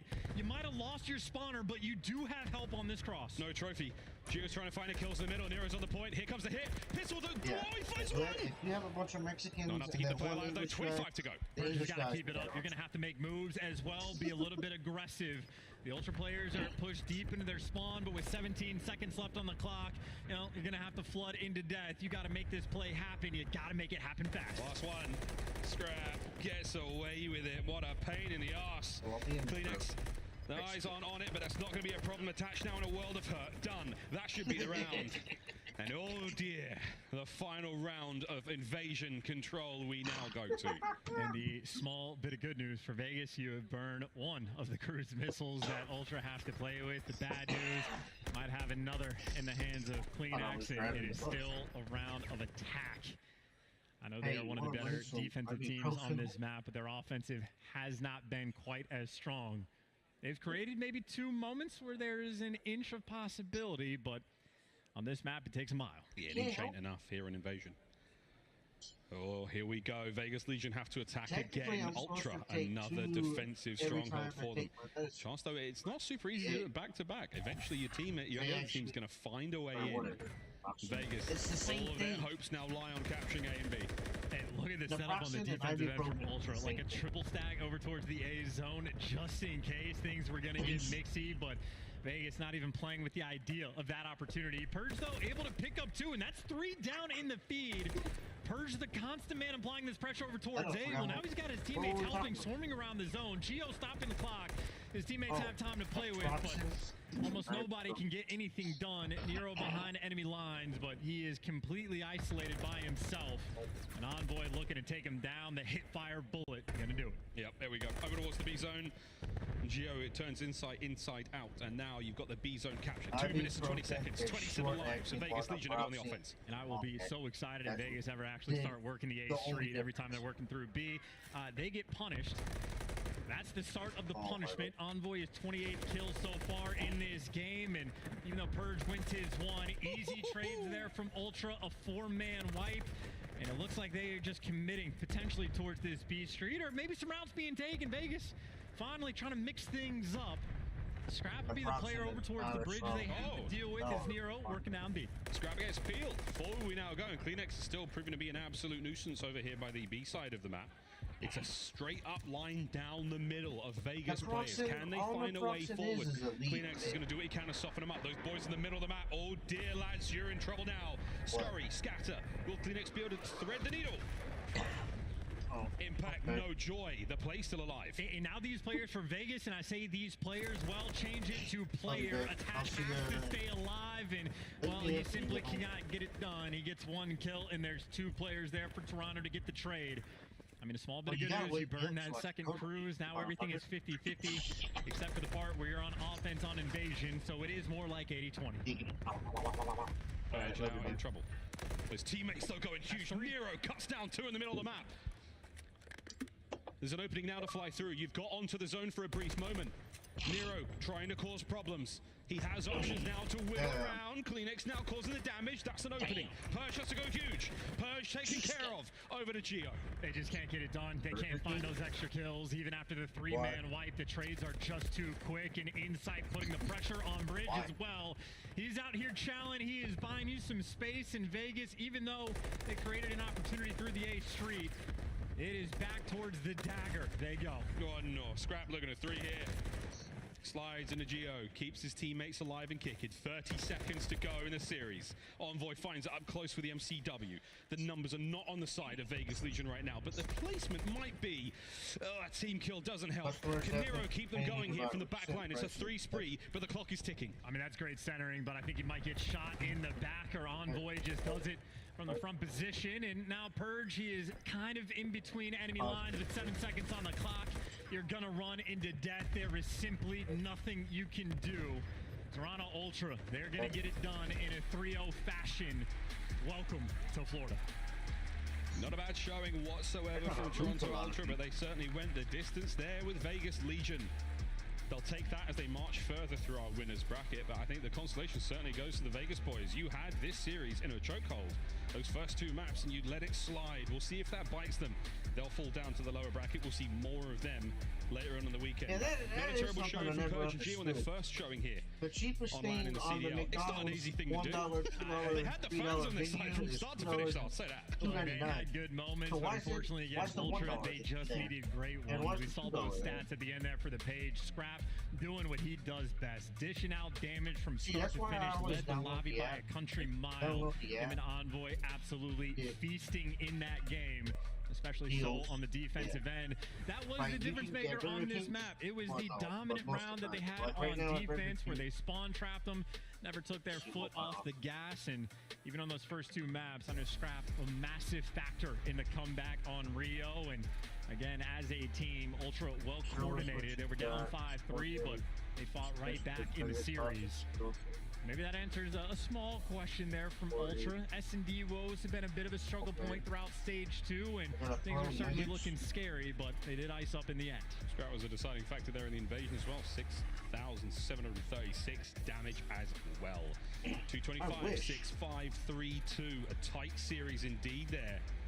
Vegas Legion, I think the underdog certainly in the series, and the dark horse in the tournament. We'll see how far they can go. They've still got plenty to play for here in the Miami Major, but we'll see, man. I mean, that was a tough showing, dude. It was so close, yet so far for those boys. We're almost ready to rock and roll. We've got an interview ready on stage. Blaze, take it away. He's talking to Insight. Thank you so much, Miles and Chance, for the awesome cast. Show some love to the Toronto Ultra, everybody, as they win their first match here in the upper bracket. And I got Insight with me on the main stage, and man, I gotta say, that series looked absolutely surgical by you guys. It's a reason why you're the Major 1 champions. Now, as we kind of dive into it, you know, let's kind of talk about the hard point, okay? Yep. You guys made 143 to 36 run to kind of close that one out. How did y'all lock it in? Did you kind of feel some pressure when it first started? Because they came out swinging. To be honest, like the game started and like we looked at the scores, like we were down a lot, and we were like, all right, let's lock in because what is going on? I feel like it just took us a little bit to get into the game. First game back on land and stuff like that, so just getting the cogs going. But you know, we reeled it in, held some good rotations, and yeah, made a good run and locked it in. Definitely locked it in, and then you're going over to map number 2. Okay, they got y'all backs up against the wall again, but those last 3 rounds seemed like it was gifted. I saw smiles on your faces with you and the whole squad. How did you feel to be able to lock that map 2 in and lock it to map 3? Yeah, we know we said it was the 5-3 curse. You know, it's a thing in COD, has been since the dawn of time. But you know, to start off, Geo's charged me on the tank. I said he's been doing it every round. I'm going to kill him with a nade. Did that, and then we got the, you know, kept it going, got to 5-5, and then I don't know, they kind of just lost their minds and they got the bomb down and gave us a round. Well, you know, it definitely showed that you guys got the real ice in your veins here on the main stage, okay? The Major 1 champions. What do you want to say to these Toronto Ultra fans who then came all the way down to South Florida to support you? Yeah, you know, I say it all the time, but every time when I first started in the league, we had no fans. I think there was like one jersey, like all the way back there somewhere. But, you know, now we have fans that come every event. They show their love. It doesn't go unnoticed. We appreciate them. Everyone that's watching at home, all that good stuff. So, yeah, much love to everyone. All right, yo, give it up for Insight and Toronto Ultra, everybody. Chris, take us away. Congratulations, Toronto Ultra, the first team to pick up a W, and they do it in a 3-0 fashion. But Nameless, we were talking about it backstage. This series was so close. Every single one of those games could have gone to Vegas. Yeah, it felt like there was a commanding control of the map on games 1 and 2 for Vegas. They had ample opportunity to close out that hard point and the search and destroy. They just fall short, and you just got to tip Toronto, man. That's a championship team. Backs against the wall. They can get it done. Ali, as we take a look at some of the highlights, what was your takeaway from our first series of Major 2? I think Ant set it up perfectly. I think there was ample opportunity for Vegas in this series. Unfortunately, in that map number 1, they give themselves such a comfortable lead, and they're outplaying Toronto Ultra. But once those kills started going the purple way, Vegas almost didn't know how to slow down and start working together. So suddenly, you're seeing solo chows on these hills. They're not playing a rotation together, and they're just trying to play through these breaks. In Toronto Ultra, I mean, you forget this is one of the best hardpoint teams in the game. You give them an inch, they are going to take a mile. And to your point, Ali, even with the teamwork thing, you can see it completely spiraled out of control on this game 3 control, the highlights you're watching. On their offense in the last round, they had a lot of opportunities as well. We see Purge get through rugs, Nero get through rugs multiple times. They had to take their time. They took unfavorable challenges where they couldn't finish the kill, get a couple bullets down, and then a player on Toronto finds them, executes, and then they're done. So, like, your pushes, they're so valuable when you get pushed up on offense. You have to capitalize on it. It is a very tough thing to do, but backs against the wall, Vegas couldn't clutch up and ultimately lose 3-0. Toronto moving forward just like they finished the last tournament on top. They're looking clean right now. Ali, I was just looking at the bracket. Could have a little Optic versus Toronto matchup. We could see some chaos with Vegas going down to that elimination bracket tomorrow. It's one map in. Listen, one match in. I will say though, maybe the most impressive for me out of this series had to be that map 2, simply because Toronto has been struggling when it comes to the search and destroy. And for Vegas, it's just like, it's such an easy pinpoint of whenever Nero gets in that first blood situation, he's actually really bad those opening duels because he's sent by himself and suddenly putting his team in an unfavorable situation. But heaven forbid, Attach gets it or Geo gets it. It's almost a guarantee round win for Vegas Legion. So I almost wish the SMGs would slow down just a little bit when it comes to search and destroy. We'll see as they adapt throughout this week. And right now, though, we got to take a look at our Scuff play of the game. Let's take a look at that round 11. And Nameless, who do you credit for this one? Are you giving it to Ultra, or is this just a Legion bummer? Listen, I will be honest with you, Chris. I thought that this was actually a terrible round by the Toronto Ultra early on. They gave up the entire map, and Vegas sort of decided, hey, Nero, just go plant the bomb, get it down, we'll win the round from there. Well, he gets it down, and they're in a favorable position, but their setup was so bad. They had Geo watching front DVD, and they had Attach watching the exact same thing. Nero gets a kill from inside a freezer and then flies out and throws his life away, and nobody's in position to execute that trade. Geo's too far out of the play, and Attach is forced to chow from freezer door, which is an unfavorable fight. So a wonder of a round, terrible execution. The post-plant setup has to be better. Winsight getting 2 in the final round. He and Scrap picking up those kills back-to-back was one of the most impressive things I've seen from an AR duo. I mean, that's just the team chem from Toronto Ultra. Like, even when they're getting outslayed, they will be doing the fundamentally right thing at the same time on the same page. It's time to get rowdy, Florida. Let's take a look at our winners bracket because we still have 3 more games to go today. And Nameless, we now know our first team moving forward to that winner semifinals is Toronto Ultra. They're guaranteed top 6 from here.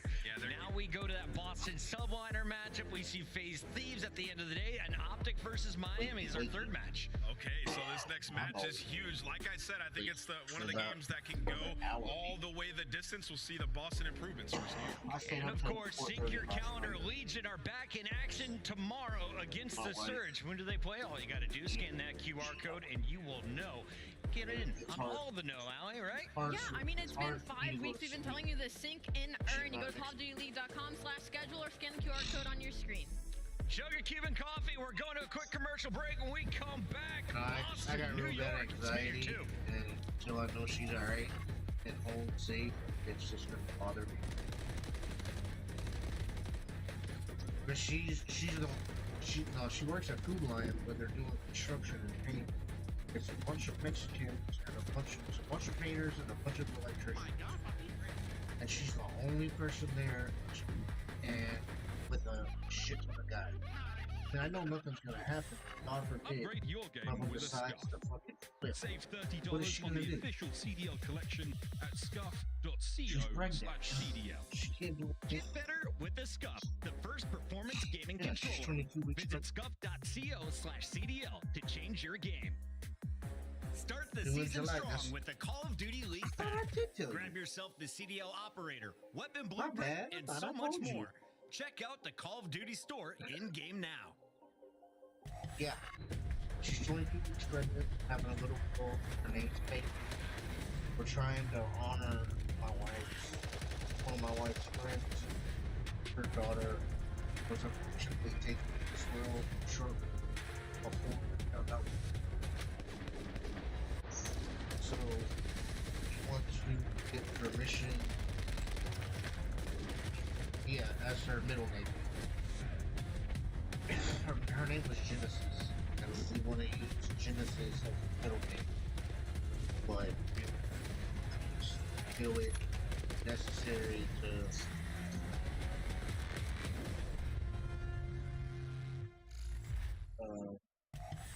he opened his mouth and ate it for breakfast.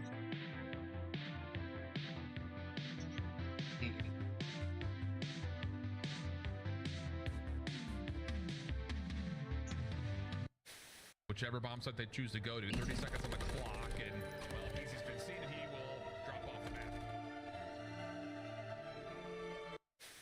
They have time though. They have time. Who's lurking though? Who is lurking? Oh, it's about. Hello. That's a, hello. Oh, wow! He just gave him a little kiss on the cheek.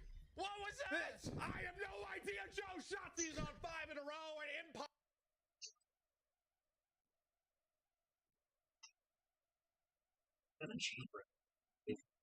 Staff members you'll see in the CDL, wait and a of minute. course, Doesn't the world Tennessee- champions taking the stage now as they get ready for Isn't their it first in, matchup like, in the winners bracket. an They take on a unwritten rule Boston that team every that they're pretty Tuesday familiar with. Let's go they over have to the to breach do here, the- Alley Cat. the You met up 59 online, cent and it was cheeseburgers totally and 49 Boston cent getting wiped hamburgers. here by the subliner.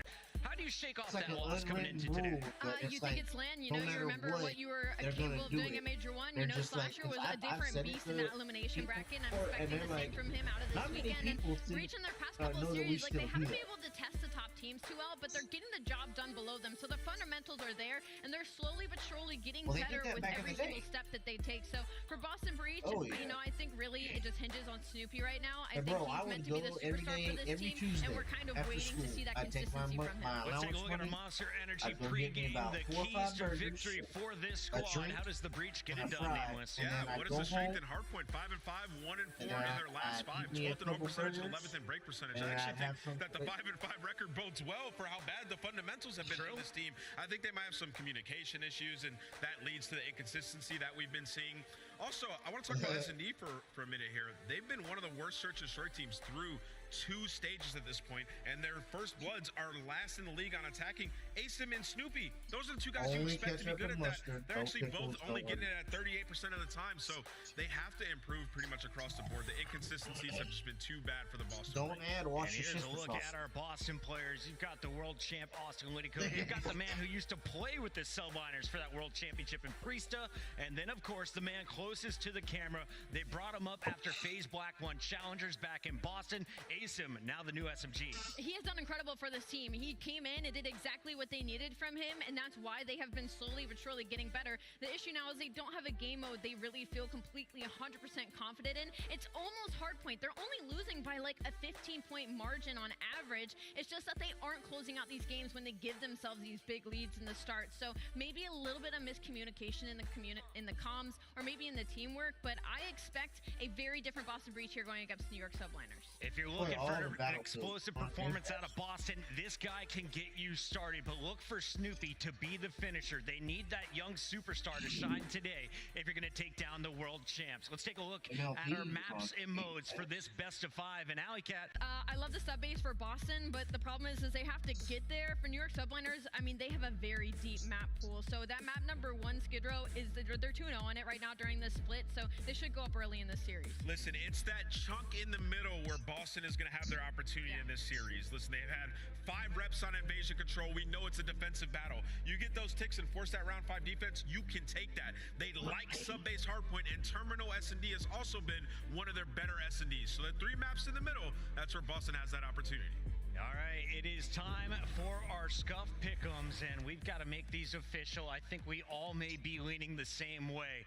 I got to go with my boys from New York. They've come down early. They met an alligator. They've been to the Everglades. All of their necks are red. It's going to be New York getting the dub here, and I think it's a 3-0. I think teams could take some notes from New York. It's like these guys scrim every single day, see each other every single day, stream together every single day, and they still came to Miami early to go to the Everglades together for team bonding. So I have to go with the New York subliners. I think something that would be silly in this matchup is who's going to be the bigger king of the hill, because for Boston, it's Slasher who has the most hill time, and for New York subliners, it's going to be Skies. So keep an eye on that time clock. Nameless, you have a 3-match lead over us. Do you give Ali and I another chance to come back? I gave you a big chance that last series really picking did. Vegas, and man, was it close. But I'm going to go with the New York subliners in this game. They've looked way too strong. The world champions are back on top. There we have it. Those are our Scuff Pick'ems. We made them official. And, of course, you can get your Pick'ems in. Go on over to the Call of Duty League website.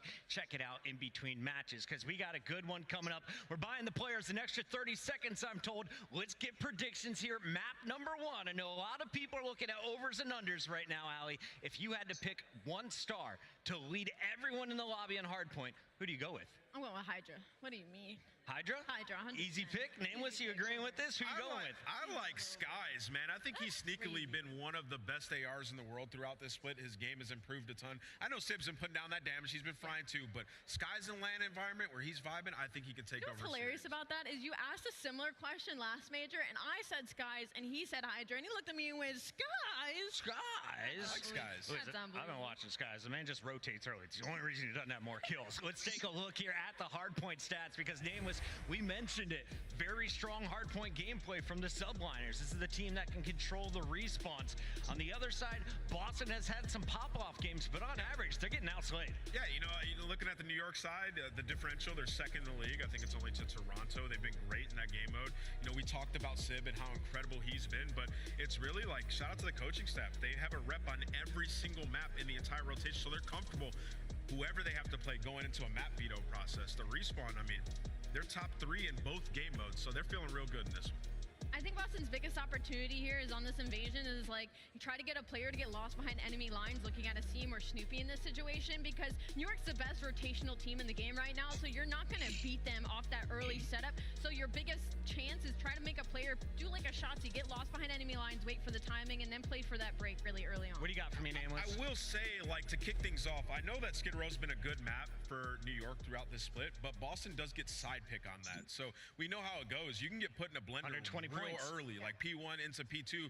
Boston gets some momentum and they go up 100 points. It could get real interesting. Like I said, the middle 3 maps, that's the chunk where Boston have a little bit of an edge. If they can steal Skid Row, this is a terrifying series for New York. And a lot of people are asking, where are we at in the bracket right now? Well, if you're just joining us, welcome off of work or school. And here is where we're at in your winners bracket. So far, Ultra able to take care of business in 3 very close games against the Legion. We now go to the bottom half of that winners bracket for Subliners versus Breach. And Ali, we're going to finish all of the games that are in winners bracket round 1 tonight. Yeah, we got 4 matches today. It is a Super Thursday. It doesn't roll off the tongue quite like Super Saturday does, but honestly, I can't wait to see that Atlanta FaZe and LA Thieves match, simply because how good LA Thieves has looked in the later half in the Search and Destroy, and Atlanta FaZe showing a couple of weak points. Thieves got cooked by FaZe the last time that they played. But FaZe are coming off of a loss to LAG.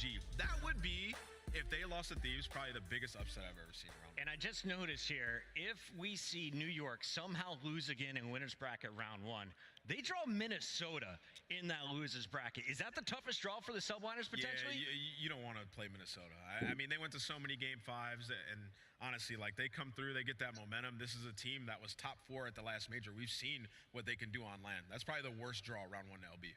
Ali. Yes. What are you looking forward to for the semifinal? In the semifinal, it's going to be any of our top 4 teams. I'm looking at maybe like a Texas-Toronto situation. Texas-Toronto? Chat, we're going to find out what's going down. In the meantime, let's take a moment and listen in with New York in one of their latest matches. This is our Comms Up. guy propane, guys. Last guy propane. Went to point. Dead. Nice. Oh my god. Good aim, bro. On A. He's on A. One shot. Nice.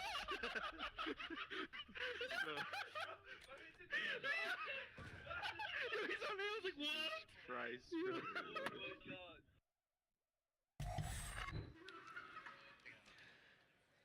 The comms are never more fun than listening in with New York. Is it going to be a fun day against Boston Breach? Not right away. There's not going to be any laughing or smiling, I expect, on the side of New York right away, because for them, they kind of got to defend themselves right now with the way Major 1 win, and now having that loss to Optic Texas, I'm expecting some fire right now. And what are you expecting for the Boston Breach comms to be like today? Who do you need to lead this team? I mean, I think Asim he does a good job at leading in like the in-game situations and adjustments, but also Slasher in Search and Destroy. Like, that is a game mode that he grew up playing. His teams have usually been great at it. They've had trouble in that game mode. If they can figure that out here on LAN, this is a team that can upset some of our top teams. So for Boston, I'm looking at Slasher. I got great news, everybody in the venue. There is no more yapping. It is time to start the games. Your winners bracket continues as we send it to the stage with Guy Blaze.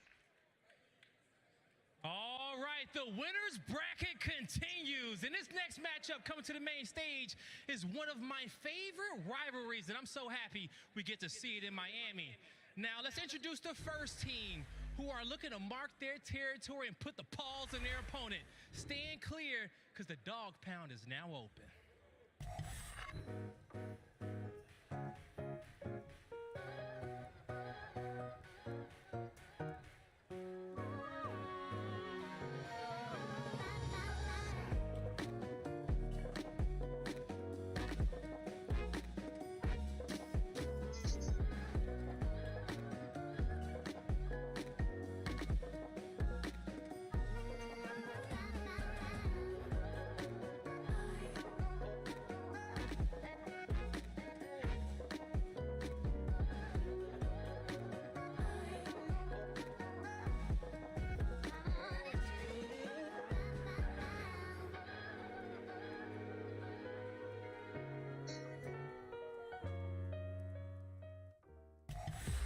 The vibes are high. Make some noise for the New York Subliners.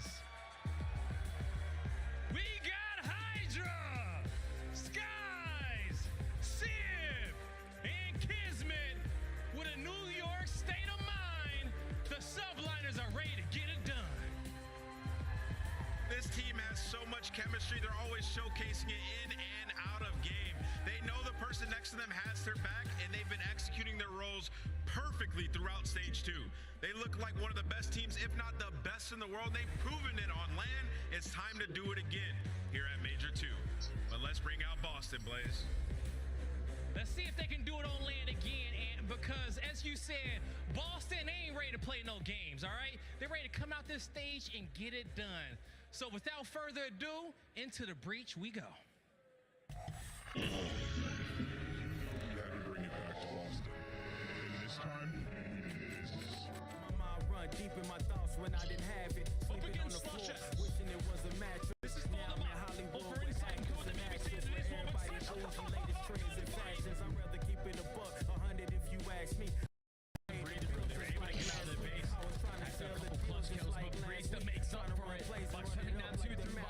It's in my DNA to have hope and make a way. Good energy from the first down low. Gio trying to take it off big. Go for the kills. If he didn't go for not today. Stayed in my lane. Don't complain. This is meant for me.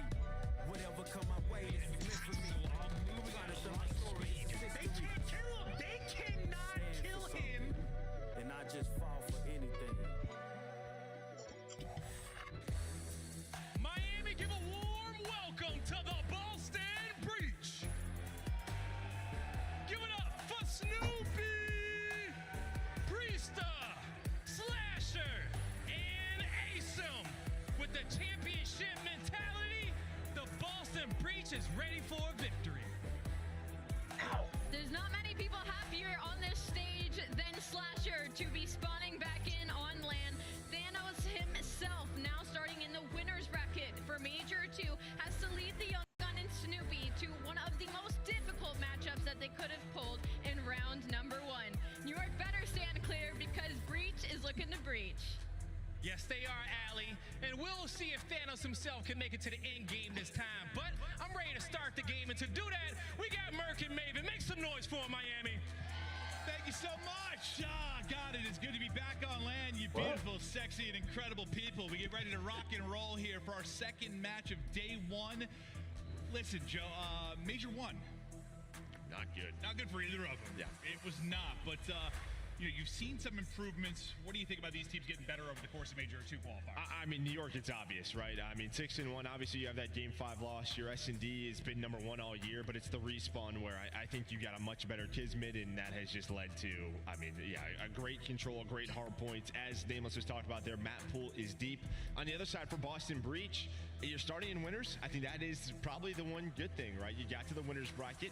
Obviously not going to be tough here in this first matchup, but your own major starting and losers, you lose one match, you're kind of out of it. Can you build some momentum here? Yeah, like I think even going into Major 1, like you're in losers, but the fact that there was a home crowd, you had that really weird 3-0 over Ultra, which still makes no sense to me. Like there was something like maybe a little upset people. You didn't really get any great quality wins over the course. I think the win over Rocker looked good at the time, but now yeah, I mean, there was sort of, maybe there's one team at Major 1 that could do it. It ended up being Seattle, not Boston. But on the other side for, New York, it's been smooth sailings until the last match, fighting for that #1 seed.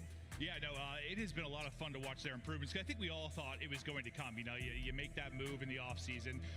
We have another match against Frieza, who is kind of the odd guy out after you get that championship. I don't know if it's bad blood, but I'm sure he wants to smash them going into probably this. Pretty bad. Yeah. That's not great blood. That's probably a safe way to put it. But, he probably, even though he bombed out the first one, at least by, New York didn't win a map either. But now you get another shot. We've been Priest fans for a long time. It's been fun to watch New York improve, but there's part of me that's like, I wouldn't mind just Boston putting him in the dirt. Yeah, we'll see what happens. I think for New York, though, they're going to come out with a different mentality with the way Major 1 happened, right? Yes. Bombing out in 2 losses. They are going to be extremely focused, locked in. As you can see the chemistry, but here we go. Skid Row, hard point overall. I mean, 4-1 for New York on the year, 1-3 for Boston. But you're starting on the good side if you are Boston Breach, so maybe a chance here early. Yeah, but remember last time we kind of cast them in that situation? They go up like 100 to 140, and then things kind of come off the wheels when you get to hardpoint 4. But we'll see what they're able to do. What kind of advantage can they get early? Can they retain spawns for that P2? As you already see, pushing through early, it's going to be Skies trying to get in position.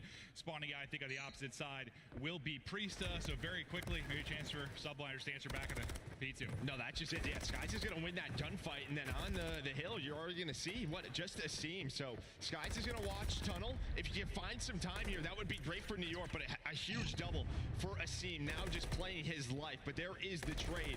And Boston kind of know P2 already to New York. So they're going to try to find this scrap time.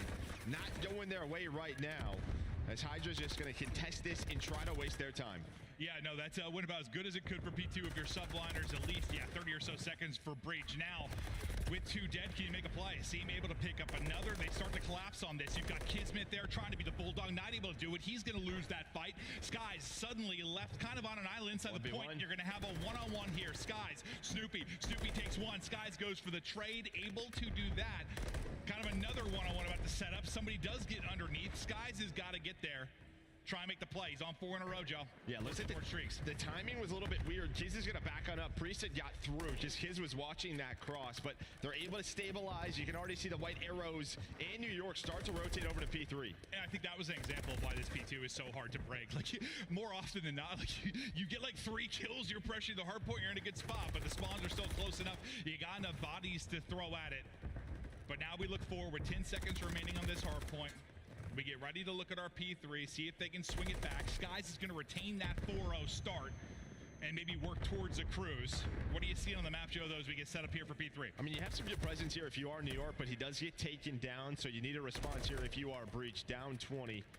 Solid setup here. You see a couple of players watching the back alley. Make sure they have apartments as soon as Snoopy spawns up. All right, they know. That is the info, but here comes the push. First blood was there for Hydra. It's a 3-on-3 now, but all the kills going the way of Breach. That is a clean 4 dead, and now you can really get into a great setup here if you are Breach. Yeah, I think just due to, the early flipping spawns, put even more pressure on a P3 to make a play. It's 5 in a row for a seam, though. He's on 10-3. Chance for him to maybe earn a cruise, but what an answer after maybe an early blunder here from Breach. You make the play to keep that lead There's the streak. You get the cruise. Oh. You know, I know you've been a big fan of him, Who's his shooting personality, dildos? you know, his desire, his gameplay for a long time. Great addition to this squad. Oh, no doubt about it. Yeah, you know, he can go on these sort of streaks, right? It's just, can he stay this consistent? Talk to him pregame, says he's locked in for today. And that streak now, this lets you overinvest here at this P4 if you are Boston. You can really grow this lead and then use that cruise to break P5. But we'll see what they opt to do. Here comes a break attempt. Nice shots from Asim. Good trade, great teamwork. You do have Sky still holding Godheady at the stairs. But there we go, Breach right back into it. Yeah, about to hold the gunny from a seam, but just able to snake away. You're still able to find My a bad, flurry of baby. kills despite the fact that you get a Didn't double mean to there for you. from Civ. So in fighting, it's Priesta and the boys.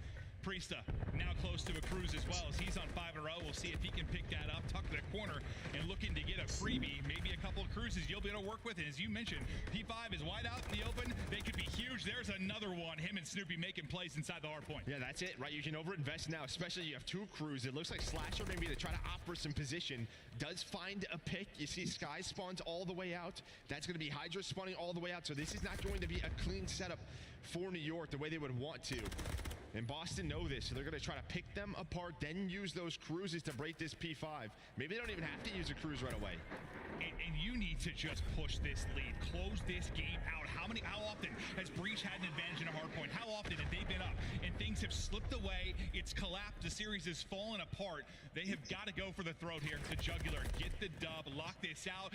And my God, after the cruise, nothing comes through. They get ripped off the map. And now it's the time for the rally here from New York subliners. I want to hear a Breach can now deal as they throw the haymaker to the comms with Boston Breach. He's weak left side. He's on ticket, He's going back to time. You're good. We should just hold around. Hold around. Trying to help you top mid. You have mid? I have top mid, yeah. I'm gonna hold it back alley. He's already top mid? Top mid? Nice. I'm on top round, I'm both. Just hold it back alley. Nice. One zero. Let's see one. Nice money garage. I'm looking back alley. They can go hop. Yo, I have all the laundry flank. I have laundry flank on mid. Okay. Yo, top mid's open. You got it? They're gonna go plat on Barry. I'm holding my flank. I'm holding back alley. Alright, get them. There's 3 laundry. I hear you. 3 laundry, 1 ult. And over myself. I have back alley. Here. I don't see back alley, I guess. Hold top mid, okay? Hold top Back alley? There's gonna be 2 on me. 2 on me back alley. I hear person. Close, weak. Hop to the plat. One more. Behind kills. Yo, he could be top plat. I can't get. Get kills, guys. Get kills. Is that it? Dump door, Sim. Dead. Nice. Let me know one. There's still spawning there, bro. Yo, I still don't doors. I can look like plat. 2 doors. One more plat. One more top plat. Kids me. Top plat, he's jumping in the window. Dead. Watch your mid steps, maybe. This one, tunnel. This one tunnel. Mid steps. Dead. Nice. Could be another one. Take your time, guys. This is big time. I have a shriek for new. Computer got me. He went to the right. I got one here, bro. I need it. He's close right lane. Nice. Behind us. Nice. Keep playing kills. Alright, that's last guy new. They're gonna be up tunnel. I need a tunnel. Keep playing kills, Eric. Look stairs, Eric. Don't cut tunnel. Just look stairs. Yeah, no. I'm trying to go to the Okay, I'm looking garage. One's coming out. One's on. I'm telling you, One's going bottom mid, one's going ult. Alright, have your ball. Whether it's the newcomer in Asim or the young bucket Snoopy, the Boston Breach boys are making plays, Joe. Yeah, they are. I mean, it's a little bit scary in that listening. They have to use both cruises, but they stabilize at P1. Here is some pressure, though.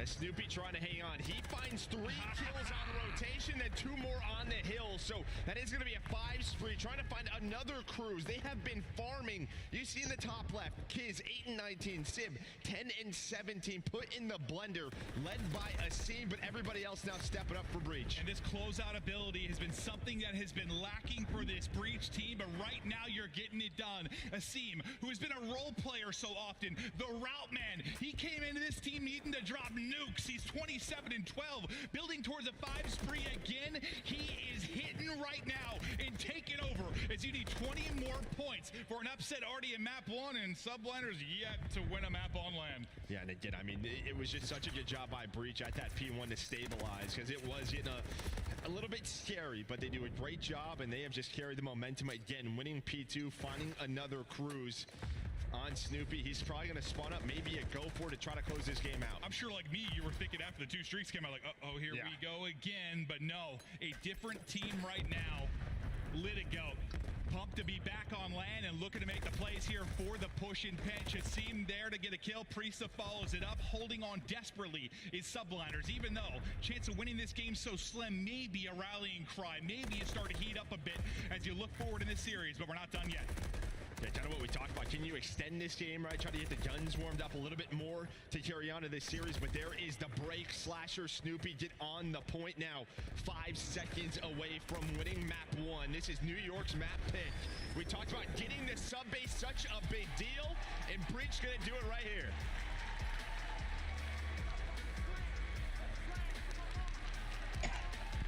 What do you know? You get 42 cruise missiles on a map, you might win it. Like, dude, they were just earning them in ways. But despite that, you know, we saw those moments where a team could do it. Like, I think back when we first joined the team, there was like the high-rise control where he was like a five spray every time he spawned up. Like, we've seen his takeover ability. He does it here. 28 and 16, leads the way in damage outside of Hydra on the other side of it. Hydra, we know he's going to get his. He's going to get his numbers, but it's all Breach. No, it is. You know, they kind of, I mean, New York do a good job on the start, right? Controlling P2, doing a job just controlling a lot of that time. But then just P3, P4, that's when the guns got hot for Boston. They do such a good job on that first P3. The streaks start to come in. They can invest more at P4. Obviously, the double cruises don't turn into extra time, but then they kind of calm the game down. We go into the listen-in, heard everybody kind of getting fired up, and then Snoopy on that rotation over to P2 was fantastic. No, that was unbelievable. I mean, it's funny because I was thinking, you know, as we're in the listen, I'm always trying to think what's going to be a storyline when we come out. What question am I asking you? What are we going to talk about? The whole time I'm thinking Asim. Like, he's making these plays. It's so fun to see how different a player, I guess, he's kind of been, what he's needed to be for this team, this lightning bolt, but then Snoopy just makes insane plays as we're about to come out of it. Just unbelievable there to make sure they hold on to the P2. And I think for me, it's just the resilience, like considering, you know, the flip happens early, right? Like right away. And that's like, uh-oh, like is this team gonna unravel? Then you use the 2 streaks, you're like, uh-oh, is this gonna unravel? They keep on fighting, they win the map. That was impressive. No, it was, yeah. When they needed to stabilize the game, they did. So just props to this Boston Breach team. At times, that's where the top 4, right, really, we just saw it in the first match, right, from Ultra in Vegas. When there was a needed push or needed hold, they found it. But this time, Breach was able to respond versus the Subliners, make sure they held on to that lead. And again, just sort of these slow starts on land for New York. Now those thoughts start to creep back into their head. The good thing for them, we're going to an S&D. They're the #1 search team in the league. But yes, pressure's on. Yeah, I think you also saw like the, you know, kind of said the lightning bolt on the map. Like, also just off the map. Like, when you think about like Slasher, I don't know, he's not going to be like hype and screaming most of the time. Priesta, same thing. Snoopy's still a young player. I don't know, he's got the compass quite yet to be yelling across stage. Seems to be on his feet roaring. Like, he has been crucial to this squad. I know maybe the improvements haven't been massive, but hell, it's a map 1 victory. You're ahead in this series. We'll see if they can push it. But no, you make a good point. Search has been unbelievable for New York since day 1. It has. No, yeah, and again, these first 3 maps throughout Major 2 qualifiers, you were undefeated.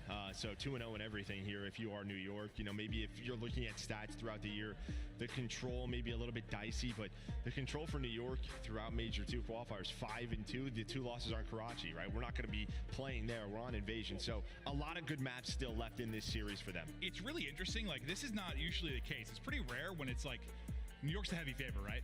Obviously. Usually the underdog, it's like, you know, you're thinking 2-3-5 or something. Like, this is one of those weird underdog scenarios where you're like, they need to win the respawns. And that's just not usually a thing, because usually if you're in New York at a top team, or a top team in general, it's not that often like Search is like your card carry. I mean, I know there's been the improvements, the respawns are better, but still, I think it's weird. Like, we don't usually say that. Yeah, like FaZe has had that in the past. At times. It's just kind of unique. But I mean, for Boston, it's the game mode that's kind of like best is their hard points. They were 5-5. They were 1-4 in the last 5. So ups and downs, but it's kind of been around 50% in pretty much everything. It's just like, when are they going to start to excel in something? See, that's a great point, though, because like, how often have we said over the years, you can be 50-50 in 2 modes if like one of them is your carry. You get, well, okay, if one of the modes you play twice, if a hard point or search usually. If you can get to like a 70%, 75%, win the 50-50, you might win an event, or you might get the top 3. I think you're exactly right, and like, maybe the improvements haven't been there over the course of the qualifier, but like, sometimes you just need a weekend. Yeah, you need a weekend. You just need to get hot. You talk to everybody. Scrims are going great, no matter who you talk to. So they're just trying to carry that into the match. And again, they played New York online. They've played them on Skid Row. That was the What first did you say, match bro? in the series. So just learning from those mistakes and taking advantage of their setups. That's crazy. Slasher's not listening to What? someone do their dishes. That The was guy's just an absolute demon. Locked in on land. But Subliners Breach. We're looking forward to the map 2 here as we take a look at some of the S&D metrics. And it's sort of what I was talking about. Like, a lot of times the underdog is going to be through a search, but you don't think that's She's at work. bring you to excess. If you are Breach, just due to the fact that they are completely outclassed. But at the same time, if they manage to win a search, it gets real crazy. No, it does. I will say Terminal S&D is the one map they have the most reps on, right? I feel like with Boston Breach since day one, we've seen them on this map. This is their pick. Yeah, for New York, though, I mean, they've kind of set the wave, I feel like. The last couple of times we've casted them online, sort of their retake ability. They will completely give up bomb sites. They will give up top SCs, allow you to plant that bomb. Boston has to be ready for that, and kind of how they want to play those situations. No, nothing pisses you off more than when just simple stuff like, you're on offense, you have bomb down, you just have dumb deaths. Like we've seen some today already. But like New York's been good at that usually, like not throwing away numbers, not having those bad deaths, not throwing stuff away. It's just the patience, the comms have been there. It's been really, really fun to watch. But Search can be a finicky bastard sometimes, Joe. Like you can be a great Search team and people catch up very quickly. We'll see if it continues. They haven't slowed down. No, it's a chess game, right? Oh, VOD review is huge now in the CDL. Teams are going to be trying to hard counter, especially Hydra and Kismet, right? They are number 1 and number 2 in Major 2 qualifiers, leading the way. They are the engine of this team, finding those first bloods, being very quick to react, find the openings. We'll see what Boston has prepped. Yeah, and you have some S&D pedigree certainly on this side of Boston. I mean, Slasher known as one of the better search and destroy players we've had, like, all time, and in his moments when he's at peak, it's unbelievable. Well, yeah, the S&D KD leaders, you just mentioned this sort of 1 and 2 over the course of Major 2 qualifiers. That's pretty phenomenal. No, and they're sub players, right? You see that opening duel percentage, 64% for Kismet, right? 53%. If they're both winning opening duels, you have a really good chance to win the round. So yeah, they are leading the way. I mean, it's often you'll have 2 players like from a top team that are in the top 5, top 10. Yeah, not 1-2. Not 1-2. No, that's unbelievable. That makes me think back to, like, I don't know, like that. One of those early opted teams that had first event where Dashy and TJ were like just both had like a 1-6 in search, and we're like, oh, okay. it's not often. No, and it's been great to see sort of Kismet get back to being himself after Major 1 and Stage 1. Kind of leading the way, but let's see. Boston Breach can be on attack first. We'll see what they opt to do. Yeah, I mean, Kiz's stats were weird after the first qualifier major. Like, he was like leading hardpoint time, like lowest engagements on the team at times. I'm like, what? That's not what he wants at all. Things have improved, but Search a little bit different, obviously, and he has been absolutely unbelievable. Well, we'll see what Breach can do early on behind this offense. Kind of a solo hold on the A side. You mentioned how they like to work those retakes. Just going to be Kismet. Wait by it. Yeah, let's say you really just have sort of a crossfire set up. It looks like Sky's number 3, kind of watching below plane. Kismet just watching the cross. It's pretty much all crosses right now for New York. Yeah, like he's not really alone.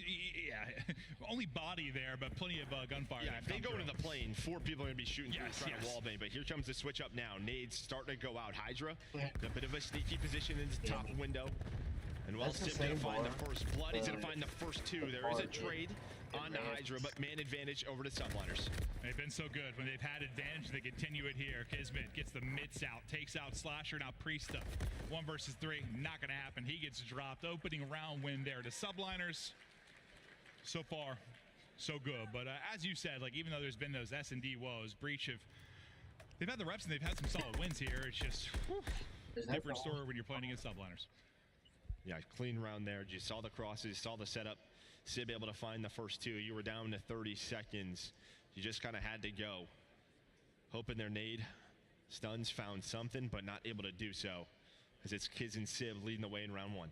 Solid opening defense. Now let's see what they throw out of on offense. Priest the only one really able to get a kill in that round for Breach, and at a time it doesn't end up mattering too much. It's an opening kill quickly. It's Slasher with the first blood. You take Hydra out. I mean, you get one of those engines, as you said, out of it early. Great. You got a great chance to win the round. This is when you got to close out. It's a clean first blood. You take out their superstar. You've got to put them on clamps. Yeah, looks like that stun miss. Slasher is down there, so he repositions. And a couple of times we've seen sort of Boston play on this map. What they've done is left Snoopy and playing by himself. He's not in it. Looks like they've just given it up. They'll allow a plant because they have the man advantage, opting to go for that retake. And there is the info from Snoopy's nade. Yeah, that takes a good 100 HP off of Kiz, so he's got to wait, hoping maybe he can get first shots in if a chow comes through, but just good patience still. Out of breach. The other two players trying to rally across. Nice peek from Slasher. He's been lurking under plane the entire time. He finds another. It's been all Slasher. Snoopy in the mix now. Sib left by himself on an island. Picking him apart is breach. Good answer in round 2. It all starts with Slasher. He gets a pick, what, 5 seconds into the round? And I love that they give up playing there, right? I mean, sometimes you've seen some people just try to gamble, maybe find one, but New York knows even if they get the bomb down, it is going to be tough to hold down a man. So they try to get a little bit aggressive out of the plane, but they get caught. So nice patience out of Slasher, out of Snoopy, able to find those kills and, yeah, equal up the map. See if subliners switch up anything on the defense or kind of a similar crossfire setup. No success from breach the first opportunity. We got the controller on screen now. That is dope. Yeah, I love it. You'll see the inputs from the player. So wherever we're hopping to, you got the scuff controller cam there. It's great. I've seen I haven't seen it too much. Like we were talking like the esports side, but like from people stream POVs, but I've been playing COD, playing Warzone. There's a lot of fans that like that. It's awesome to see. So a new little feature here as we continue in on the action. Because I know a lot of you are watching this because you want to play like the pros, even though most of you won't. I'm very sorry. And here's one of these setups, right? So this is just all an info play. Sib gonna try to maybe find one, but he's just gonna back down now. So this is gonna be a retake scenario here for subliners. Once that bomb goes down, there is some players starting to move on over. Skies is close, but it looks like it's gonna be a double pinch. They're able to find Slasher. Bomb not planted yet. Snoopy's able to equal things out. Now to this 3 versus 3. Snoopy waiting, lurking, ready to pounce. Like a tiger cat in the night. Finds one. Nice tags into Sib, but not quite able to finish it. Sib gets a kill. Skies follows it up. Priest again left by his lone Sib. Can he make the play? 18 seconds to go. Not going to happen. Some opportunities there.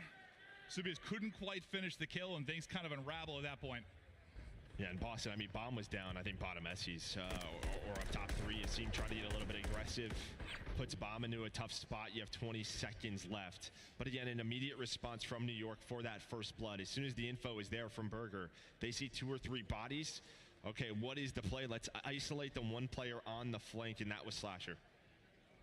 Well, now that you've seen, I guess we can talk about the next time we see breach on offense. Maybe there's any changes they can make, but for now, let's focus on the offense here from subliners. 2-2 split defensively from breach. You've got a 3-man hit up towards this B bomb site. Hydra, who number 2 win overall KD, slow start 0-3, but you still got the round advantage, and that's the advantage of having a strong search team. Yeah, I thought they were going to run through that smoke. It looked like a nade hit, but they decide to back on down, and Asim watching across is going to find a first blood. So it looked like it was just going to be a very quick B hit from New York, but something backs them off. As maybe they were just trying to throw a fake rat back to A, but nobody dies from Boston, and they find the first blood. Make it the second. It has been all defense here on Terminal so far. Yes, but like, I guess it feels like, at least when you're getting ready to execute, if you're breached, that's when you're starting to lose people. Like, you're getting picked up your subliners before the execute's really even started. Yeah. Like, it's been great defense from breach, but we'll see if Skies can't make any kind of plays. The team gets another one. Skies, some lovely shots. Yeah, he is hitting right now. 2 in a row, working on the ace. 20 seconds to go. Attack from down low, 2 half HP, still hunting, still lurking. He's got a one-on-one early. Oh, it looks like Slasher just able to get away. Priest now above the hallway. And Slasher just buying time. I got nervous because you saw the rival in Skies' hands. He was going to just back on down. But now they check the bomb, nobody on it, and well, Slasher able to win it. The first bloods, they're rolling so far for breach. We'll see if they can keep it going. It just feels like breach, like one of these offenses, like they've had their chances. Like the first round, Sid gets 2 and it kind of falls apart. But the next round, you really have a chance to maybe make a play, get an offensive round victory. But as you said, all defense so far. Let's see if they change. Well, what's interesting, it's been no bomb plants, right? It's been either early picks or maybe you get near a bomb if you are Boston, you don't opt to plant it. And the execute just falls apart. Yeah. Yeah. Just becomes a mess over by B, basically. It looks like they want to get back to it, though. Trying to work towards B. Up through book quickly is Slasher. With a nade. With a nade. It's sort of a combo there. So the shots come in, then they're able to connect. But it looks like Hydra's through. Hydra's hallway right now. Does he give the call out to a seam? No. So Hydra's going to be here for the trade, but he gets a teammate killed. So now it's a 2-on-3. You got a chance to strike first offensively. Slasher, S&D, superstar when he is in his bag, and he is continuing now. Up to 6 kills in this one. Priest has got the angle. Kismet's beaming, though. Suddenly, it's all on Slasher because Kiz makes the play, and this is one of those rounds, man. You'd love to ice this. Can Slasher get it done? Can Kiz come through clutch? In the 1 versus 3, he gets eyes on him, damage in, and the Bulldog And she turns around and takes the round, and that is a frustrating one for Breach. Yeah, I mean, he just shows up that season. He maybe gets a call out from a teammate that one's prone, able to catch the first one as we take a look at this replay. Yeah, I think he just gets a calm. There's one already there, so he guns Priest ready for the next gunfight. He's got like 7 HP, and, well, they had the intel on where Slasher was in spawn watching flank, so he just backs on down, repositions, 1v3 for Kiz. I mean, he never stopped shooting. That's what, not as easy as it gets. A great play, but like just right into his crosshair. Just needs a little bit of a snap, and he's able to do it. Kiz, I mean, that might be the play that decides this map too. We'll see. Because you were doing so much work if you were Slashers. Can't come up clutch in the 1v1. Still leading the way with 6. Kiz right behind him. You haven't had much success with your subliners on offense, but this is the first round you've made it with 4 people to this point. And this has been the 2-man setup, sort of Slasher and Snoopy trying to find crossfires, find timings. Just a question of when do a seam and Priesta maybe want to give up B, start to work the pinch. Is that going to happen? Here comes the execute. Slasher with another first blood in the round. While this is going on, look at the middle of the hallway. It looks like Hydra has an idea that there's one here. Does he know there's a second? He does not. So the buddy system paying off as Slasher finds his second in the round. And that's fantastic, because those are where you can't lose somebody after you get that first blood. Slasher, 3 in the round. A little pissed off. Yeah, no, I think that's like a revenge round there. Hard in the paint, takes 3 down on the defuse. He should be up to 9 now. Just having a monster map, but as big as Slasher was obviously in the round, just how often is there not a trade in that situation? Like, the fact that you have a second body there, Hydra gets caught before he can dip away and book. Again, just all defense so far. So both of our teams, kind of what we talked about, reviewed, prepped, how they wanted to go against each other in this map. And Slasher's on pace for 18 or something close to it. See who's going to find the opening, the adjustments throughout this map. Thanos looking to keep it going. If you get a first blood, you close it out this time on offense, but you got to back up. Nade hits, not too much damage, still 130 here if you're a CC. Go to Chow out. The information's there. There's 2, though, so you back down if you're subliners. Kiz looks to pop. He's making plays. The rival is hitting, and that's where it's a shotty up close. Slasher versus Kiz continues. Again, just as soon as there is info on where this team is going, there is an immediate response. But they all line up almost. You had Snoopy almost find 3, able to take down 2. Kiz was still in the cockpit. That got scary. Yeah, it sure did. It's getting wild. And the person who finds it kills Skies. With a wall bang, one bullet. I did not think that's who killed him. I'll say in a moment. That's where I thought it came from. Skies. Maybe bailing him out of a scary moment, but yeah, he had massive numbers there if you were subliners. But it's been Slasher. It has been Kiz. 7 for Kiz. 9 for Slasher. You've got, what, 3 or 4 first bloods if you're Slasher as well. He's done it defensively so many times. Can he do it again? Spreading it out on offense if you are subliners. Up around. There's one Slasher's POV as he's been getting info, he's been hitting shots, and he has been making plays. Yeah, you kind of have info on both sides here, right? Over towards Burger, there's some players. You know, let's say maybe they're going to try to find and isolate Sib on the pinch. As Priesta and Asim start to work this, and there we go. Another first blood as Asim able to get Burger control. Here's the next Chow. He was winning a lot in map 1. Able to back him down.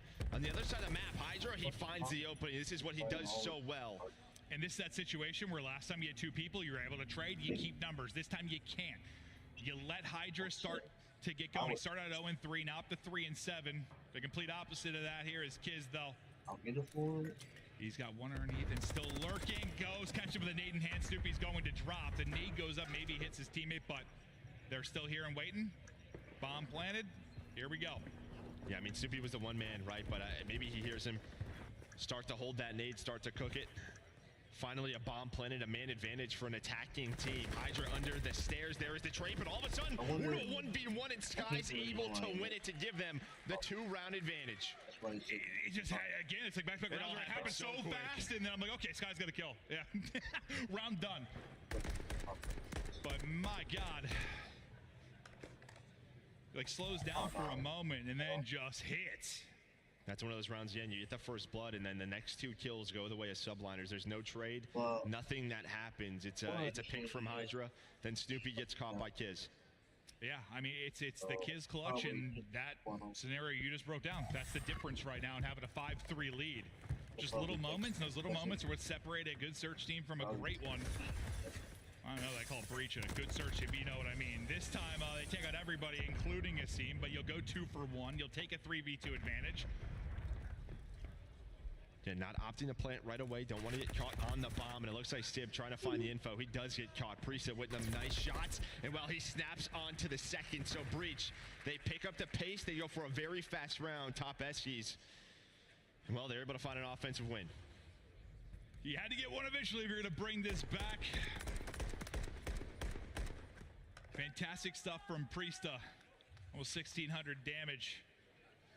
In this one, it's 6 and 5. And you're on match point. You've got to rip off 3 straight if you are breach.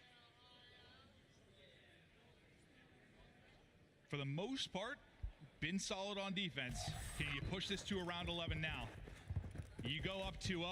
I think you're starting to sweat if you are subliners, as they're still looking for that first map win on land. And I like this. What they're trying to do here is maybe bait them into that same sort of setup that you got from Asim and Priesta, but leave Hydra there. Look at him, number 4. If they get aggressive Burger side, he's going to try to find a kill, and they bait Snoopy on the other side. So just showing some presence there. And well, there is the bait from Skies and Kiz. Yeah, Snoopy's maybe thinking he has a freebie. That is not the case. Now can you rally? Man down if you're breach. Not been able to do it yet. The people pulling it back throughout the course this map too has been subliners. Slasher, Asim, the 2 left up in the 2 versus 3. Slasher on double digits, looking to be the hero. Can they clutch up? You still gotta get this bomb down. Yeah, it could come down to this 1v1 right here. Does he guess the right corner? No. But he stops shooting. He runs out of ammo with the rival. Actually, still had 8 bullets left. Trying to find that player. Slasher does get caught. Is there some help? Not happening. New York tie up the series. Woo! They get that victory. They get that win. It's, I mean, it's not the prettiest at times. Like, you're battling there if you were breaching. It's the best search team maybe in the game, but it starts with, I mean, Kiz is 1v3. That's one. You don't let that happen, who the hell knows how this goes. But that play kind of throws this thing the other way. No, it was a fun search, and just the way both teams were kind of attacking it early, right? It's 3-3, all defense, and the adjustments, some clutches start to come on through. Even in that last round, just sort of the trap set there by New York on one side of the map, and well, it catches Snoopy, and then, I mean, Hydra's in that corner for 30-40 seconds, pops out, Priest is on the B-bomb, so just great search and destroy from New York. No, phenomenal job. I mean, on the other side of it, you have a hell of a map there. If your slashers can't get the win, you got to think even you get back to the last land, like Slasher has some insane stats. They didn't play a whole lot of Call of Duty, but some wild stats, and he's trying to continue that here. But the good thing now is, like, you knew the search was going to be tough. You knew they were going to be real tough here against subliners. You were at least able to get that map on win, so you're sitting at 1-1.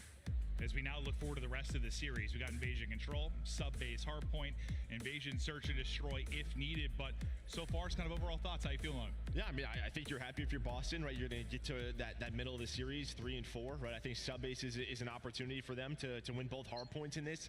It does get scary, though, if you go map 5. You're going 5 or something. Yeah, right? You don't have many wins there if you are Boston Breach. Now, again, a lot of prep, a lot of changes go into it, but New York in their Search and Destroy, yeah, it's scary. Yeah, no, it certainly is. But those of you at home and in the venue, thank you for watching. We're having a blast. We're continuing on here for Thursday.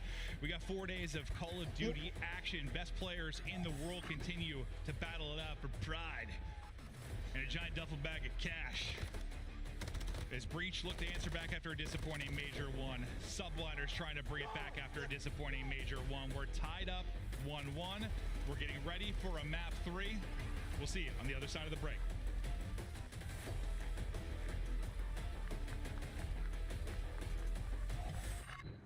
Upgrade your game with a Scuff. Save $30 on the official CDL collection at scuff.co/CDL. Get better with a Scuff, the first performance gaming controller. Visit scuff.co/CDL to change your game. The Call of Duty League is brought to you by Monster Energy, the official energy drink of the CDL. Ballin' can't beat me up 'cause I'm back in my zone now. 'Cause I'm back in my zone now.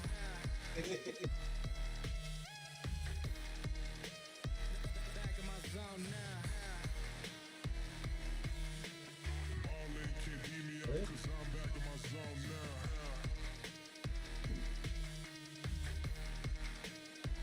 Back in my zone now.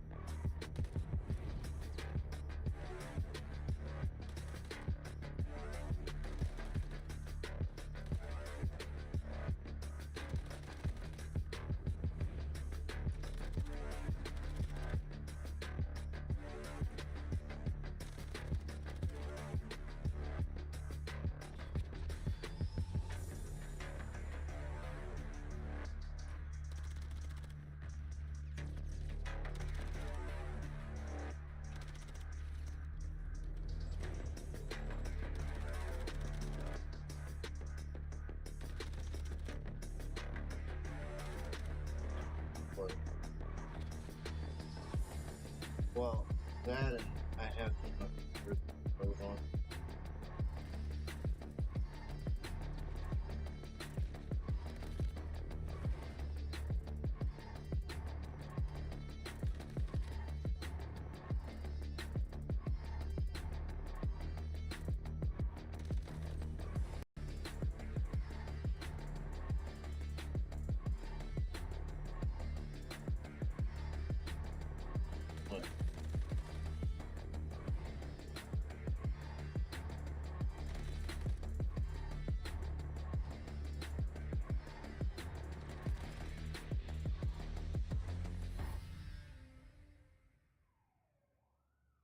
Put it.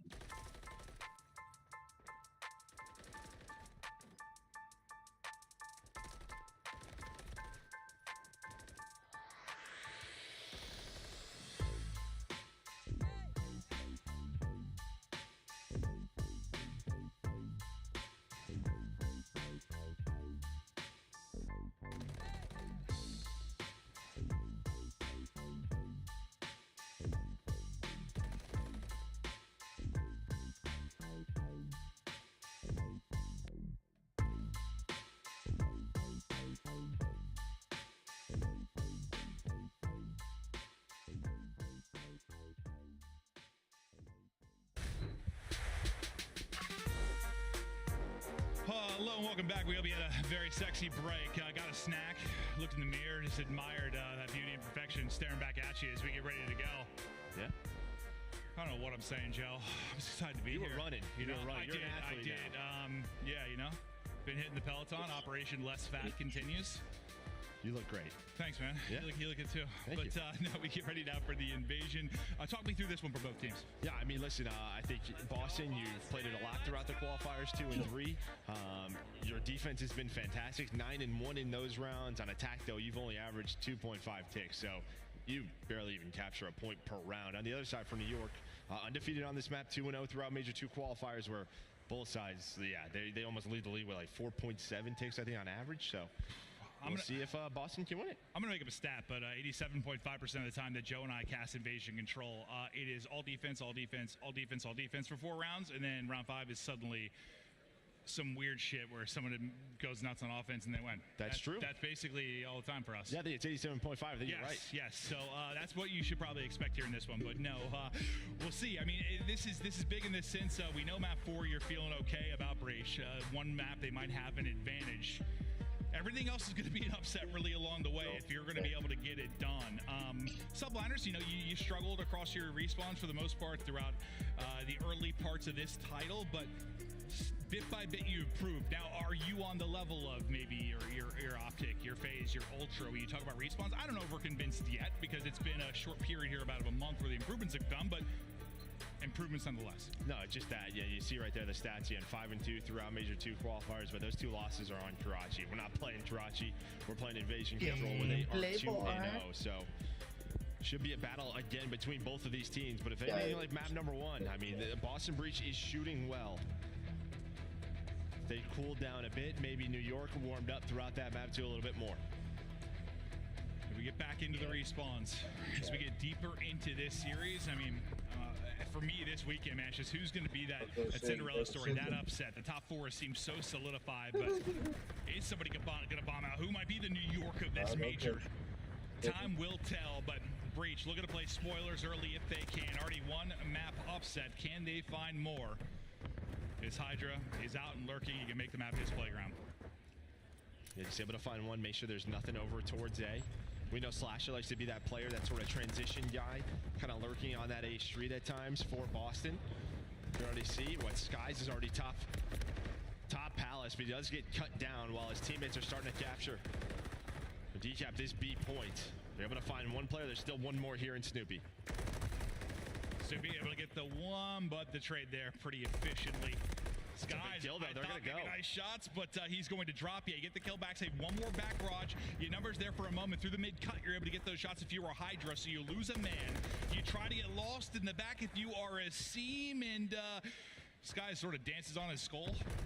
Yeah, no, I thought they were going to try to get to that point, but I didn't realize Hydra was already mid-tank cutting that off. Thought they were going to get through before that. Yeah, Priest got through, Yeah, one gets through. Maybe I thought trying to get on that point, but does not happen. So far, so good. And just the attack for Boston Breach has been struggling on this map, and you can see why. She's not able to get even that B point done. Have Kismet in good position. Hydra, Skies putting shots in. Hydra hasn't died. He is 4-0. Yeah, I mean, your attack's looking more like a defense right now.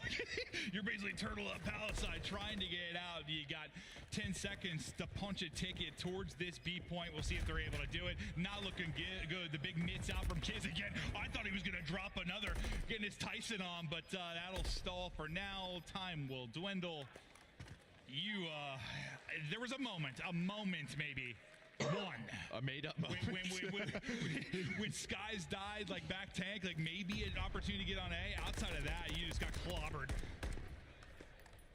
And then you have 2 5 streaks you're carrying into this. So how bad do you want to try to play for these, right? We saw this in map 1. What, 3 cruises out of Boston Breach? A chance here for subliners to get 2. Was it? It was like 5, wasn't it? No, I think it was just 3. Oh, I said 42, which I made up. Yeah, I thought it was more. It was close to that. I thought it was more than 3, honestly. Like they were hitting, but yeah. So you can get a little revenge on the streak side. As you said, 2 5 streaks. Skies, Hydra. Can they get another? Hydra yet to die. The French sensation. Looking to keep it going. There it is. 6 through. Can he get Skies number 6 as well? He does. So that just works. a 1-2 punch. That works. Nice little bait and switch. I don't know if it's on purpose. Might not be, but it works out as you said. And that is going to be a clean 4 dead. So already some progress towards B. And they are working up inside of Rugs. Hydra just peeking the wrong corner. Asim finally takes him down. But a great opening here for the subliners. Yeah, and now with those 2 streaks, you know, if you efficiently get B, you maybe have a moment to throw one into the fray here, get A. You take an offense, you're up 2-0, you're likely closing out an invasion. If you can do that, your win rate, your chances go up so much if you can take that 2-0 edge. I mean, Slasher's yet to get a kill throughout this map. That's how one-sided. Now he is 0-5. He was double digits. You have a 10 spree for Skies. He's finally taken down. Hydra's still finding kills. And you only had 1 player on B, so that just goes up so slowly. You still have 2 minutes. You're down to 20 lives if you are Breach. You need map control. And you have to get them in a trap, but you're already on A. One body on there just for a moment. First tick not going to come through. One streak coming in right as you lose 2 players. You answer back with 2, which like kind of keeps a little map position for you. The fact that you don't have to work through maybe B Street all over again. It's not going to lead to progress on A, but it keeps you in this round. You still have 2 minutes. Yeah, I mean, that's just it, right? I mean, you were trying to combine it with that player alive on A. It doesn't happen, but at least you find 2 kills. Slasher's finally on the board. So he finds his first, but they just get sniffed out. And now Hydra on the 8 point. This is so one-sided. That is all 4 dead for Boston Breach. And that's only possible because you got 2 with the streak and still held some mid-map position. You now got 3 pushed up. You are so deep by Garage, trying to win some crazy fights if you're Breach. You get 1 off if you're Snoopy. Halfway to the second bit of progress. You clear it outside of Sib, who's still fighting. Finally, the wallbang comes in. He will drop. So you survive for a moment. But I mean, the fact that, I mean, your advantage just thinking about a round 5 is insane if you're going to get defense. Well, if they're going to survive this round, with how much time they've had to work with, still 90 seconds. You have 10 lives remaining. If you are Breach, they had players on A, that pauses the clock. So this has been great for New York to set up for the win. Yeah, and that's not that often. Lives is the scenario on Invasion, but it might end up being the case. 12 versus 9. Some clutch kills there from Breach to sort of stay in that battle of attrition if it's going to come down to live. 60 seconds now to go. Asim, quick peek, easy gunfight win. The read there for Sib. We'll see you later. Good night, sir. Hydra holds the cross though, finally able to slow down Asim. Now the second streak going to come in. You'll have used both. If you can get a kill, the lives continue to dwindle. It's not able to hit. A team kill comes in at the same time. Things start to unravel here for subliners. You've thrown everything into this. Still, this feels like the longest round ever as there's still 35 to go. Yeah, I mean, the only thing for New York is at least the crews get you map control, right? So you're past that 50-yard line. Sky's just trying to find the wall bait on Aprisa, just back and forth, going for that challenge. There it is. Sky's now on the point, pausing the clock. There's the trades. No more respawns remaining, and there we go, all 4 dead. So it's going to come down to Priesta and Asim. They go all in, does New York, and well, I think it's going to pay off. You just had so much time, so many streaks. You bleed them dry, you get it done through the kills. And that's, I mean, that's where, like, listen, maybe the streaks didn't lead to a round win like through the objective, but when it comes down, it's like a 7v2, and you got that double from Hydra. I mean, it ends up being pretty big just in the overall life count. And the fact that, I mean, you know how different that number looks if you're battling out from Palace all over again. You have to win step 1. The fact that they were able to stay mid-map, give themselves easier gunfights from power positions, they're able to keep that edge. Yeah, I mean, that was the key of the second one as well. It's really just, all right, don't peek us, let us get out of Palace. So they're able to do that. Gives them mid-map control, doesn't turn into a kill. Turns into a team kill from an aid, but still allows them to work up the map. And now up 2-0. Yeah, sometimes not a kill, it's just taking everyone's guns out of the equation. Also effective in a first-person shooter. But just one more round is needed. The offensive woes from Breach, there's going to be a thesis written on it. They have not found any success offensively at all throughout the course of this year or this series. They got to muster up something now because they're going to need a lot of it. Yeah, I see him trying to work something over towards this 8 point. Hydra is 16-3. He's only died 3 times throughout this map. He's on another 5 spree. Boston finally going to be able to get to the B point. For a moment was Priesta, but he's playing for some map control, but he's going to get hunted down by Kiz. Here comes the gunfight through the staircase. Not easy. Nope. Priesta able to win it, and that's a big one. So allows his teammates to get past that tank and onto the point. Yeah, this gunfight's not a great time. Sib some tags, able to recenter. Nice job there from Sib to win that one as it got away from him for a moment. It looks like you've got Hydra. He's just literally hunting them down in Palace. He's running laps in their spawn. Yeah, I mean, they're still trying to find him. 2 players still trying to find him. Now he's going to show. Not able to find a kill. I think runs out of ammo. Still trying to find it, but this has been a dominant control. Can they win this one? Maybe without giving up B, it's going to be difficult. Maybe they just give this up and play safe towards A. Yeah, it's just the difference in how long the rounds feel versus when, you know, you've got an objective presence so many times throughout the course of the game, like Subliners did last one. Like, and when you've had none, it just feels so different. But maybe you get the extension you do. You got a minute 20 to go. Lives, you're still okay. Popping up as a seam. Can he be the playmaker for him? He was in that map 1. Priesta gets hit by a stun, so he's going to have to slow down for now. You've got 3 people working it to Seam will drop 2 as a lone guy by A, and you got to kind of start over here for a moment, but you still have 2 people fighting. Yeah, Seam goes for the gunfight on a Kiz. Kiz was A Street. He challenges one-on-one, but you still have some presence here. Snoopy and a Seam. Priesta, all 5 kills, so maybe here is the opening. But it looks like New York trying to hunt down Priesta, and that does happen. So now it's all about this cross. It's going to be Slasher deep from A Street. Trying to help out Priesta or Snoopy on the point. He's able to find 1. Is there a trade inbound? No, it's Hydra. He's able to take down 2, snaps onto a 3rd. Yeah, it seemed like he gets 2, then 3 throughout the course of that. He's on a 4 spree. I thought he was making the plays, but it's Hydra that answers, and, well, 2 kills sometimes more valuable than 3 when you're on defense. Enough of a presence on the objective to actually get this down to the kill advantage, and they're not really all that close to it, but it's desperation time now. You got a world star. You got to win some wild fights if you are Boston Breach and try to get near this. Asim again with the double, making the play, going big. The map 1 hero looking to go huge, but Snoopy can't quite get across. 3 people collapsing now. Lone on it is Skies. Just trying to get through. Skies just finessing from behind. It's unbelievable. There's just a vending machine. That acts as a riot shield there for Skies, and that's map 3. How in the world does he find that kill? I mean, the stuns and the nades come through to help him out. And he's just like bunny hopping and shooting over the top. Just buys enough time for his teammates to get into a spot to help him out. Get a crossfire in. You just see Skies go down, but Kismet was there. Hydra now there. Gets a little bit scary, a little dicey in that round, but the rest of it was all New York, as we don't see 3-0s often on invasion control, but they do it here.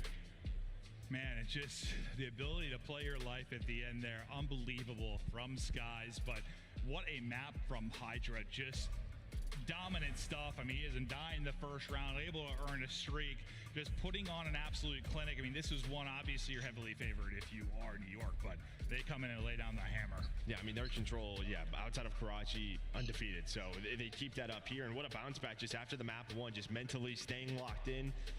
It was a very long search and destroy, just back and forth battle, but now it feels like the momentum back on their side. Yeah, I mean, Slasher literally had more kills in the search than the control, which is not a very common statistic. No, it is not. 10 in the search, 8 in the control. I mean, that's sort of like the beautiful thing about our esport at times, though. I mean, I know some downsides to it too, but the fact that we have like such varying modes, and like you'll be hot in a map 1, you slow down a little bit in map 2, you're back to a respawn and got to get it going again. And even though he was winning some crazy fights in the map 2, it didn't lead to a lot of success here for him. No, I mean, just early in this round 1, where you saw Boston try to set up these A plays.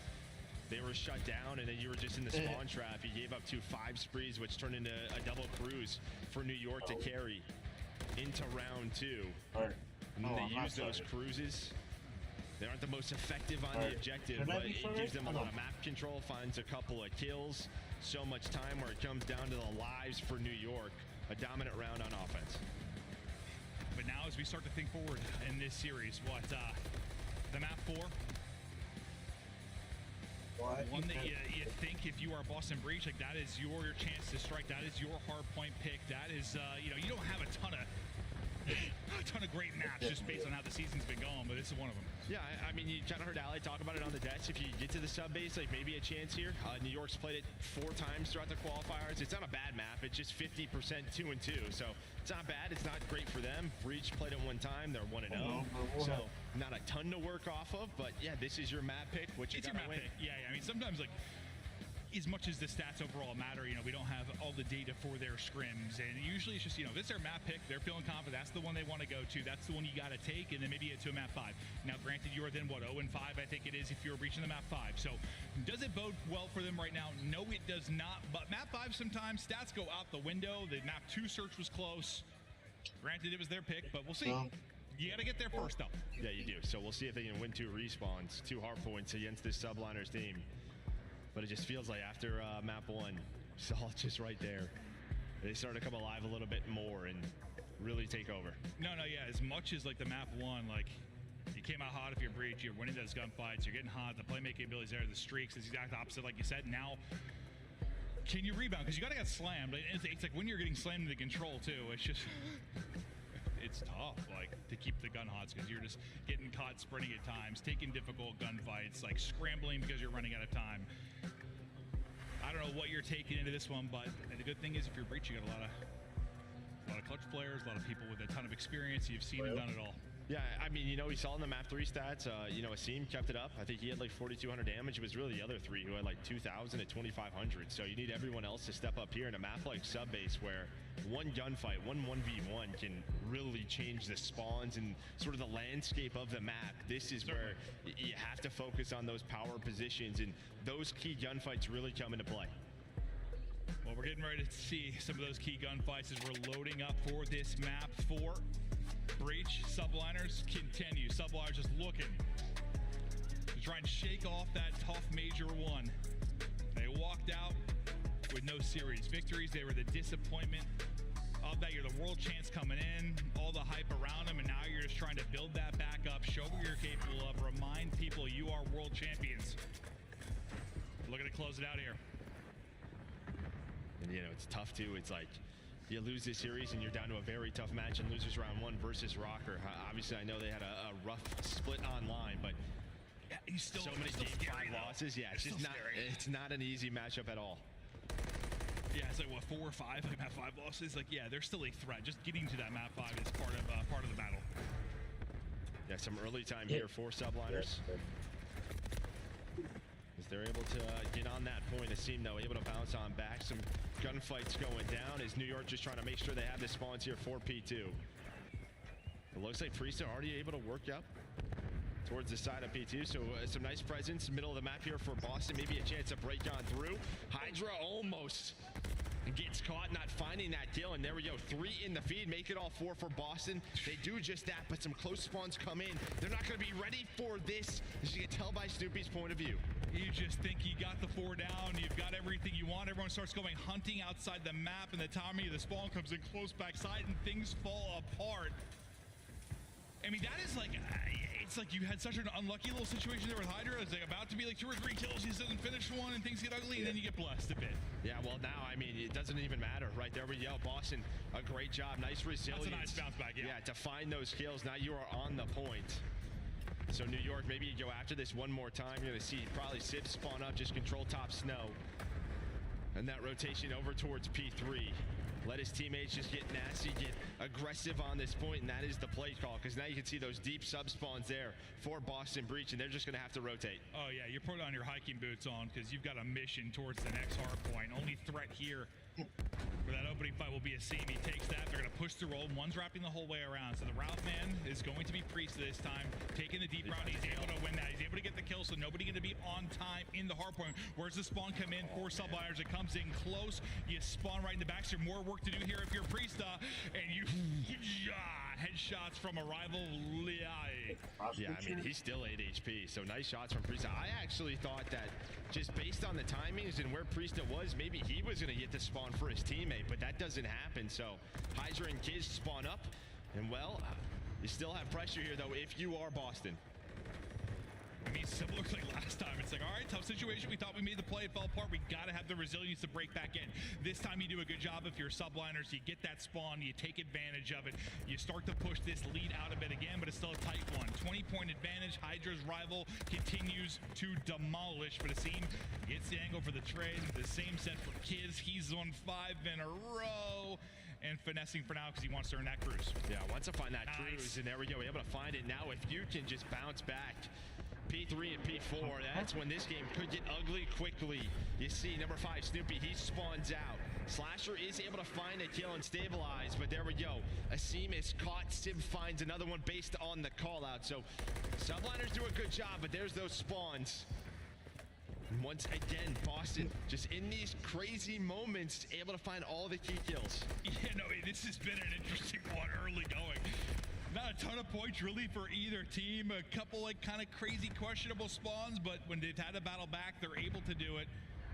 These guys are fighting. Maybe battling for a lead change here. Still 20 seconds left up, and Priest and Snoopy able to hit shots through on the crossfire. Once again, kind of the lead man that's looking to maybe take the off route, find an angle, win his one-on-one is Priesta. He's been the one early on rotation time and time again, and he continues to win fights. Yeah, putting shots in on Kiz as well, but allowing his teammates to work up that P2 window, get some angles onto this P5. You won't have anyone early on the hill, and that's just, yeah, due to Priesta. They wanted New York, someone to get across towards P2. It looks like his will be there, but immediately shut down. No, we'll see. We'll keep an eye on Priest. He's continued to be that guy that's maybe making the play. It hasn't always worked out, but he's had ample opportunity.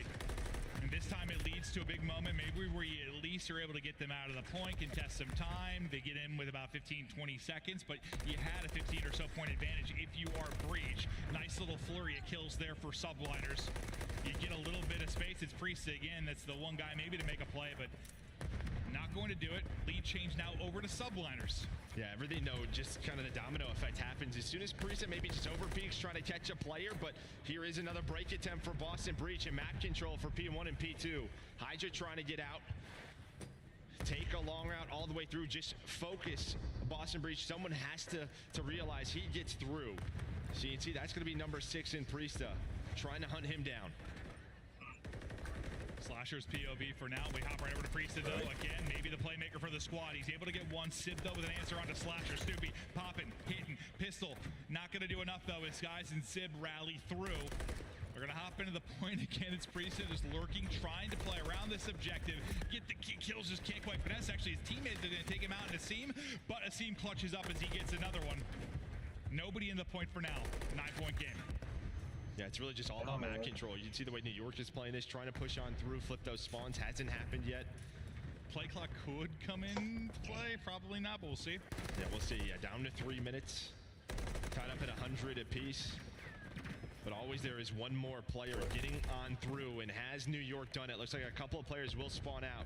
It's been these key one-on-ones between Priesta and Hydra, and Hydra actually spawns up. Priesta able to find the kill, and then Priesta spawns, or sorry, Hydra spawns right there in New York. They get the spawns for P2. The Priesta's going through it at times. Yeah. It's just, I think multiple times he's thought he's like made the play to do enough to make it, but that time everyone else spawned out. Yeah, everyone else spawned out, and he's just kind of on an island, but he's been fighting.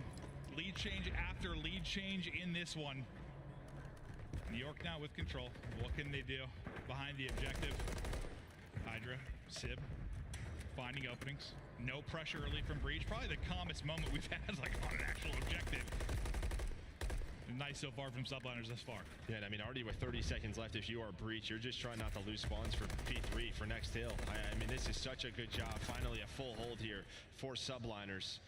They're able to do, I think, last P3, but with those 3 kills from Slasher and Snoopy, it's kind of at the most opportune time for them because you'll get some of this scrap time and control rotation to next. Yeah, I didn't even know they were going to get in it. For a while, they kind of stood there just trying to hold Gunny up, get the kills, worry about next a little bit more, but they'll hop in and get 5 or so seconds. You lose those 2 players, though, and that's where do things unravel. Maybe you didn't need to get the scrap time. Maybe you just worry on the rotation a wee bit more. You're going to have a pinch that's going to develop, though, because this spawn comes in behind for Snoopy. You start to collapse on this. Can the front line stay up? Yeah, Jin Slasher and Asim play their position. They're on the hill trying to finesse, but there is the trade. Now, close spawns may come in for New York, but they've done a good enough job. You needed a response there from Breach. But it's the subliners who are able to find that chance. They get to 2 kills on the players at old, and they just fly on through. There is the flip. I don't even know if it is good enough, just based on like how this game has been. Like every point for Breach has been so hard earned. If you get this time and you go off what, like 60 to 80. Or is Breach got anything clean for free? Like it's been gritty. Now, granted, they can turn it on its head. There were spectacular moments in map 1, but it seems like it's starting to inch away from them. Yeah, right here they need a response. You don't have a cruise missile to deal with, which will probably help you out. That was the problem last time through at P4. True. Skies, though, he's going to find the first blood. So New York know this. They're going to try to take map control away. But Snoopy, through the middle of the map, is able to slow it down. Kids trying to find a long route through the water. Hey, you still have work to do, but those kills from Snoopy, a big part of why you're still in the objective. Kismet, though, battling the water. Oh, look at him go. He's got the moves. The Steven Priest, though, finding kills, trying to get the tags in. Kismet's going to drop. It's tough to hit the shots through the water. Can't quite get the win. Now you're down, what, 40 or so? You're back into the point. This is the answer you need. So if you had to respond, so far so good. And it was mixy for a moment there. For the most part, though, you've collected all this time. You get this, you're right back within striking distance. You had to step up, and they do it. Yeah, great response there from Boston Breach. Looks like a seam could be a key playmaker here on this rotation. Sib, though, finding some spawn kills, trying to make this a much cleaner setup than last time through from P5. It was Priesta who kind of found the opening and the route, but this time, this is exactly what New York want. Look where Boston is on the map. Just both left and right of P5, completely controlled by subliners. I mean, how often we see that this year? It's been crazy. It's been back and forth, and suddenly people start to put clamps on the hard point. But subliners who are looking to close this out with a map victory, they're 50 points away. We're hopping to a listen in with subliners.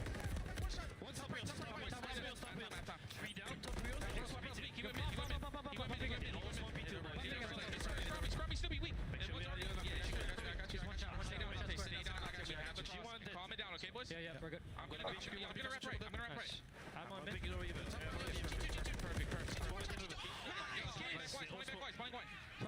Yeah, we're splitting. I have the comms rep. Okay? Not P2, not P2. I have all comms rep. Nothing. Comms off, stay one shot. There's 2 comms on me. Bunker P2, L2. I don't see Bunker. I don't know where he went. Maybe bunker comms. I think he's I'm spawning comms. There's Stand off. Middle.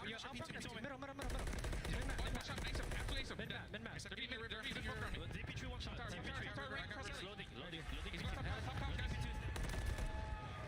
The comms are clean. The boys are vibing, and they're 2 points away from victory. The final kill's in. It's subliners. They will finally get a major win on the board. They get it done, and the listening was clean. So it was. And I mean, Skies is right. He's like, we're splitting here. He's like, let's calm it down. Let's make sure this is a clean setup for P1. They had everything that they wanted to control, but you just get a much better hard point than we saw from map 1 from pretty much everyone. Yeah, Kiz again up to 5,000 damage, and I just think he can be a key. Obviously a rough map 1 for him, but he really steps it up going forward. Yeah, I mean, it's a tight series at times, and it's not. Like, the map 3 is not close. This ends up, second half of the game pretty dominant, but, like, I just feel like I'm just looking at the 1v3 for Kiz. Yeah. Yeah, the map 2 was probably one Boston's going to go back and wish they had a couple of those rounds. You win that, and I mean, map 3 probably look different. I don't think it has impact on that, but at least maybe you're getting to a map 5, and then who knows. But that 1v3 may haunt him. Kismet makes the big play. Subliners get the victory here. Already more success than we saw at the last major. And now for Boston Breach, at least, with the subtle improvements, you started in a winner's bracket. You get to drop down and continue on to keep fighting. You didn't have that chance last time. You get another match. Again, just more games to go back and watch. Just try to find those simple mistakes, but it just feels like, I don't know, maps 3 and 4 sometimes just simply comes down to shooting. Yeah, it just 4 was like, it was so close. It was like literally 10 lead changes. It felt like it was constant, and then once New York pulled away, they just didn't look back. And the listening was a great time. You heard fantastic comms. Everybody's stepping up. I mean, Hydra's moments on the map 3 just absolutely erupted. Kisman's 1v3. Sky's the double at the end as he's kind of holding the comms push. I mean, everyone had their moments, and this team is looking like, I mean, you had them in your final, right? When you fill out your bracket? I have them winning. Okay. Yeah. No, you're a believer. I am a believer in the subliner. Just, I think the Respawn's going to keep improving. If they stay number 1 S&D team, that helps a lot when you're going on deep tourney runs. Yeah, no, I think that's maybe like the big question is like, can that search and destroy stay as good as it is? It's hard to stay ahead in that mode. It's hard to stay ahead, period. But they're ripping and roaring. The wake-up call for Major 1, it hit. Subliners are alive, and on stage, we've got Kismet. Thank you so much, Merc and Maven. Miami, show some love to the New York Subliners. Give them a howl as they come out on top with this victory in the upper bracket.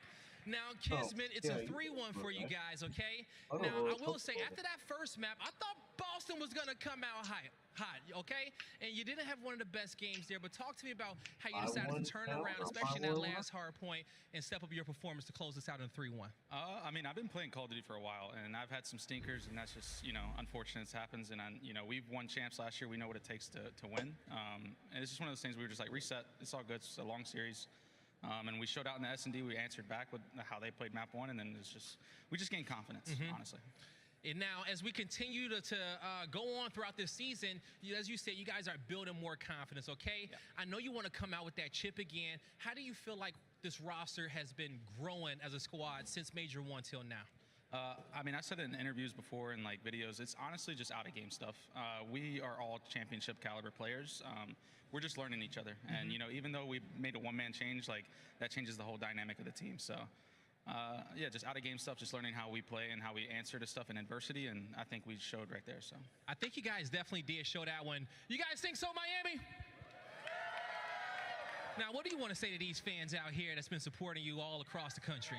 I mean, I love you guys. I hear the dog barking. I love it. So I appreciate you guys. You guys are awesome. All right, Joe. Make some noise one more time for the New York Subliners. Chris, let's break it down. Bulldogs are in the building here. Miami crowd starting to make some noise. By the way, Miami crowd, chat says you guys are dead. How we feeling after that series? Dead. They're live.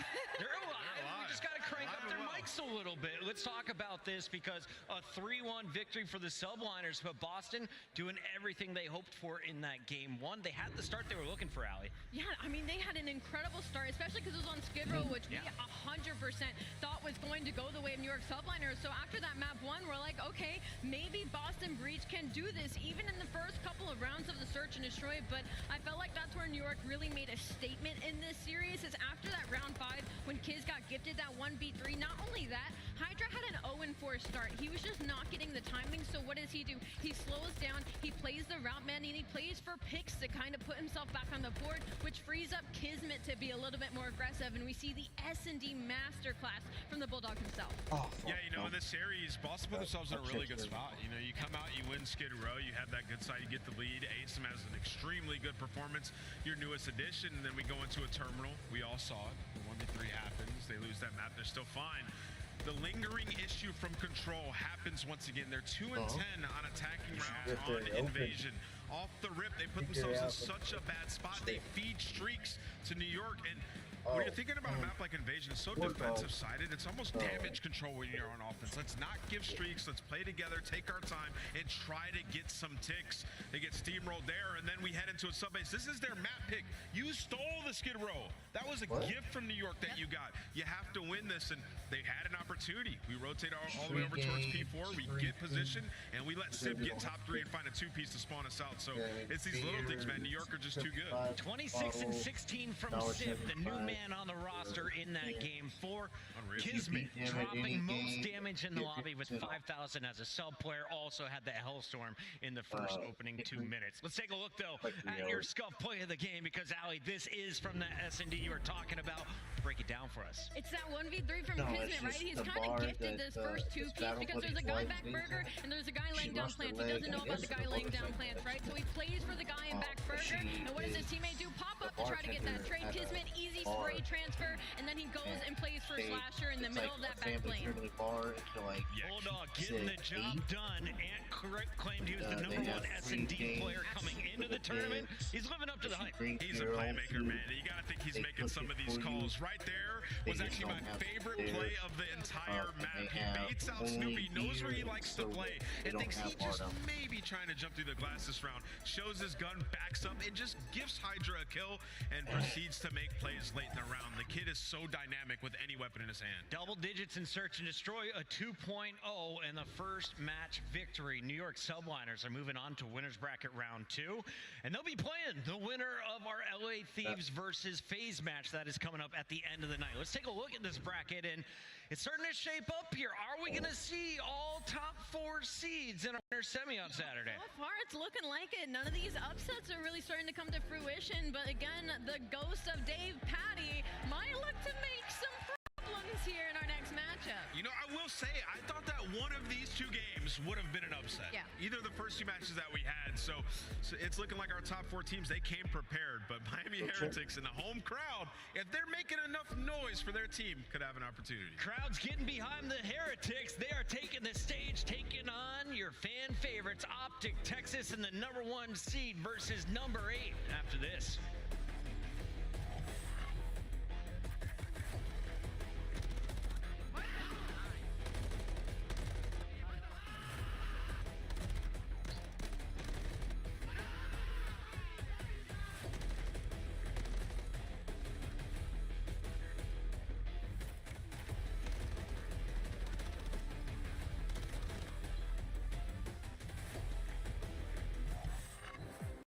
Upgrade your game with a Scuff. Save $30 on the official CDL collection at scuff.co/CDL. Get better with a Scuff, the first performance gaming controller. Visit scuff.co/CDL to change your game. Start the season strong with the Call of Duty League Pack. Grab yourself the CDL Operator, Weapon Blueprint, and so much more. Check out the Call of Duty store in-game now.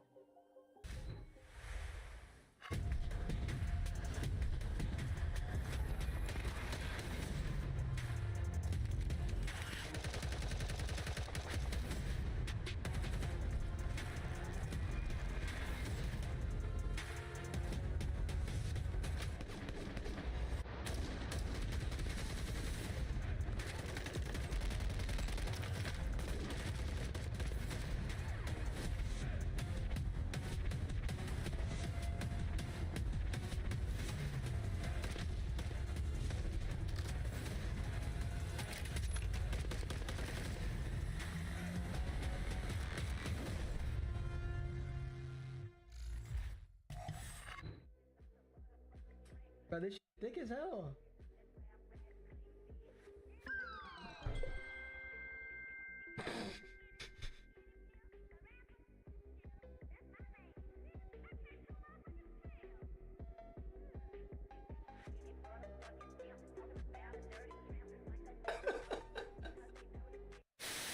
Unless Priesta can come up with something magical, something historical. Few players falling. Priesta ends up getting traded out, but Standy's still here. No respawns right now for Rocker, but hey, we've got to put ourselves on pause. 1.5 seconds on the clock. Atlanta FaZe, they've got to push their way in. They've got to dig their way through. Nades, tacticals, utility tossed out. But take a look at this. Take a look at right now from Minnesota, and they do not push on to the point. One clean break, one set of kills there. Afro sneaks in and steals the victory. Oh my God! You gotta be kidding me. Look at that line of sight! Kenny has absolutely no idea. Look how long that is. Look at the size of that thing. Oh, Kenny's got to get off the bomb now. He's petrified. Wait, is he going to stick it? Time's ticking. Kenny's holding the line. If he gets the kill, that's one thing, but oh my, insight pulling out.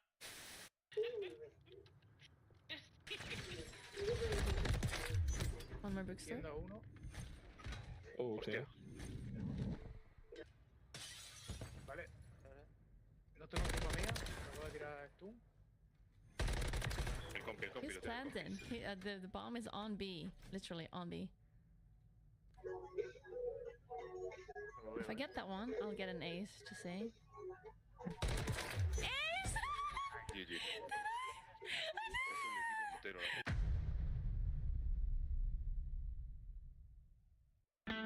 Jim, that girl got excited.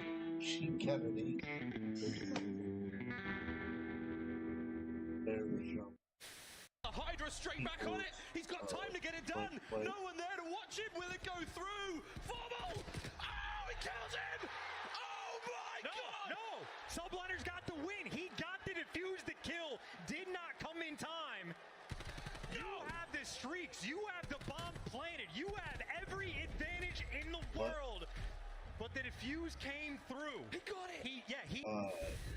No. It's the Call of Duty League coming at you live from Florida. Major 2, hosted by the Miami Heretics, presented by Gamergy, and we are halfway done with day 1. We still have the other half of this winner's bracket to fill out, though, and we have a big matchup coming up because it's your number 1 seeded Optic Texas taking on the hometown crowd in Miami Heretics. Allie, Nameless, let's get into this one. Allie, let's start here with just the matchup because it feels like David versus Goliath, right? A little bit, but technically across the season, they're 1-1. You know, Miami has a win and Optic Texas does, and we know what happens on land when Optic Texas has to go up against the Florida team. That's right, and Nameless, the record hasn't been nice to Optic for some reason playing against Florida. Is there a little bit of a curse in this matchup? What's been going on historically here in the CDL? Listen, there used to be something, but they have dispelled that. They went up against them at the last tournament and absolutely destroyed them. Shotzi Dashy, they had a masterclass in that series, so I think they're looking to do the same here. Let's take a look at our team, starting with the hometown squad. It is Miami Heretics, the Spaniards coming over and trying to show their strength. They did it leading into Major 1,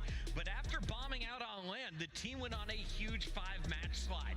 They were able to pick up the last 2 dubs coming into this match. They got the 8th seed, and they've got nothing to lose here. Listen, you know, these guys, they did so good in the online portion of stage 1 that they have a lot of points, right? They're sitting good in a top 8 position. They started off really struggling throughout this stage. They find themselves 2 wins at the end, going 6-1 map count. And if they were to today beat Optic, everything is forgiven. They're in a great spot. So for the Heretics, they've been good at hardpoint throughout this stage. They've choked a lot of search and destroys, but we know they have the ability to be good there. It's the control that has really been the major pain point for these guys throughout this stage. Let's take a look at our Monster Energy pregame for the Miami Heretics. How do they get it done today, Alley Cat? They started 05 and they finished 2-0. Again, those 2 wins are against teams like the Carolina Royal Ravens and a Minnesota Rocker. So yeah, they clutched up in the end to put themselves into this position, but they're 5 and 15 in maps to start, 6 and 1 to end. Again, take those those wins with a grain of salt, and they're kind of weak in search and destroy overall, specifically in their attack. You know, bottom 3 when it comes to the CDO. Listen, for Miami right now, I think they just need to be in their own confidence as a team right now and play at their own pace. I feel like during this qualifier, once they started to fall short and not transfer scrims to online matches, we started to feel their pace slow down when that's what's been winning them some of these matches in the beginning of the season. Here's a look at the lineup. You've got Lucky down there. He has been playing forever. Metals has been in the scene in a minute. And of course, Beagle, the only player returning from Florida's roster last year. But it's the new guy closest to the camera, Eric Boom, that may have the most, I guess, pressure on his shoulders right now. You're playing not only against Optic, you're playing against these fans too, potentially. 100%. And you know, Eric Boom, it was a slow burn, right, to be sold on him. And he really started performing the HPs, making those big plays. In a couple of series, he was the guy getting them out of tough situations. But as a unit, this team has come so far. But they have to go up against a powerhouse. Our number 1 seed coming into this tournament that has seemingly fixed all their issues in search and destroy, the one thing that was holding them back from making it to a final last stage. Allie, they are perfect 7-0, but these were not clean wins. You needed a round 11 against Boston. You needed a round 11 against the Subliners. You needed a reverse sweep Minnesota. It's been a lot of clutch plays off of the back of Optic Texas. I will agree with you there, but I think that's almost what makes them so scary. It's because, again, there is room for improvement, but they are our number 1 seed. Like, that is scary to think about because you can pinpoint where they need improvement in. Again, they're first overall. Everybody's over a 1.0. They have a 7-0 series count, maps 21 and 10, and it's mostly been off of Shanti and his consistency of making the right play in a lot of these series. And if you give his teammates like Dashy, like Pred and Kenny, some of the most talented players in the game in Itch, they're going to take a mile, and that's what he does for his team. Now, Nameless, we got some fantastic stats coming up here in our Monster Energy pregame, but the question I have for you is, does Optic have an expectation to meet this weekend? Do they have to go to the grand finals? Do they have to win Major 2 for it to be a win? I mean, they went undefeated online, right? And they've been battle tested. You just saw it on the graphic. They've hit 31 maps, the most of anybody. They have the expectation to come in here and win this tournament. You can see controls looking deadly in our Monster Energy pregame. Hardpoint as well, sitting at 8 and 5, but some big improvements. And that search and destroy has been getting them through series. This is the making of a roster that can make a run and finally get that championship. I think they can do it. Allie, there's some superstars on stage right there. Who do you have eyes on? You say superstars, I say Super Soaker 3000. That's going to be Dashy, your king of the hill, with over 3,000 seconds in hill time throughout the entire season, leading literally everybody else. 3,000 seconds. I don't even think I have that in ranked yet. Dashy doing work for us on stage. Nameless, we got to get into our scuff pick'ems here as we kick this one off. Before that, though, we got to look at the maps, and I know you've been crunching the numbers. Who has the statistical edge in your eyes? I mean, it's Optic. They don't have a map loss on all 5 of these maps throughout the stage, so they're feeling good. That would include the Game 5 Invasion, though, that they have not played for Search and Destroy. So if we do somehow make it there, things can get a little dicey.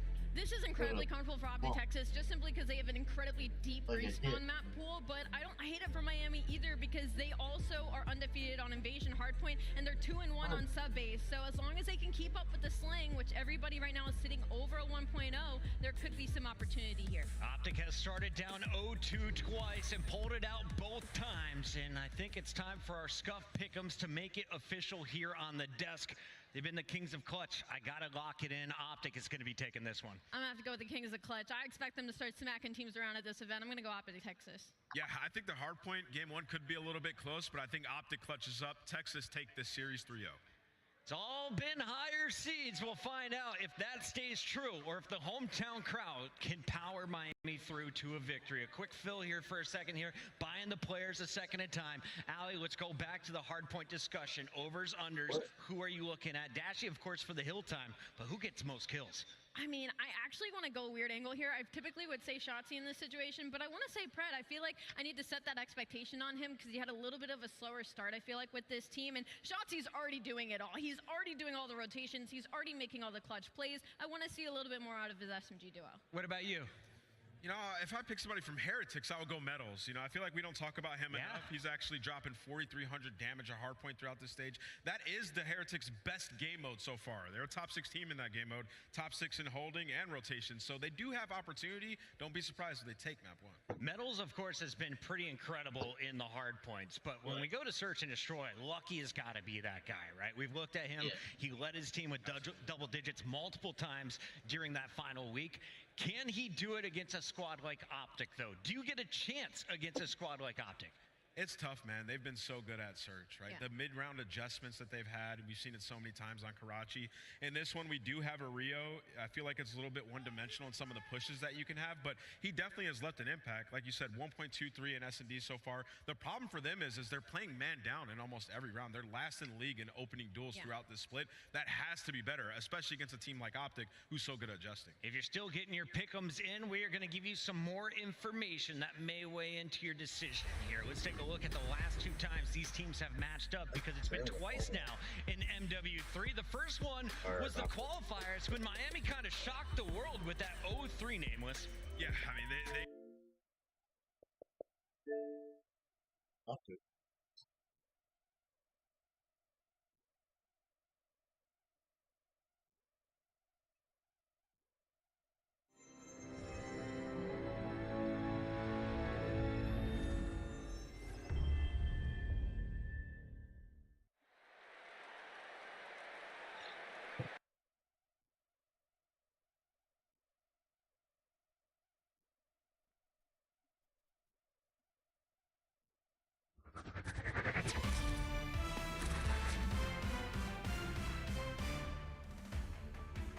What's up, Show Nation? This is Chris Singleton, and welcome to the show.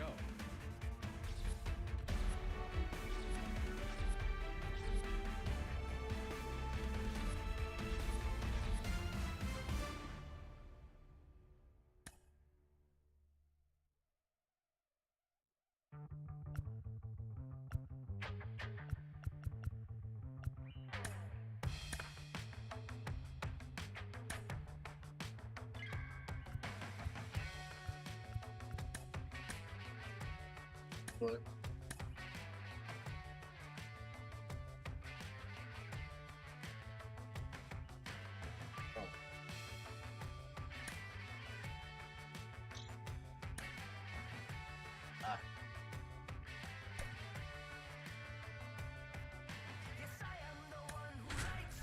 Voice in your head, you jump out of bed. The one you can't buy no matter how hard you try. Watch out, you might trip, whoops, right off the edge. Yes, I am the fiend, the one with no sleep that creeps in your sheets and crawls up your sleeves.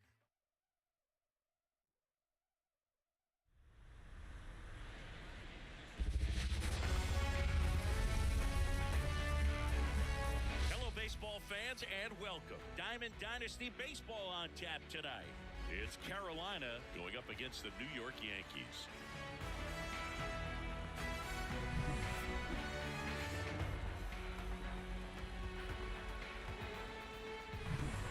First pitch coming your way next. Okay, all set to go. And now the shortstop, Derek Jeter. Derek Jeter. Here comes a pitch. The shortstop takes the ball.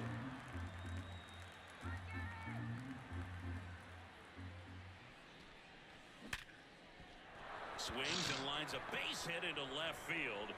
Man aboard on the leadoff single. Seems like he got exactly what he was looking for right there. Just a cookie down the middle. I mean, those are the ones you dream about. The ones in the cage, you're just hoping you get in the ball game. Right down the middle, not a whole lot of velocity, right on top of it. Ha-Sung Kim stands in now, looks at that one inside. In the air, right field. Grabs gets it on the run. And there's one away. Here's Byron Buxton. The center fielder, number 25, Byron Buxton. Late on that fastball. Good pitch right there. Anytime you can get one by a bat of this caliber, especially with runners on, it's got to give you some confidence out there on the mound that you can win this battle. Kicks and fires. And a count 1-2. With 2 strikes, Macy moving over there at first base, trying to double play right here. Pitch. Swings and misses, struck him out. Some high cheese for. And now the catcher comes up to him. Jorge Posada. Here's a strike at the knees. With the go-ahead run at first, and we're just getting started here in the top of the first. Over to first, and he's saved.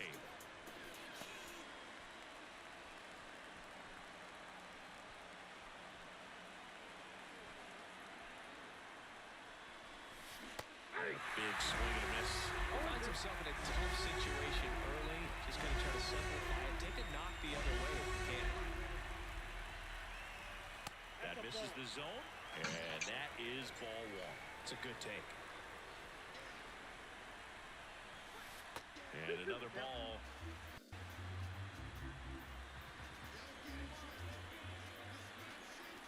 Two outs. In the air, left field. Verdugo puts it away, and that is that.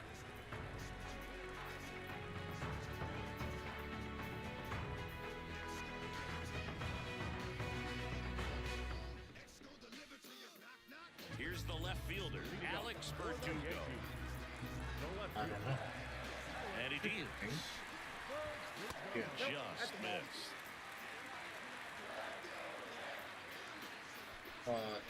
DMX. And a breaking ball drops in for a strike. I got a ball, 1 strike. Righty delivers. Rolled softly, but that goes foul.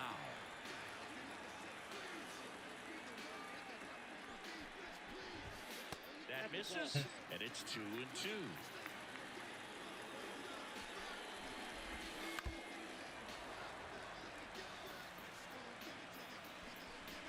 Sure.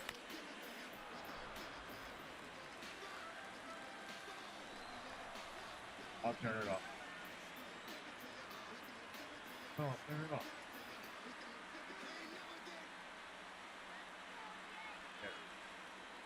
Oh, and they're going to tag the pitcher with a pitch clock violation. What? That's an automatic ball. The pitcher must begin his motion before the pitch timer runs out. We're looking for a little more urgency out there. And that one is lifted in the air. And there's one down. Gleyber Torres up to hit.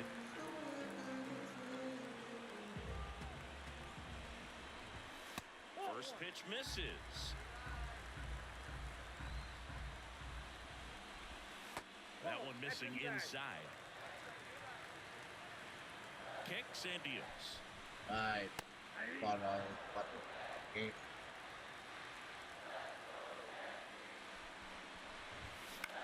That one hit to right. O'Neal drifts towards it. He's got it. And there's 2 down. And now big number 99, Aaron Judge. Outfield playing very deep, not wanting anything over their heads. Up and in, and it's 1-0.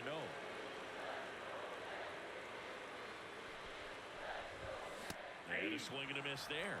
Good late sink on that fastball. Out of the hand looks so good, and then by the time it gets in the hitting zone, hard to get the barrel to it. 2 down, nobody on. Out to short, Jeter. Sends it across the first, and the inning is over.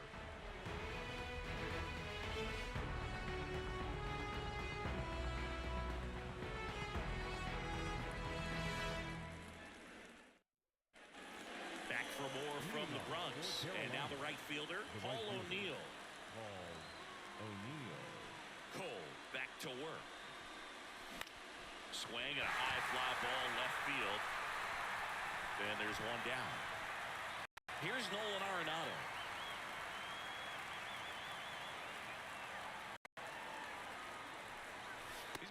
skill set out there on the mound. Even when he's low on energy, his stuff still has bite to it. You just don't see it flattening out just because he's tired.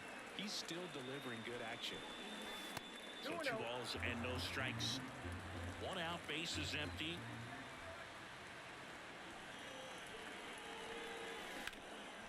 In the air, pretty deep out to center field.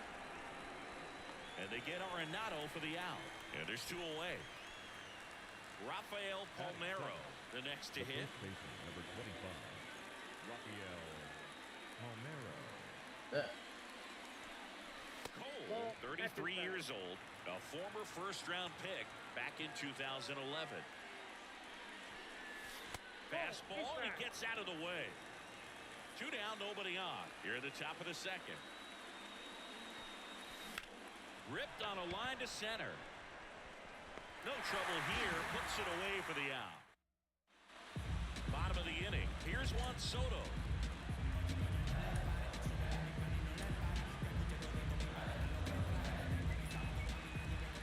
The pitch. And that's outside. And that's ball 1.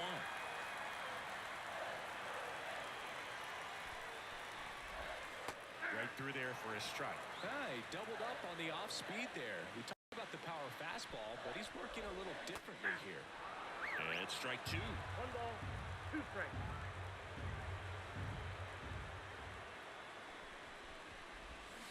On the ground right side. Kim with the throw to first. That's 1 out, the bottom of the second. Now here's Giancarlo Stanton.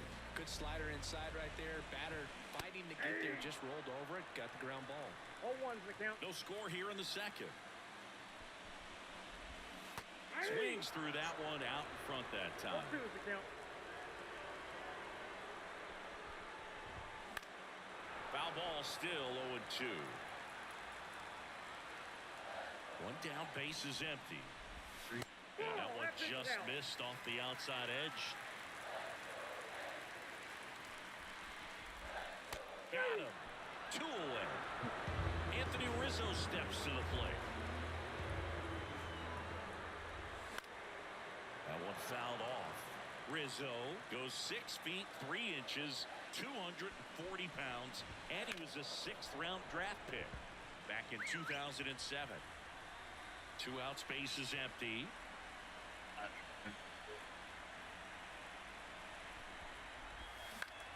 Here's a high fly ball out to center. Buxton makes the grab, and that is that.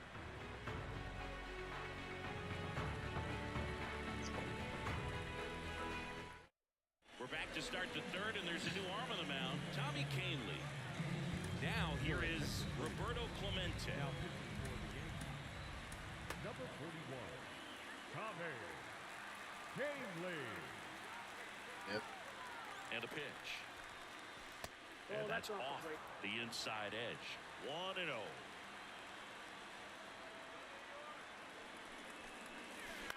Right side. Torres. In plenty of time to first. That takes care of Clemente. Now the left fielder, Chas McCormick. That clips a corner. That was just paint on the first pitch fastball.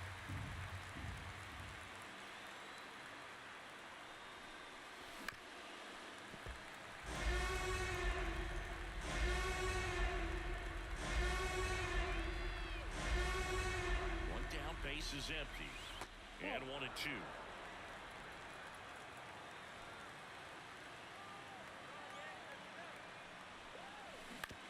On the ground, Volpe zips it across, and a couple of quick outs.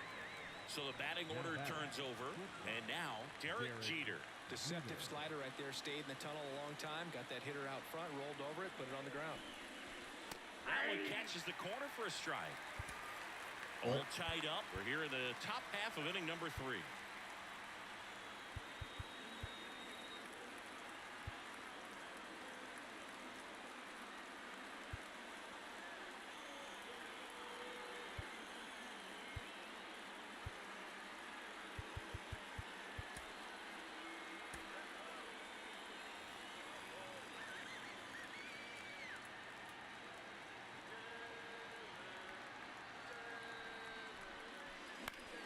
right side. No trouble here. Puts it away for the out. And that'll do it. Back in New York. And the batter now, DJ LeMahieu. Now time is called here. Pitching coach on his way out to the mound. Now we see Raisel Iglesias out of the bullpen. Now, Raisel. The pitch. Puts it in the air out towards left center. And an automatic double as it hops the fence. Runner in scoring position, no outs. And the batter will be the shortstop, Anthony Volpe. Winning run at second, no outs. Here in the last half of the third. That one ripped. And a base hit. Rounds third, headed for the plate. Here comes the throw. The winning run crosses the plate, and they walk it off.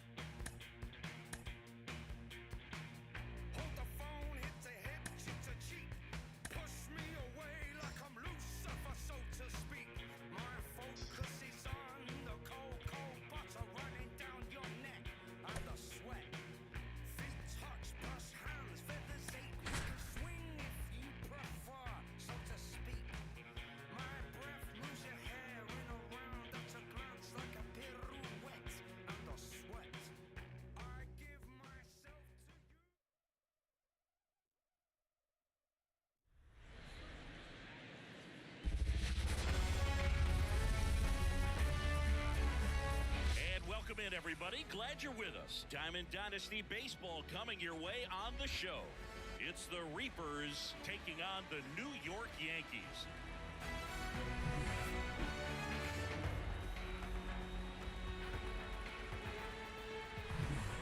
And we'll be back with the first pitch right after this.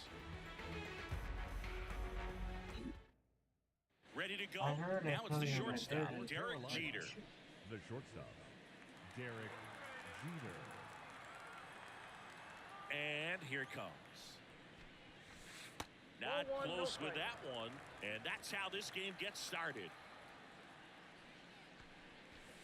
Next offering upstairs. Last couple of pitches breaking balls away. I think he's going to have to come firm inside to be able to open up that location if he wants to go back there later in this count. And there's a ball. For whatever reasons, this is a hitter that performs better in night games. We'll see what he brings in this one. That to right. And it falls. So a runner aboard to start the inning. With the way defenders track down balls these days, I mean, both from the infield and in the outfield, there really aren't a lot of base hits on balls hit like that. But there's always a little room back behind the first and second baseman to drop a lawn dart in there, and he found a way. And now, let's see if they force some action with good wheels on the bases.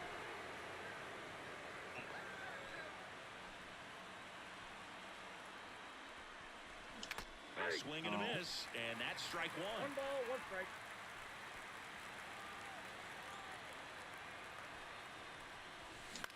Swing and a pop-up. Torres under it. And there's one down.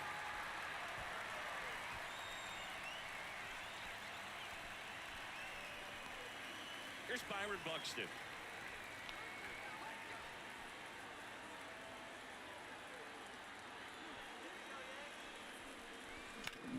And that one in the air center field. Judge is under it. And there's two down. And here is Jorge Posada. The catcher, Jorge Posada.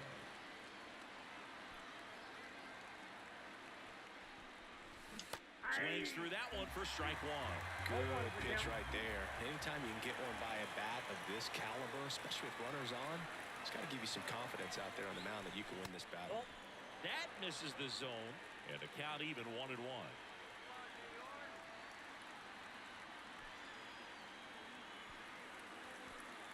2 outs. Almost got him.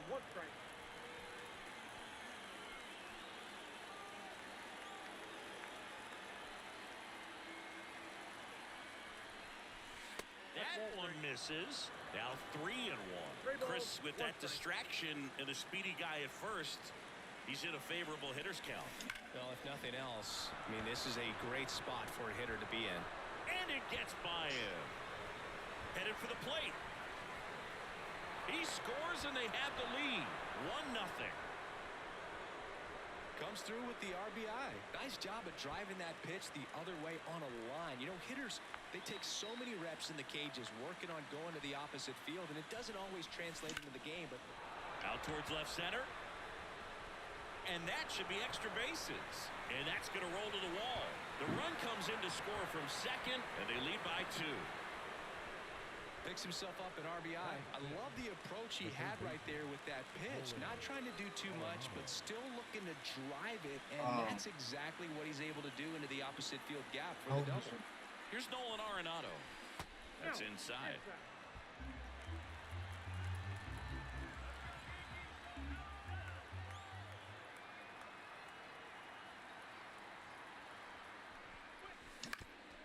Up the middle, and that squirts through.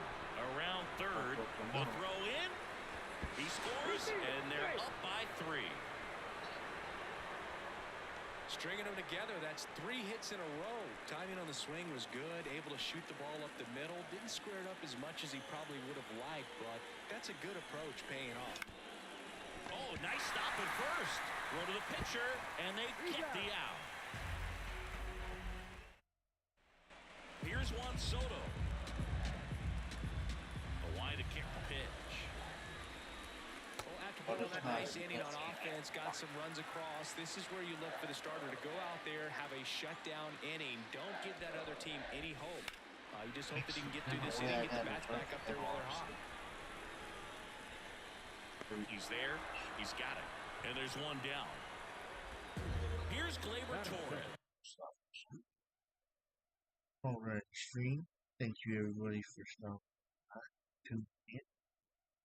You'll have a I'll see y'all or well later today.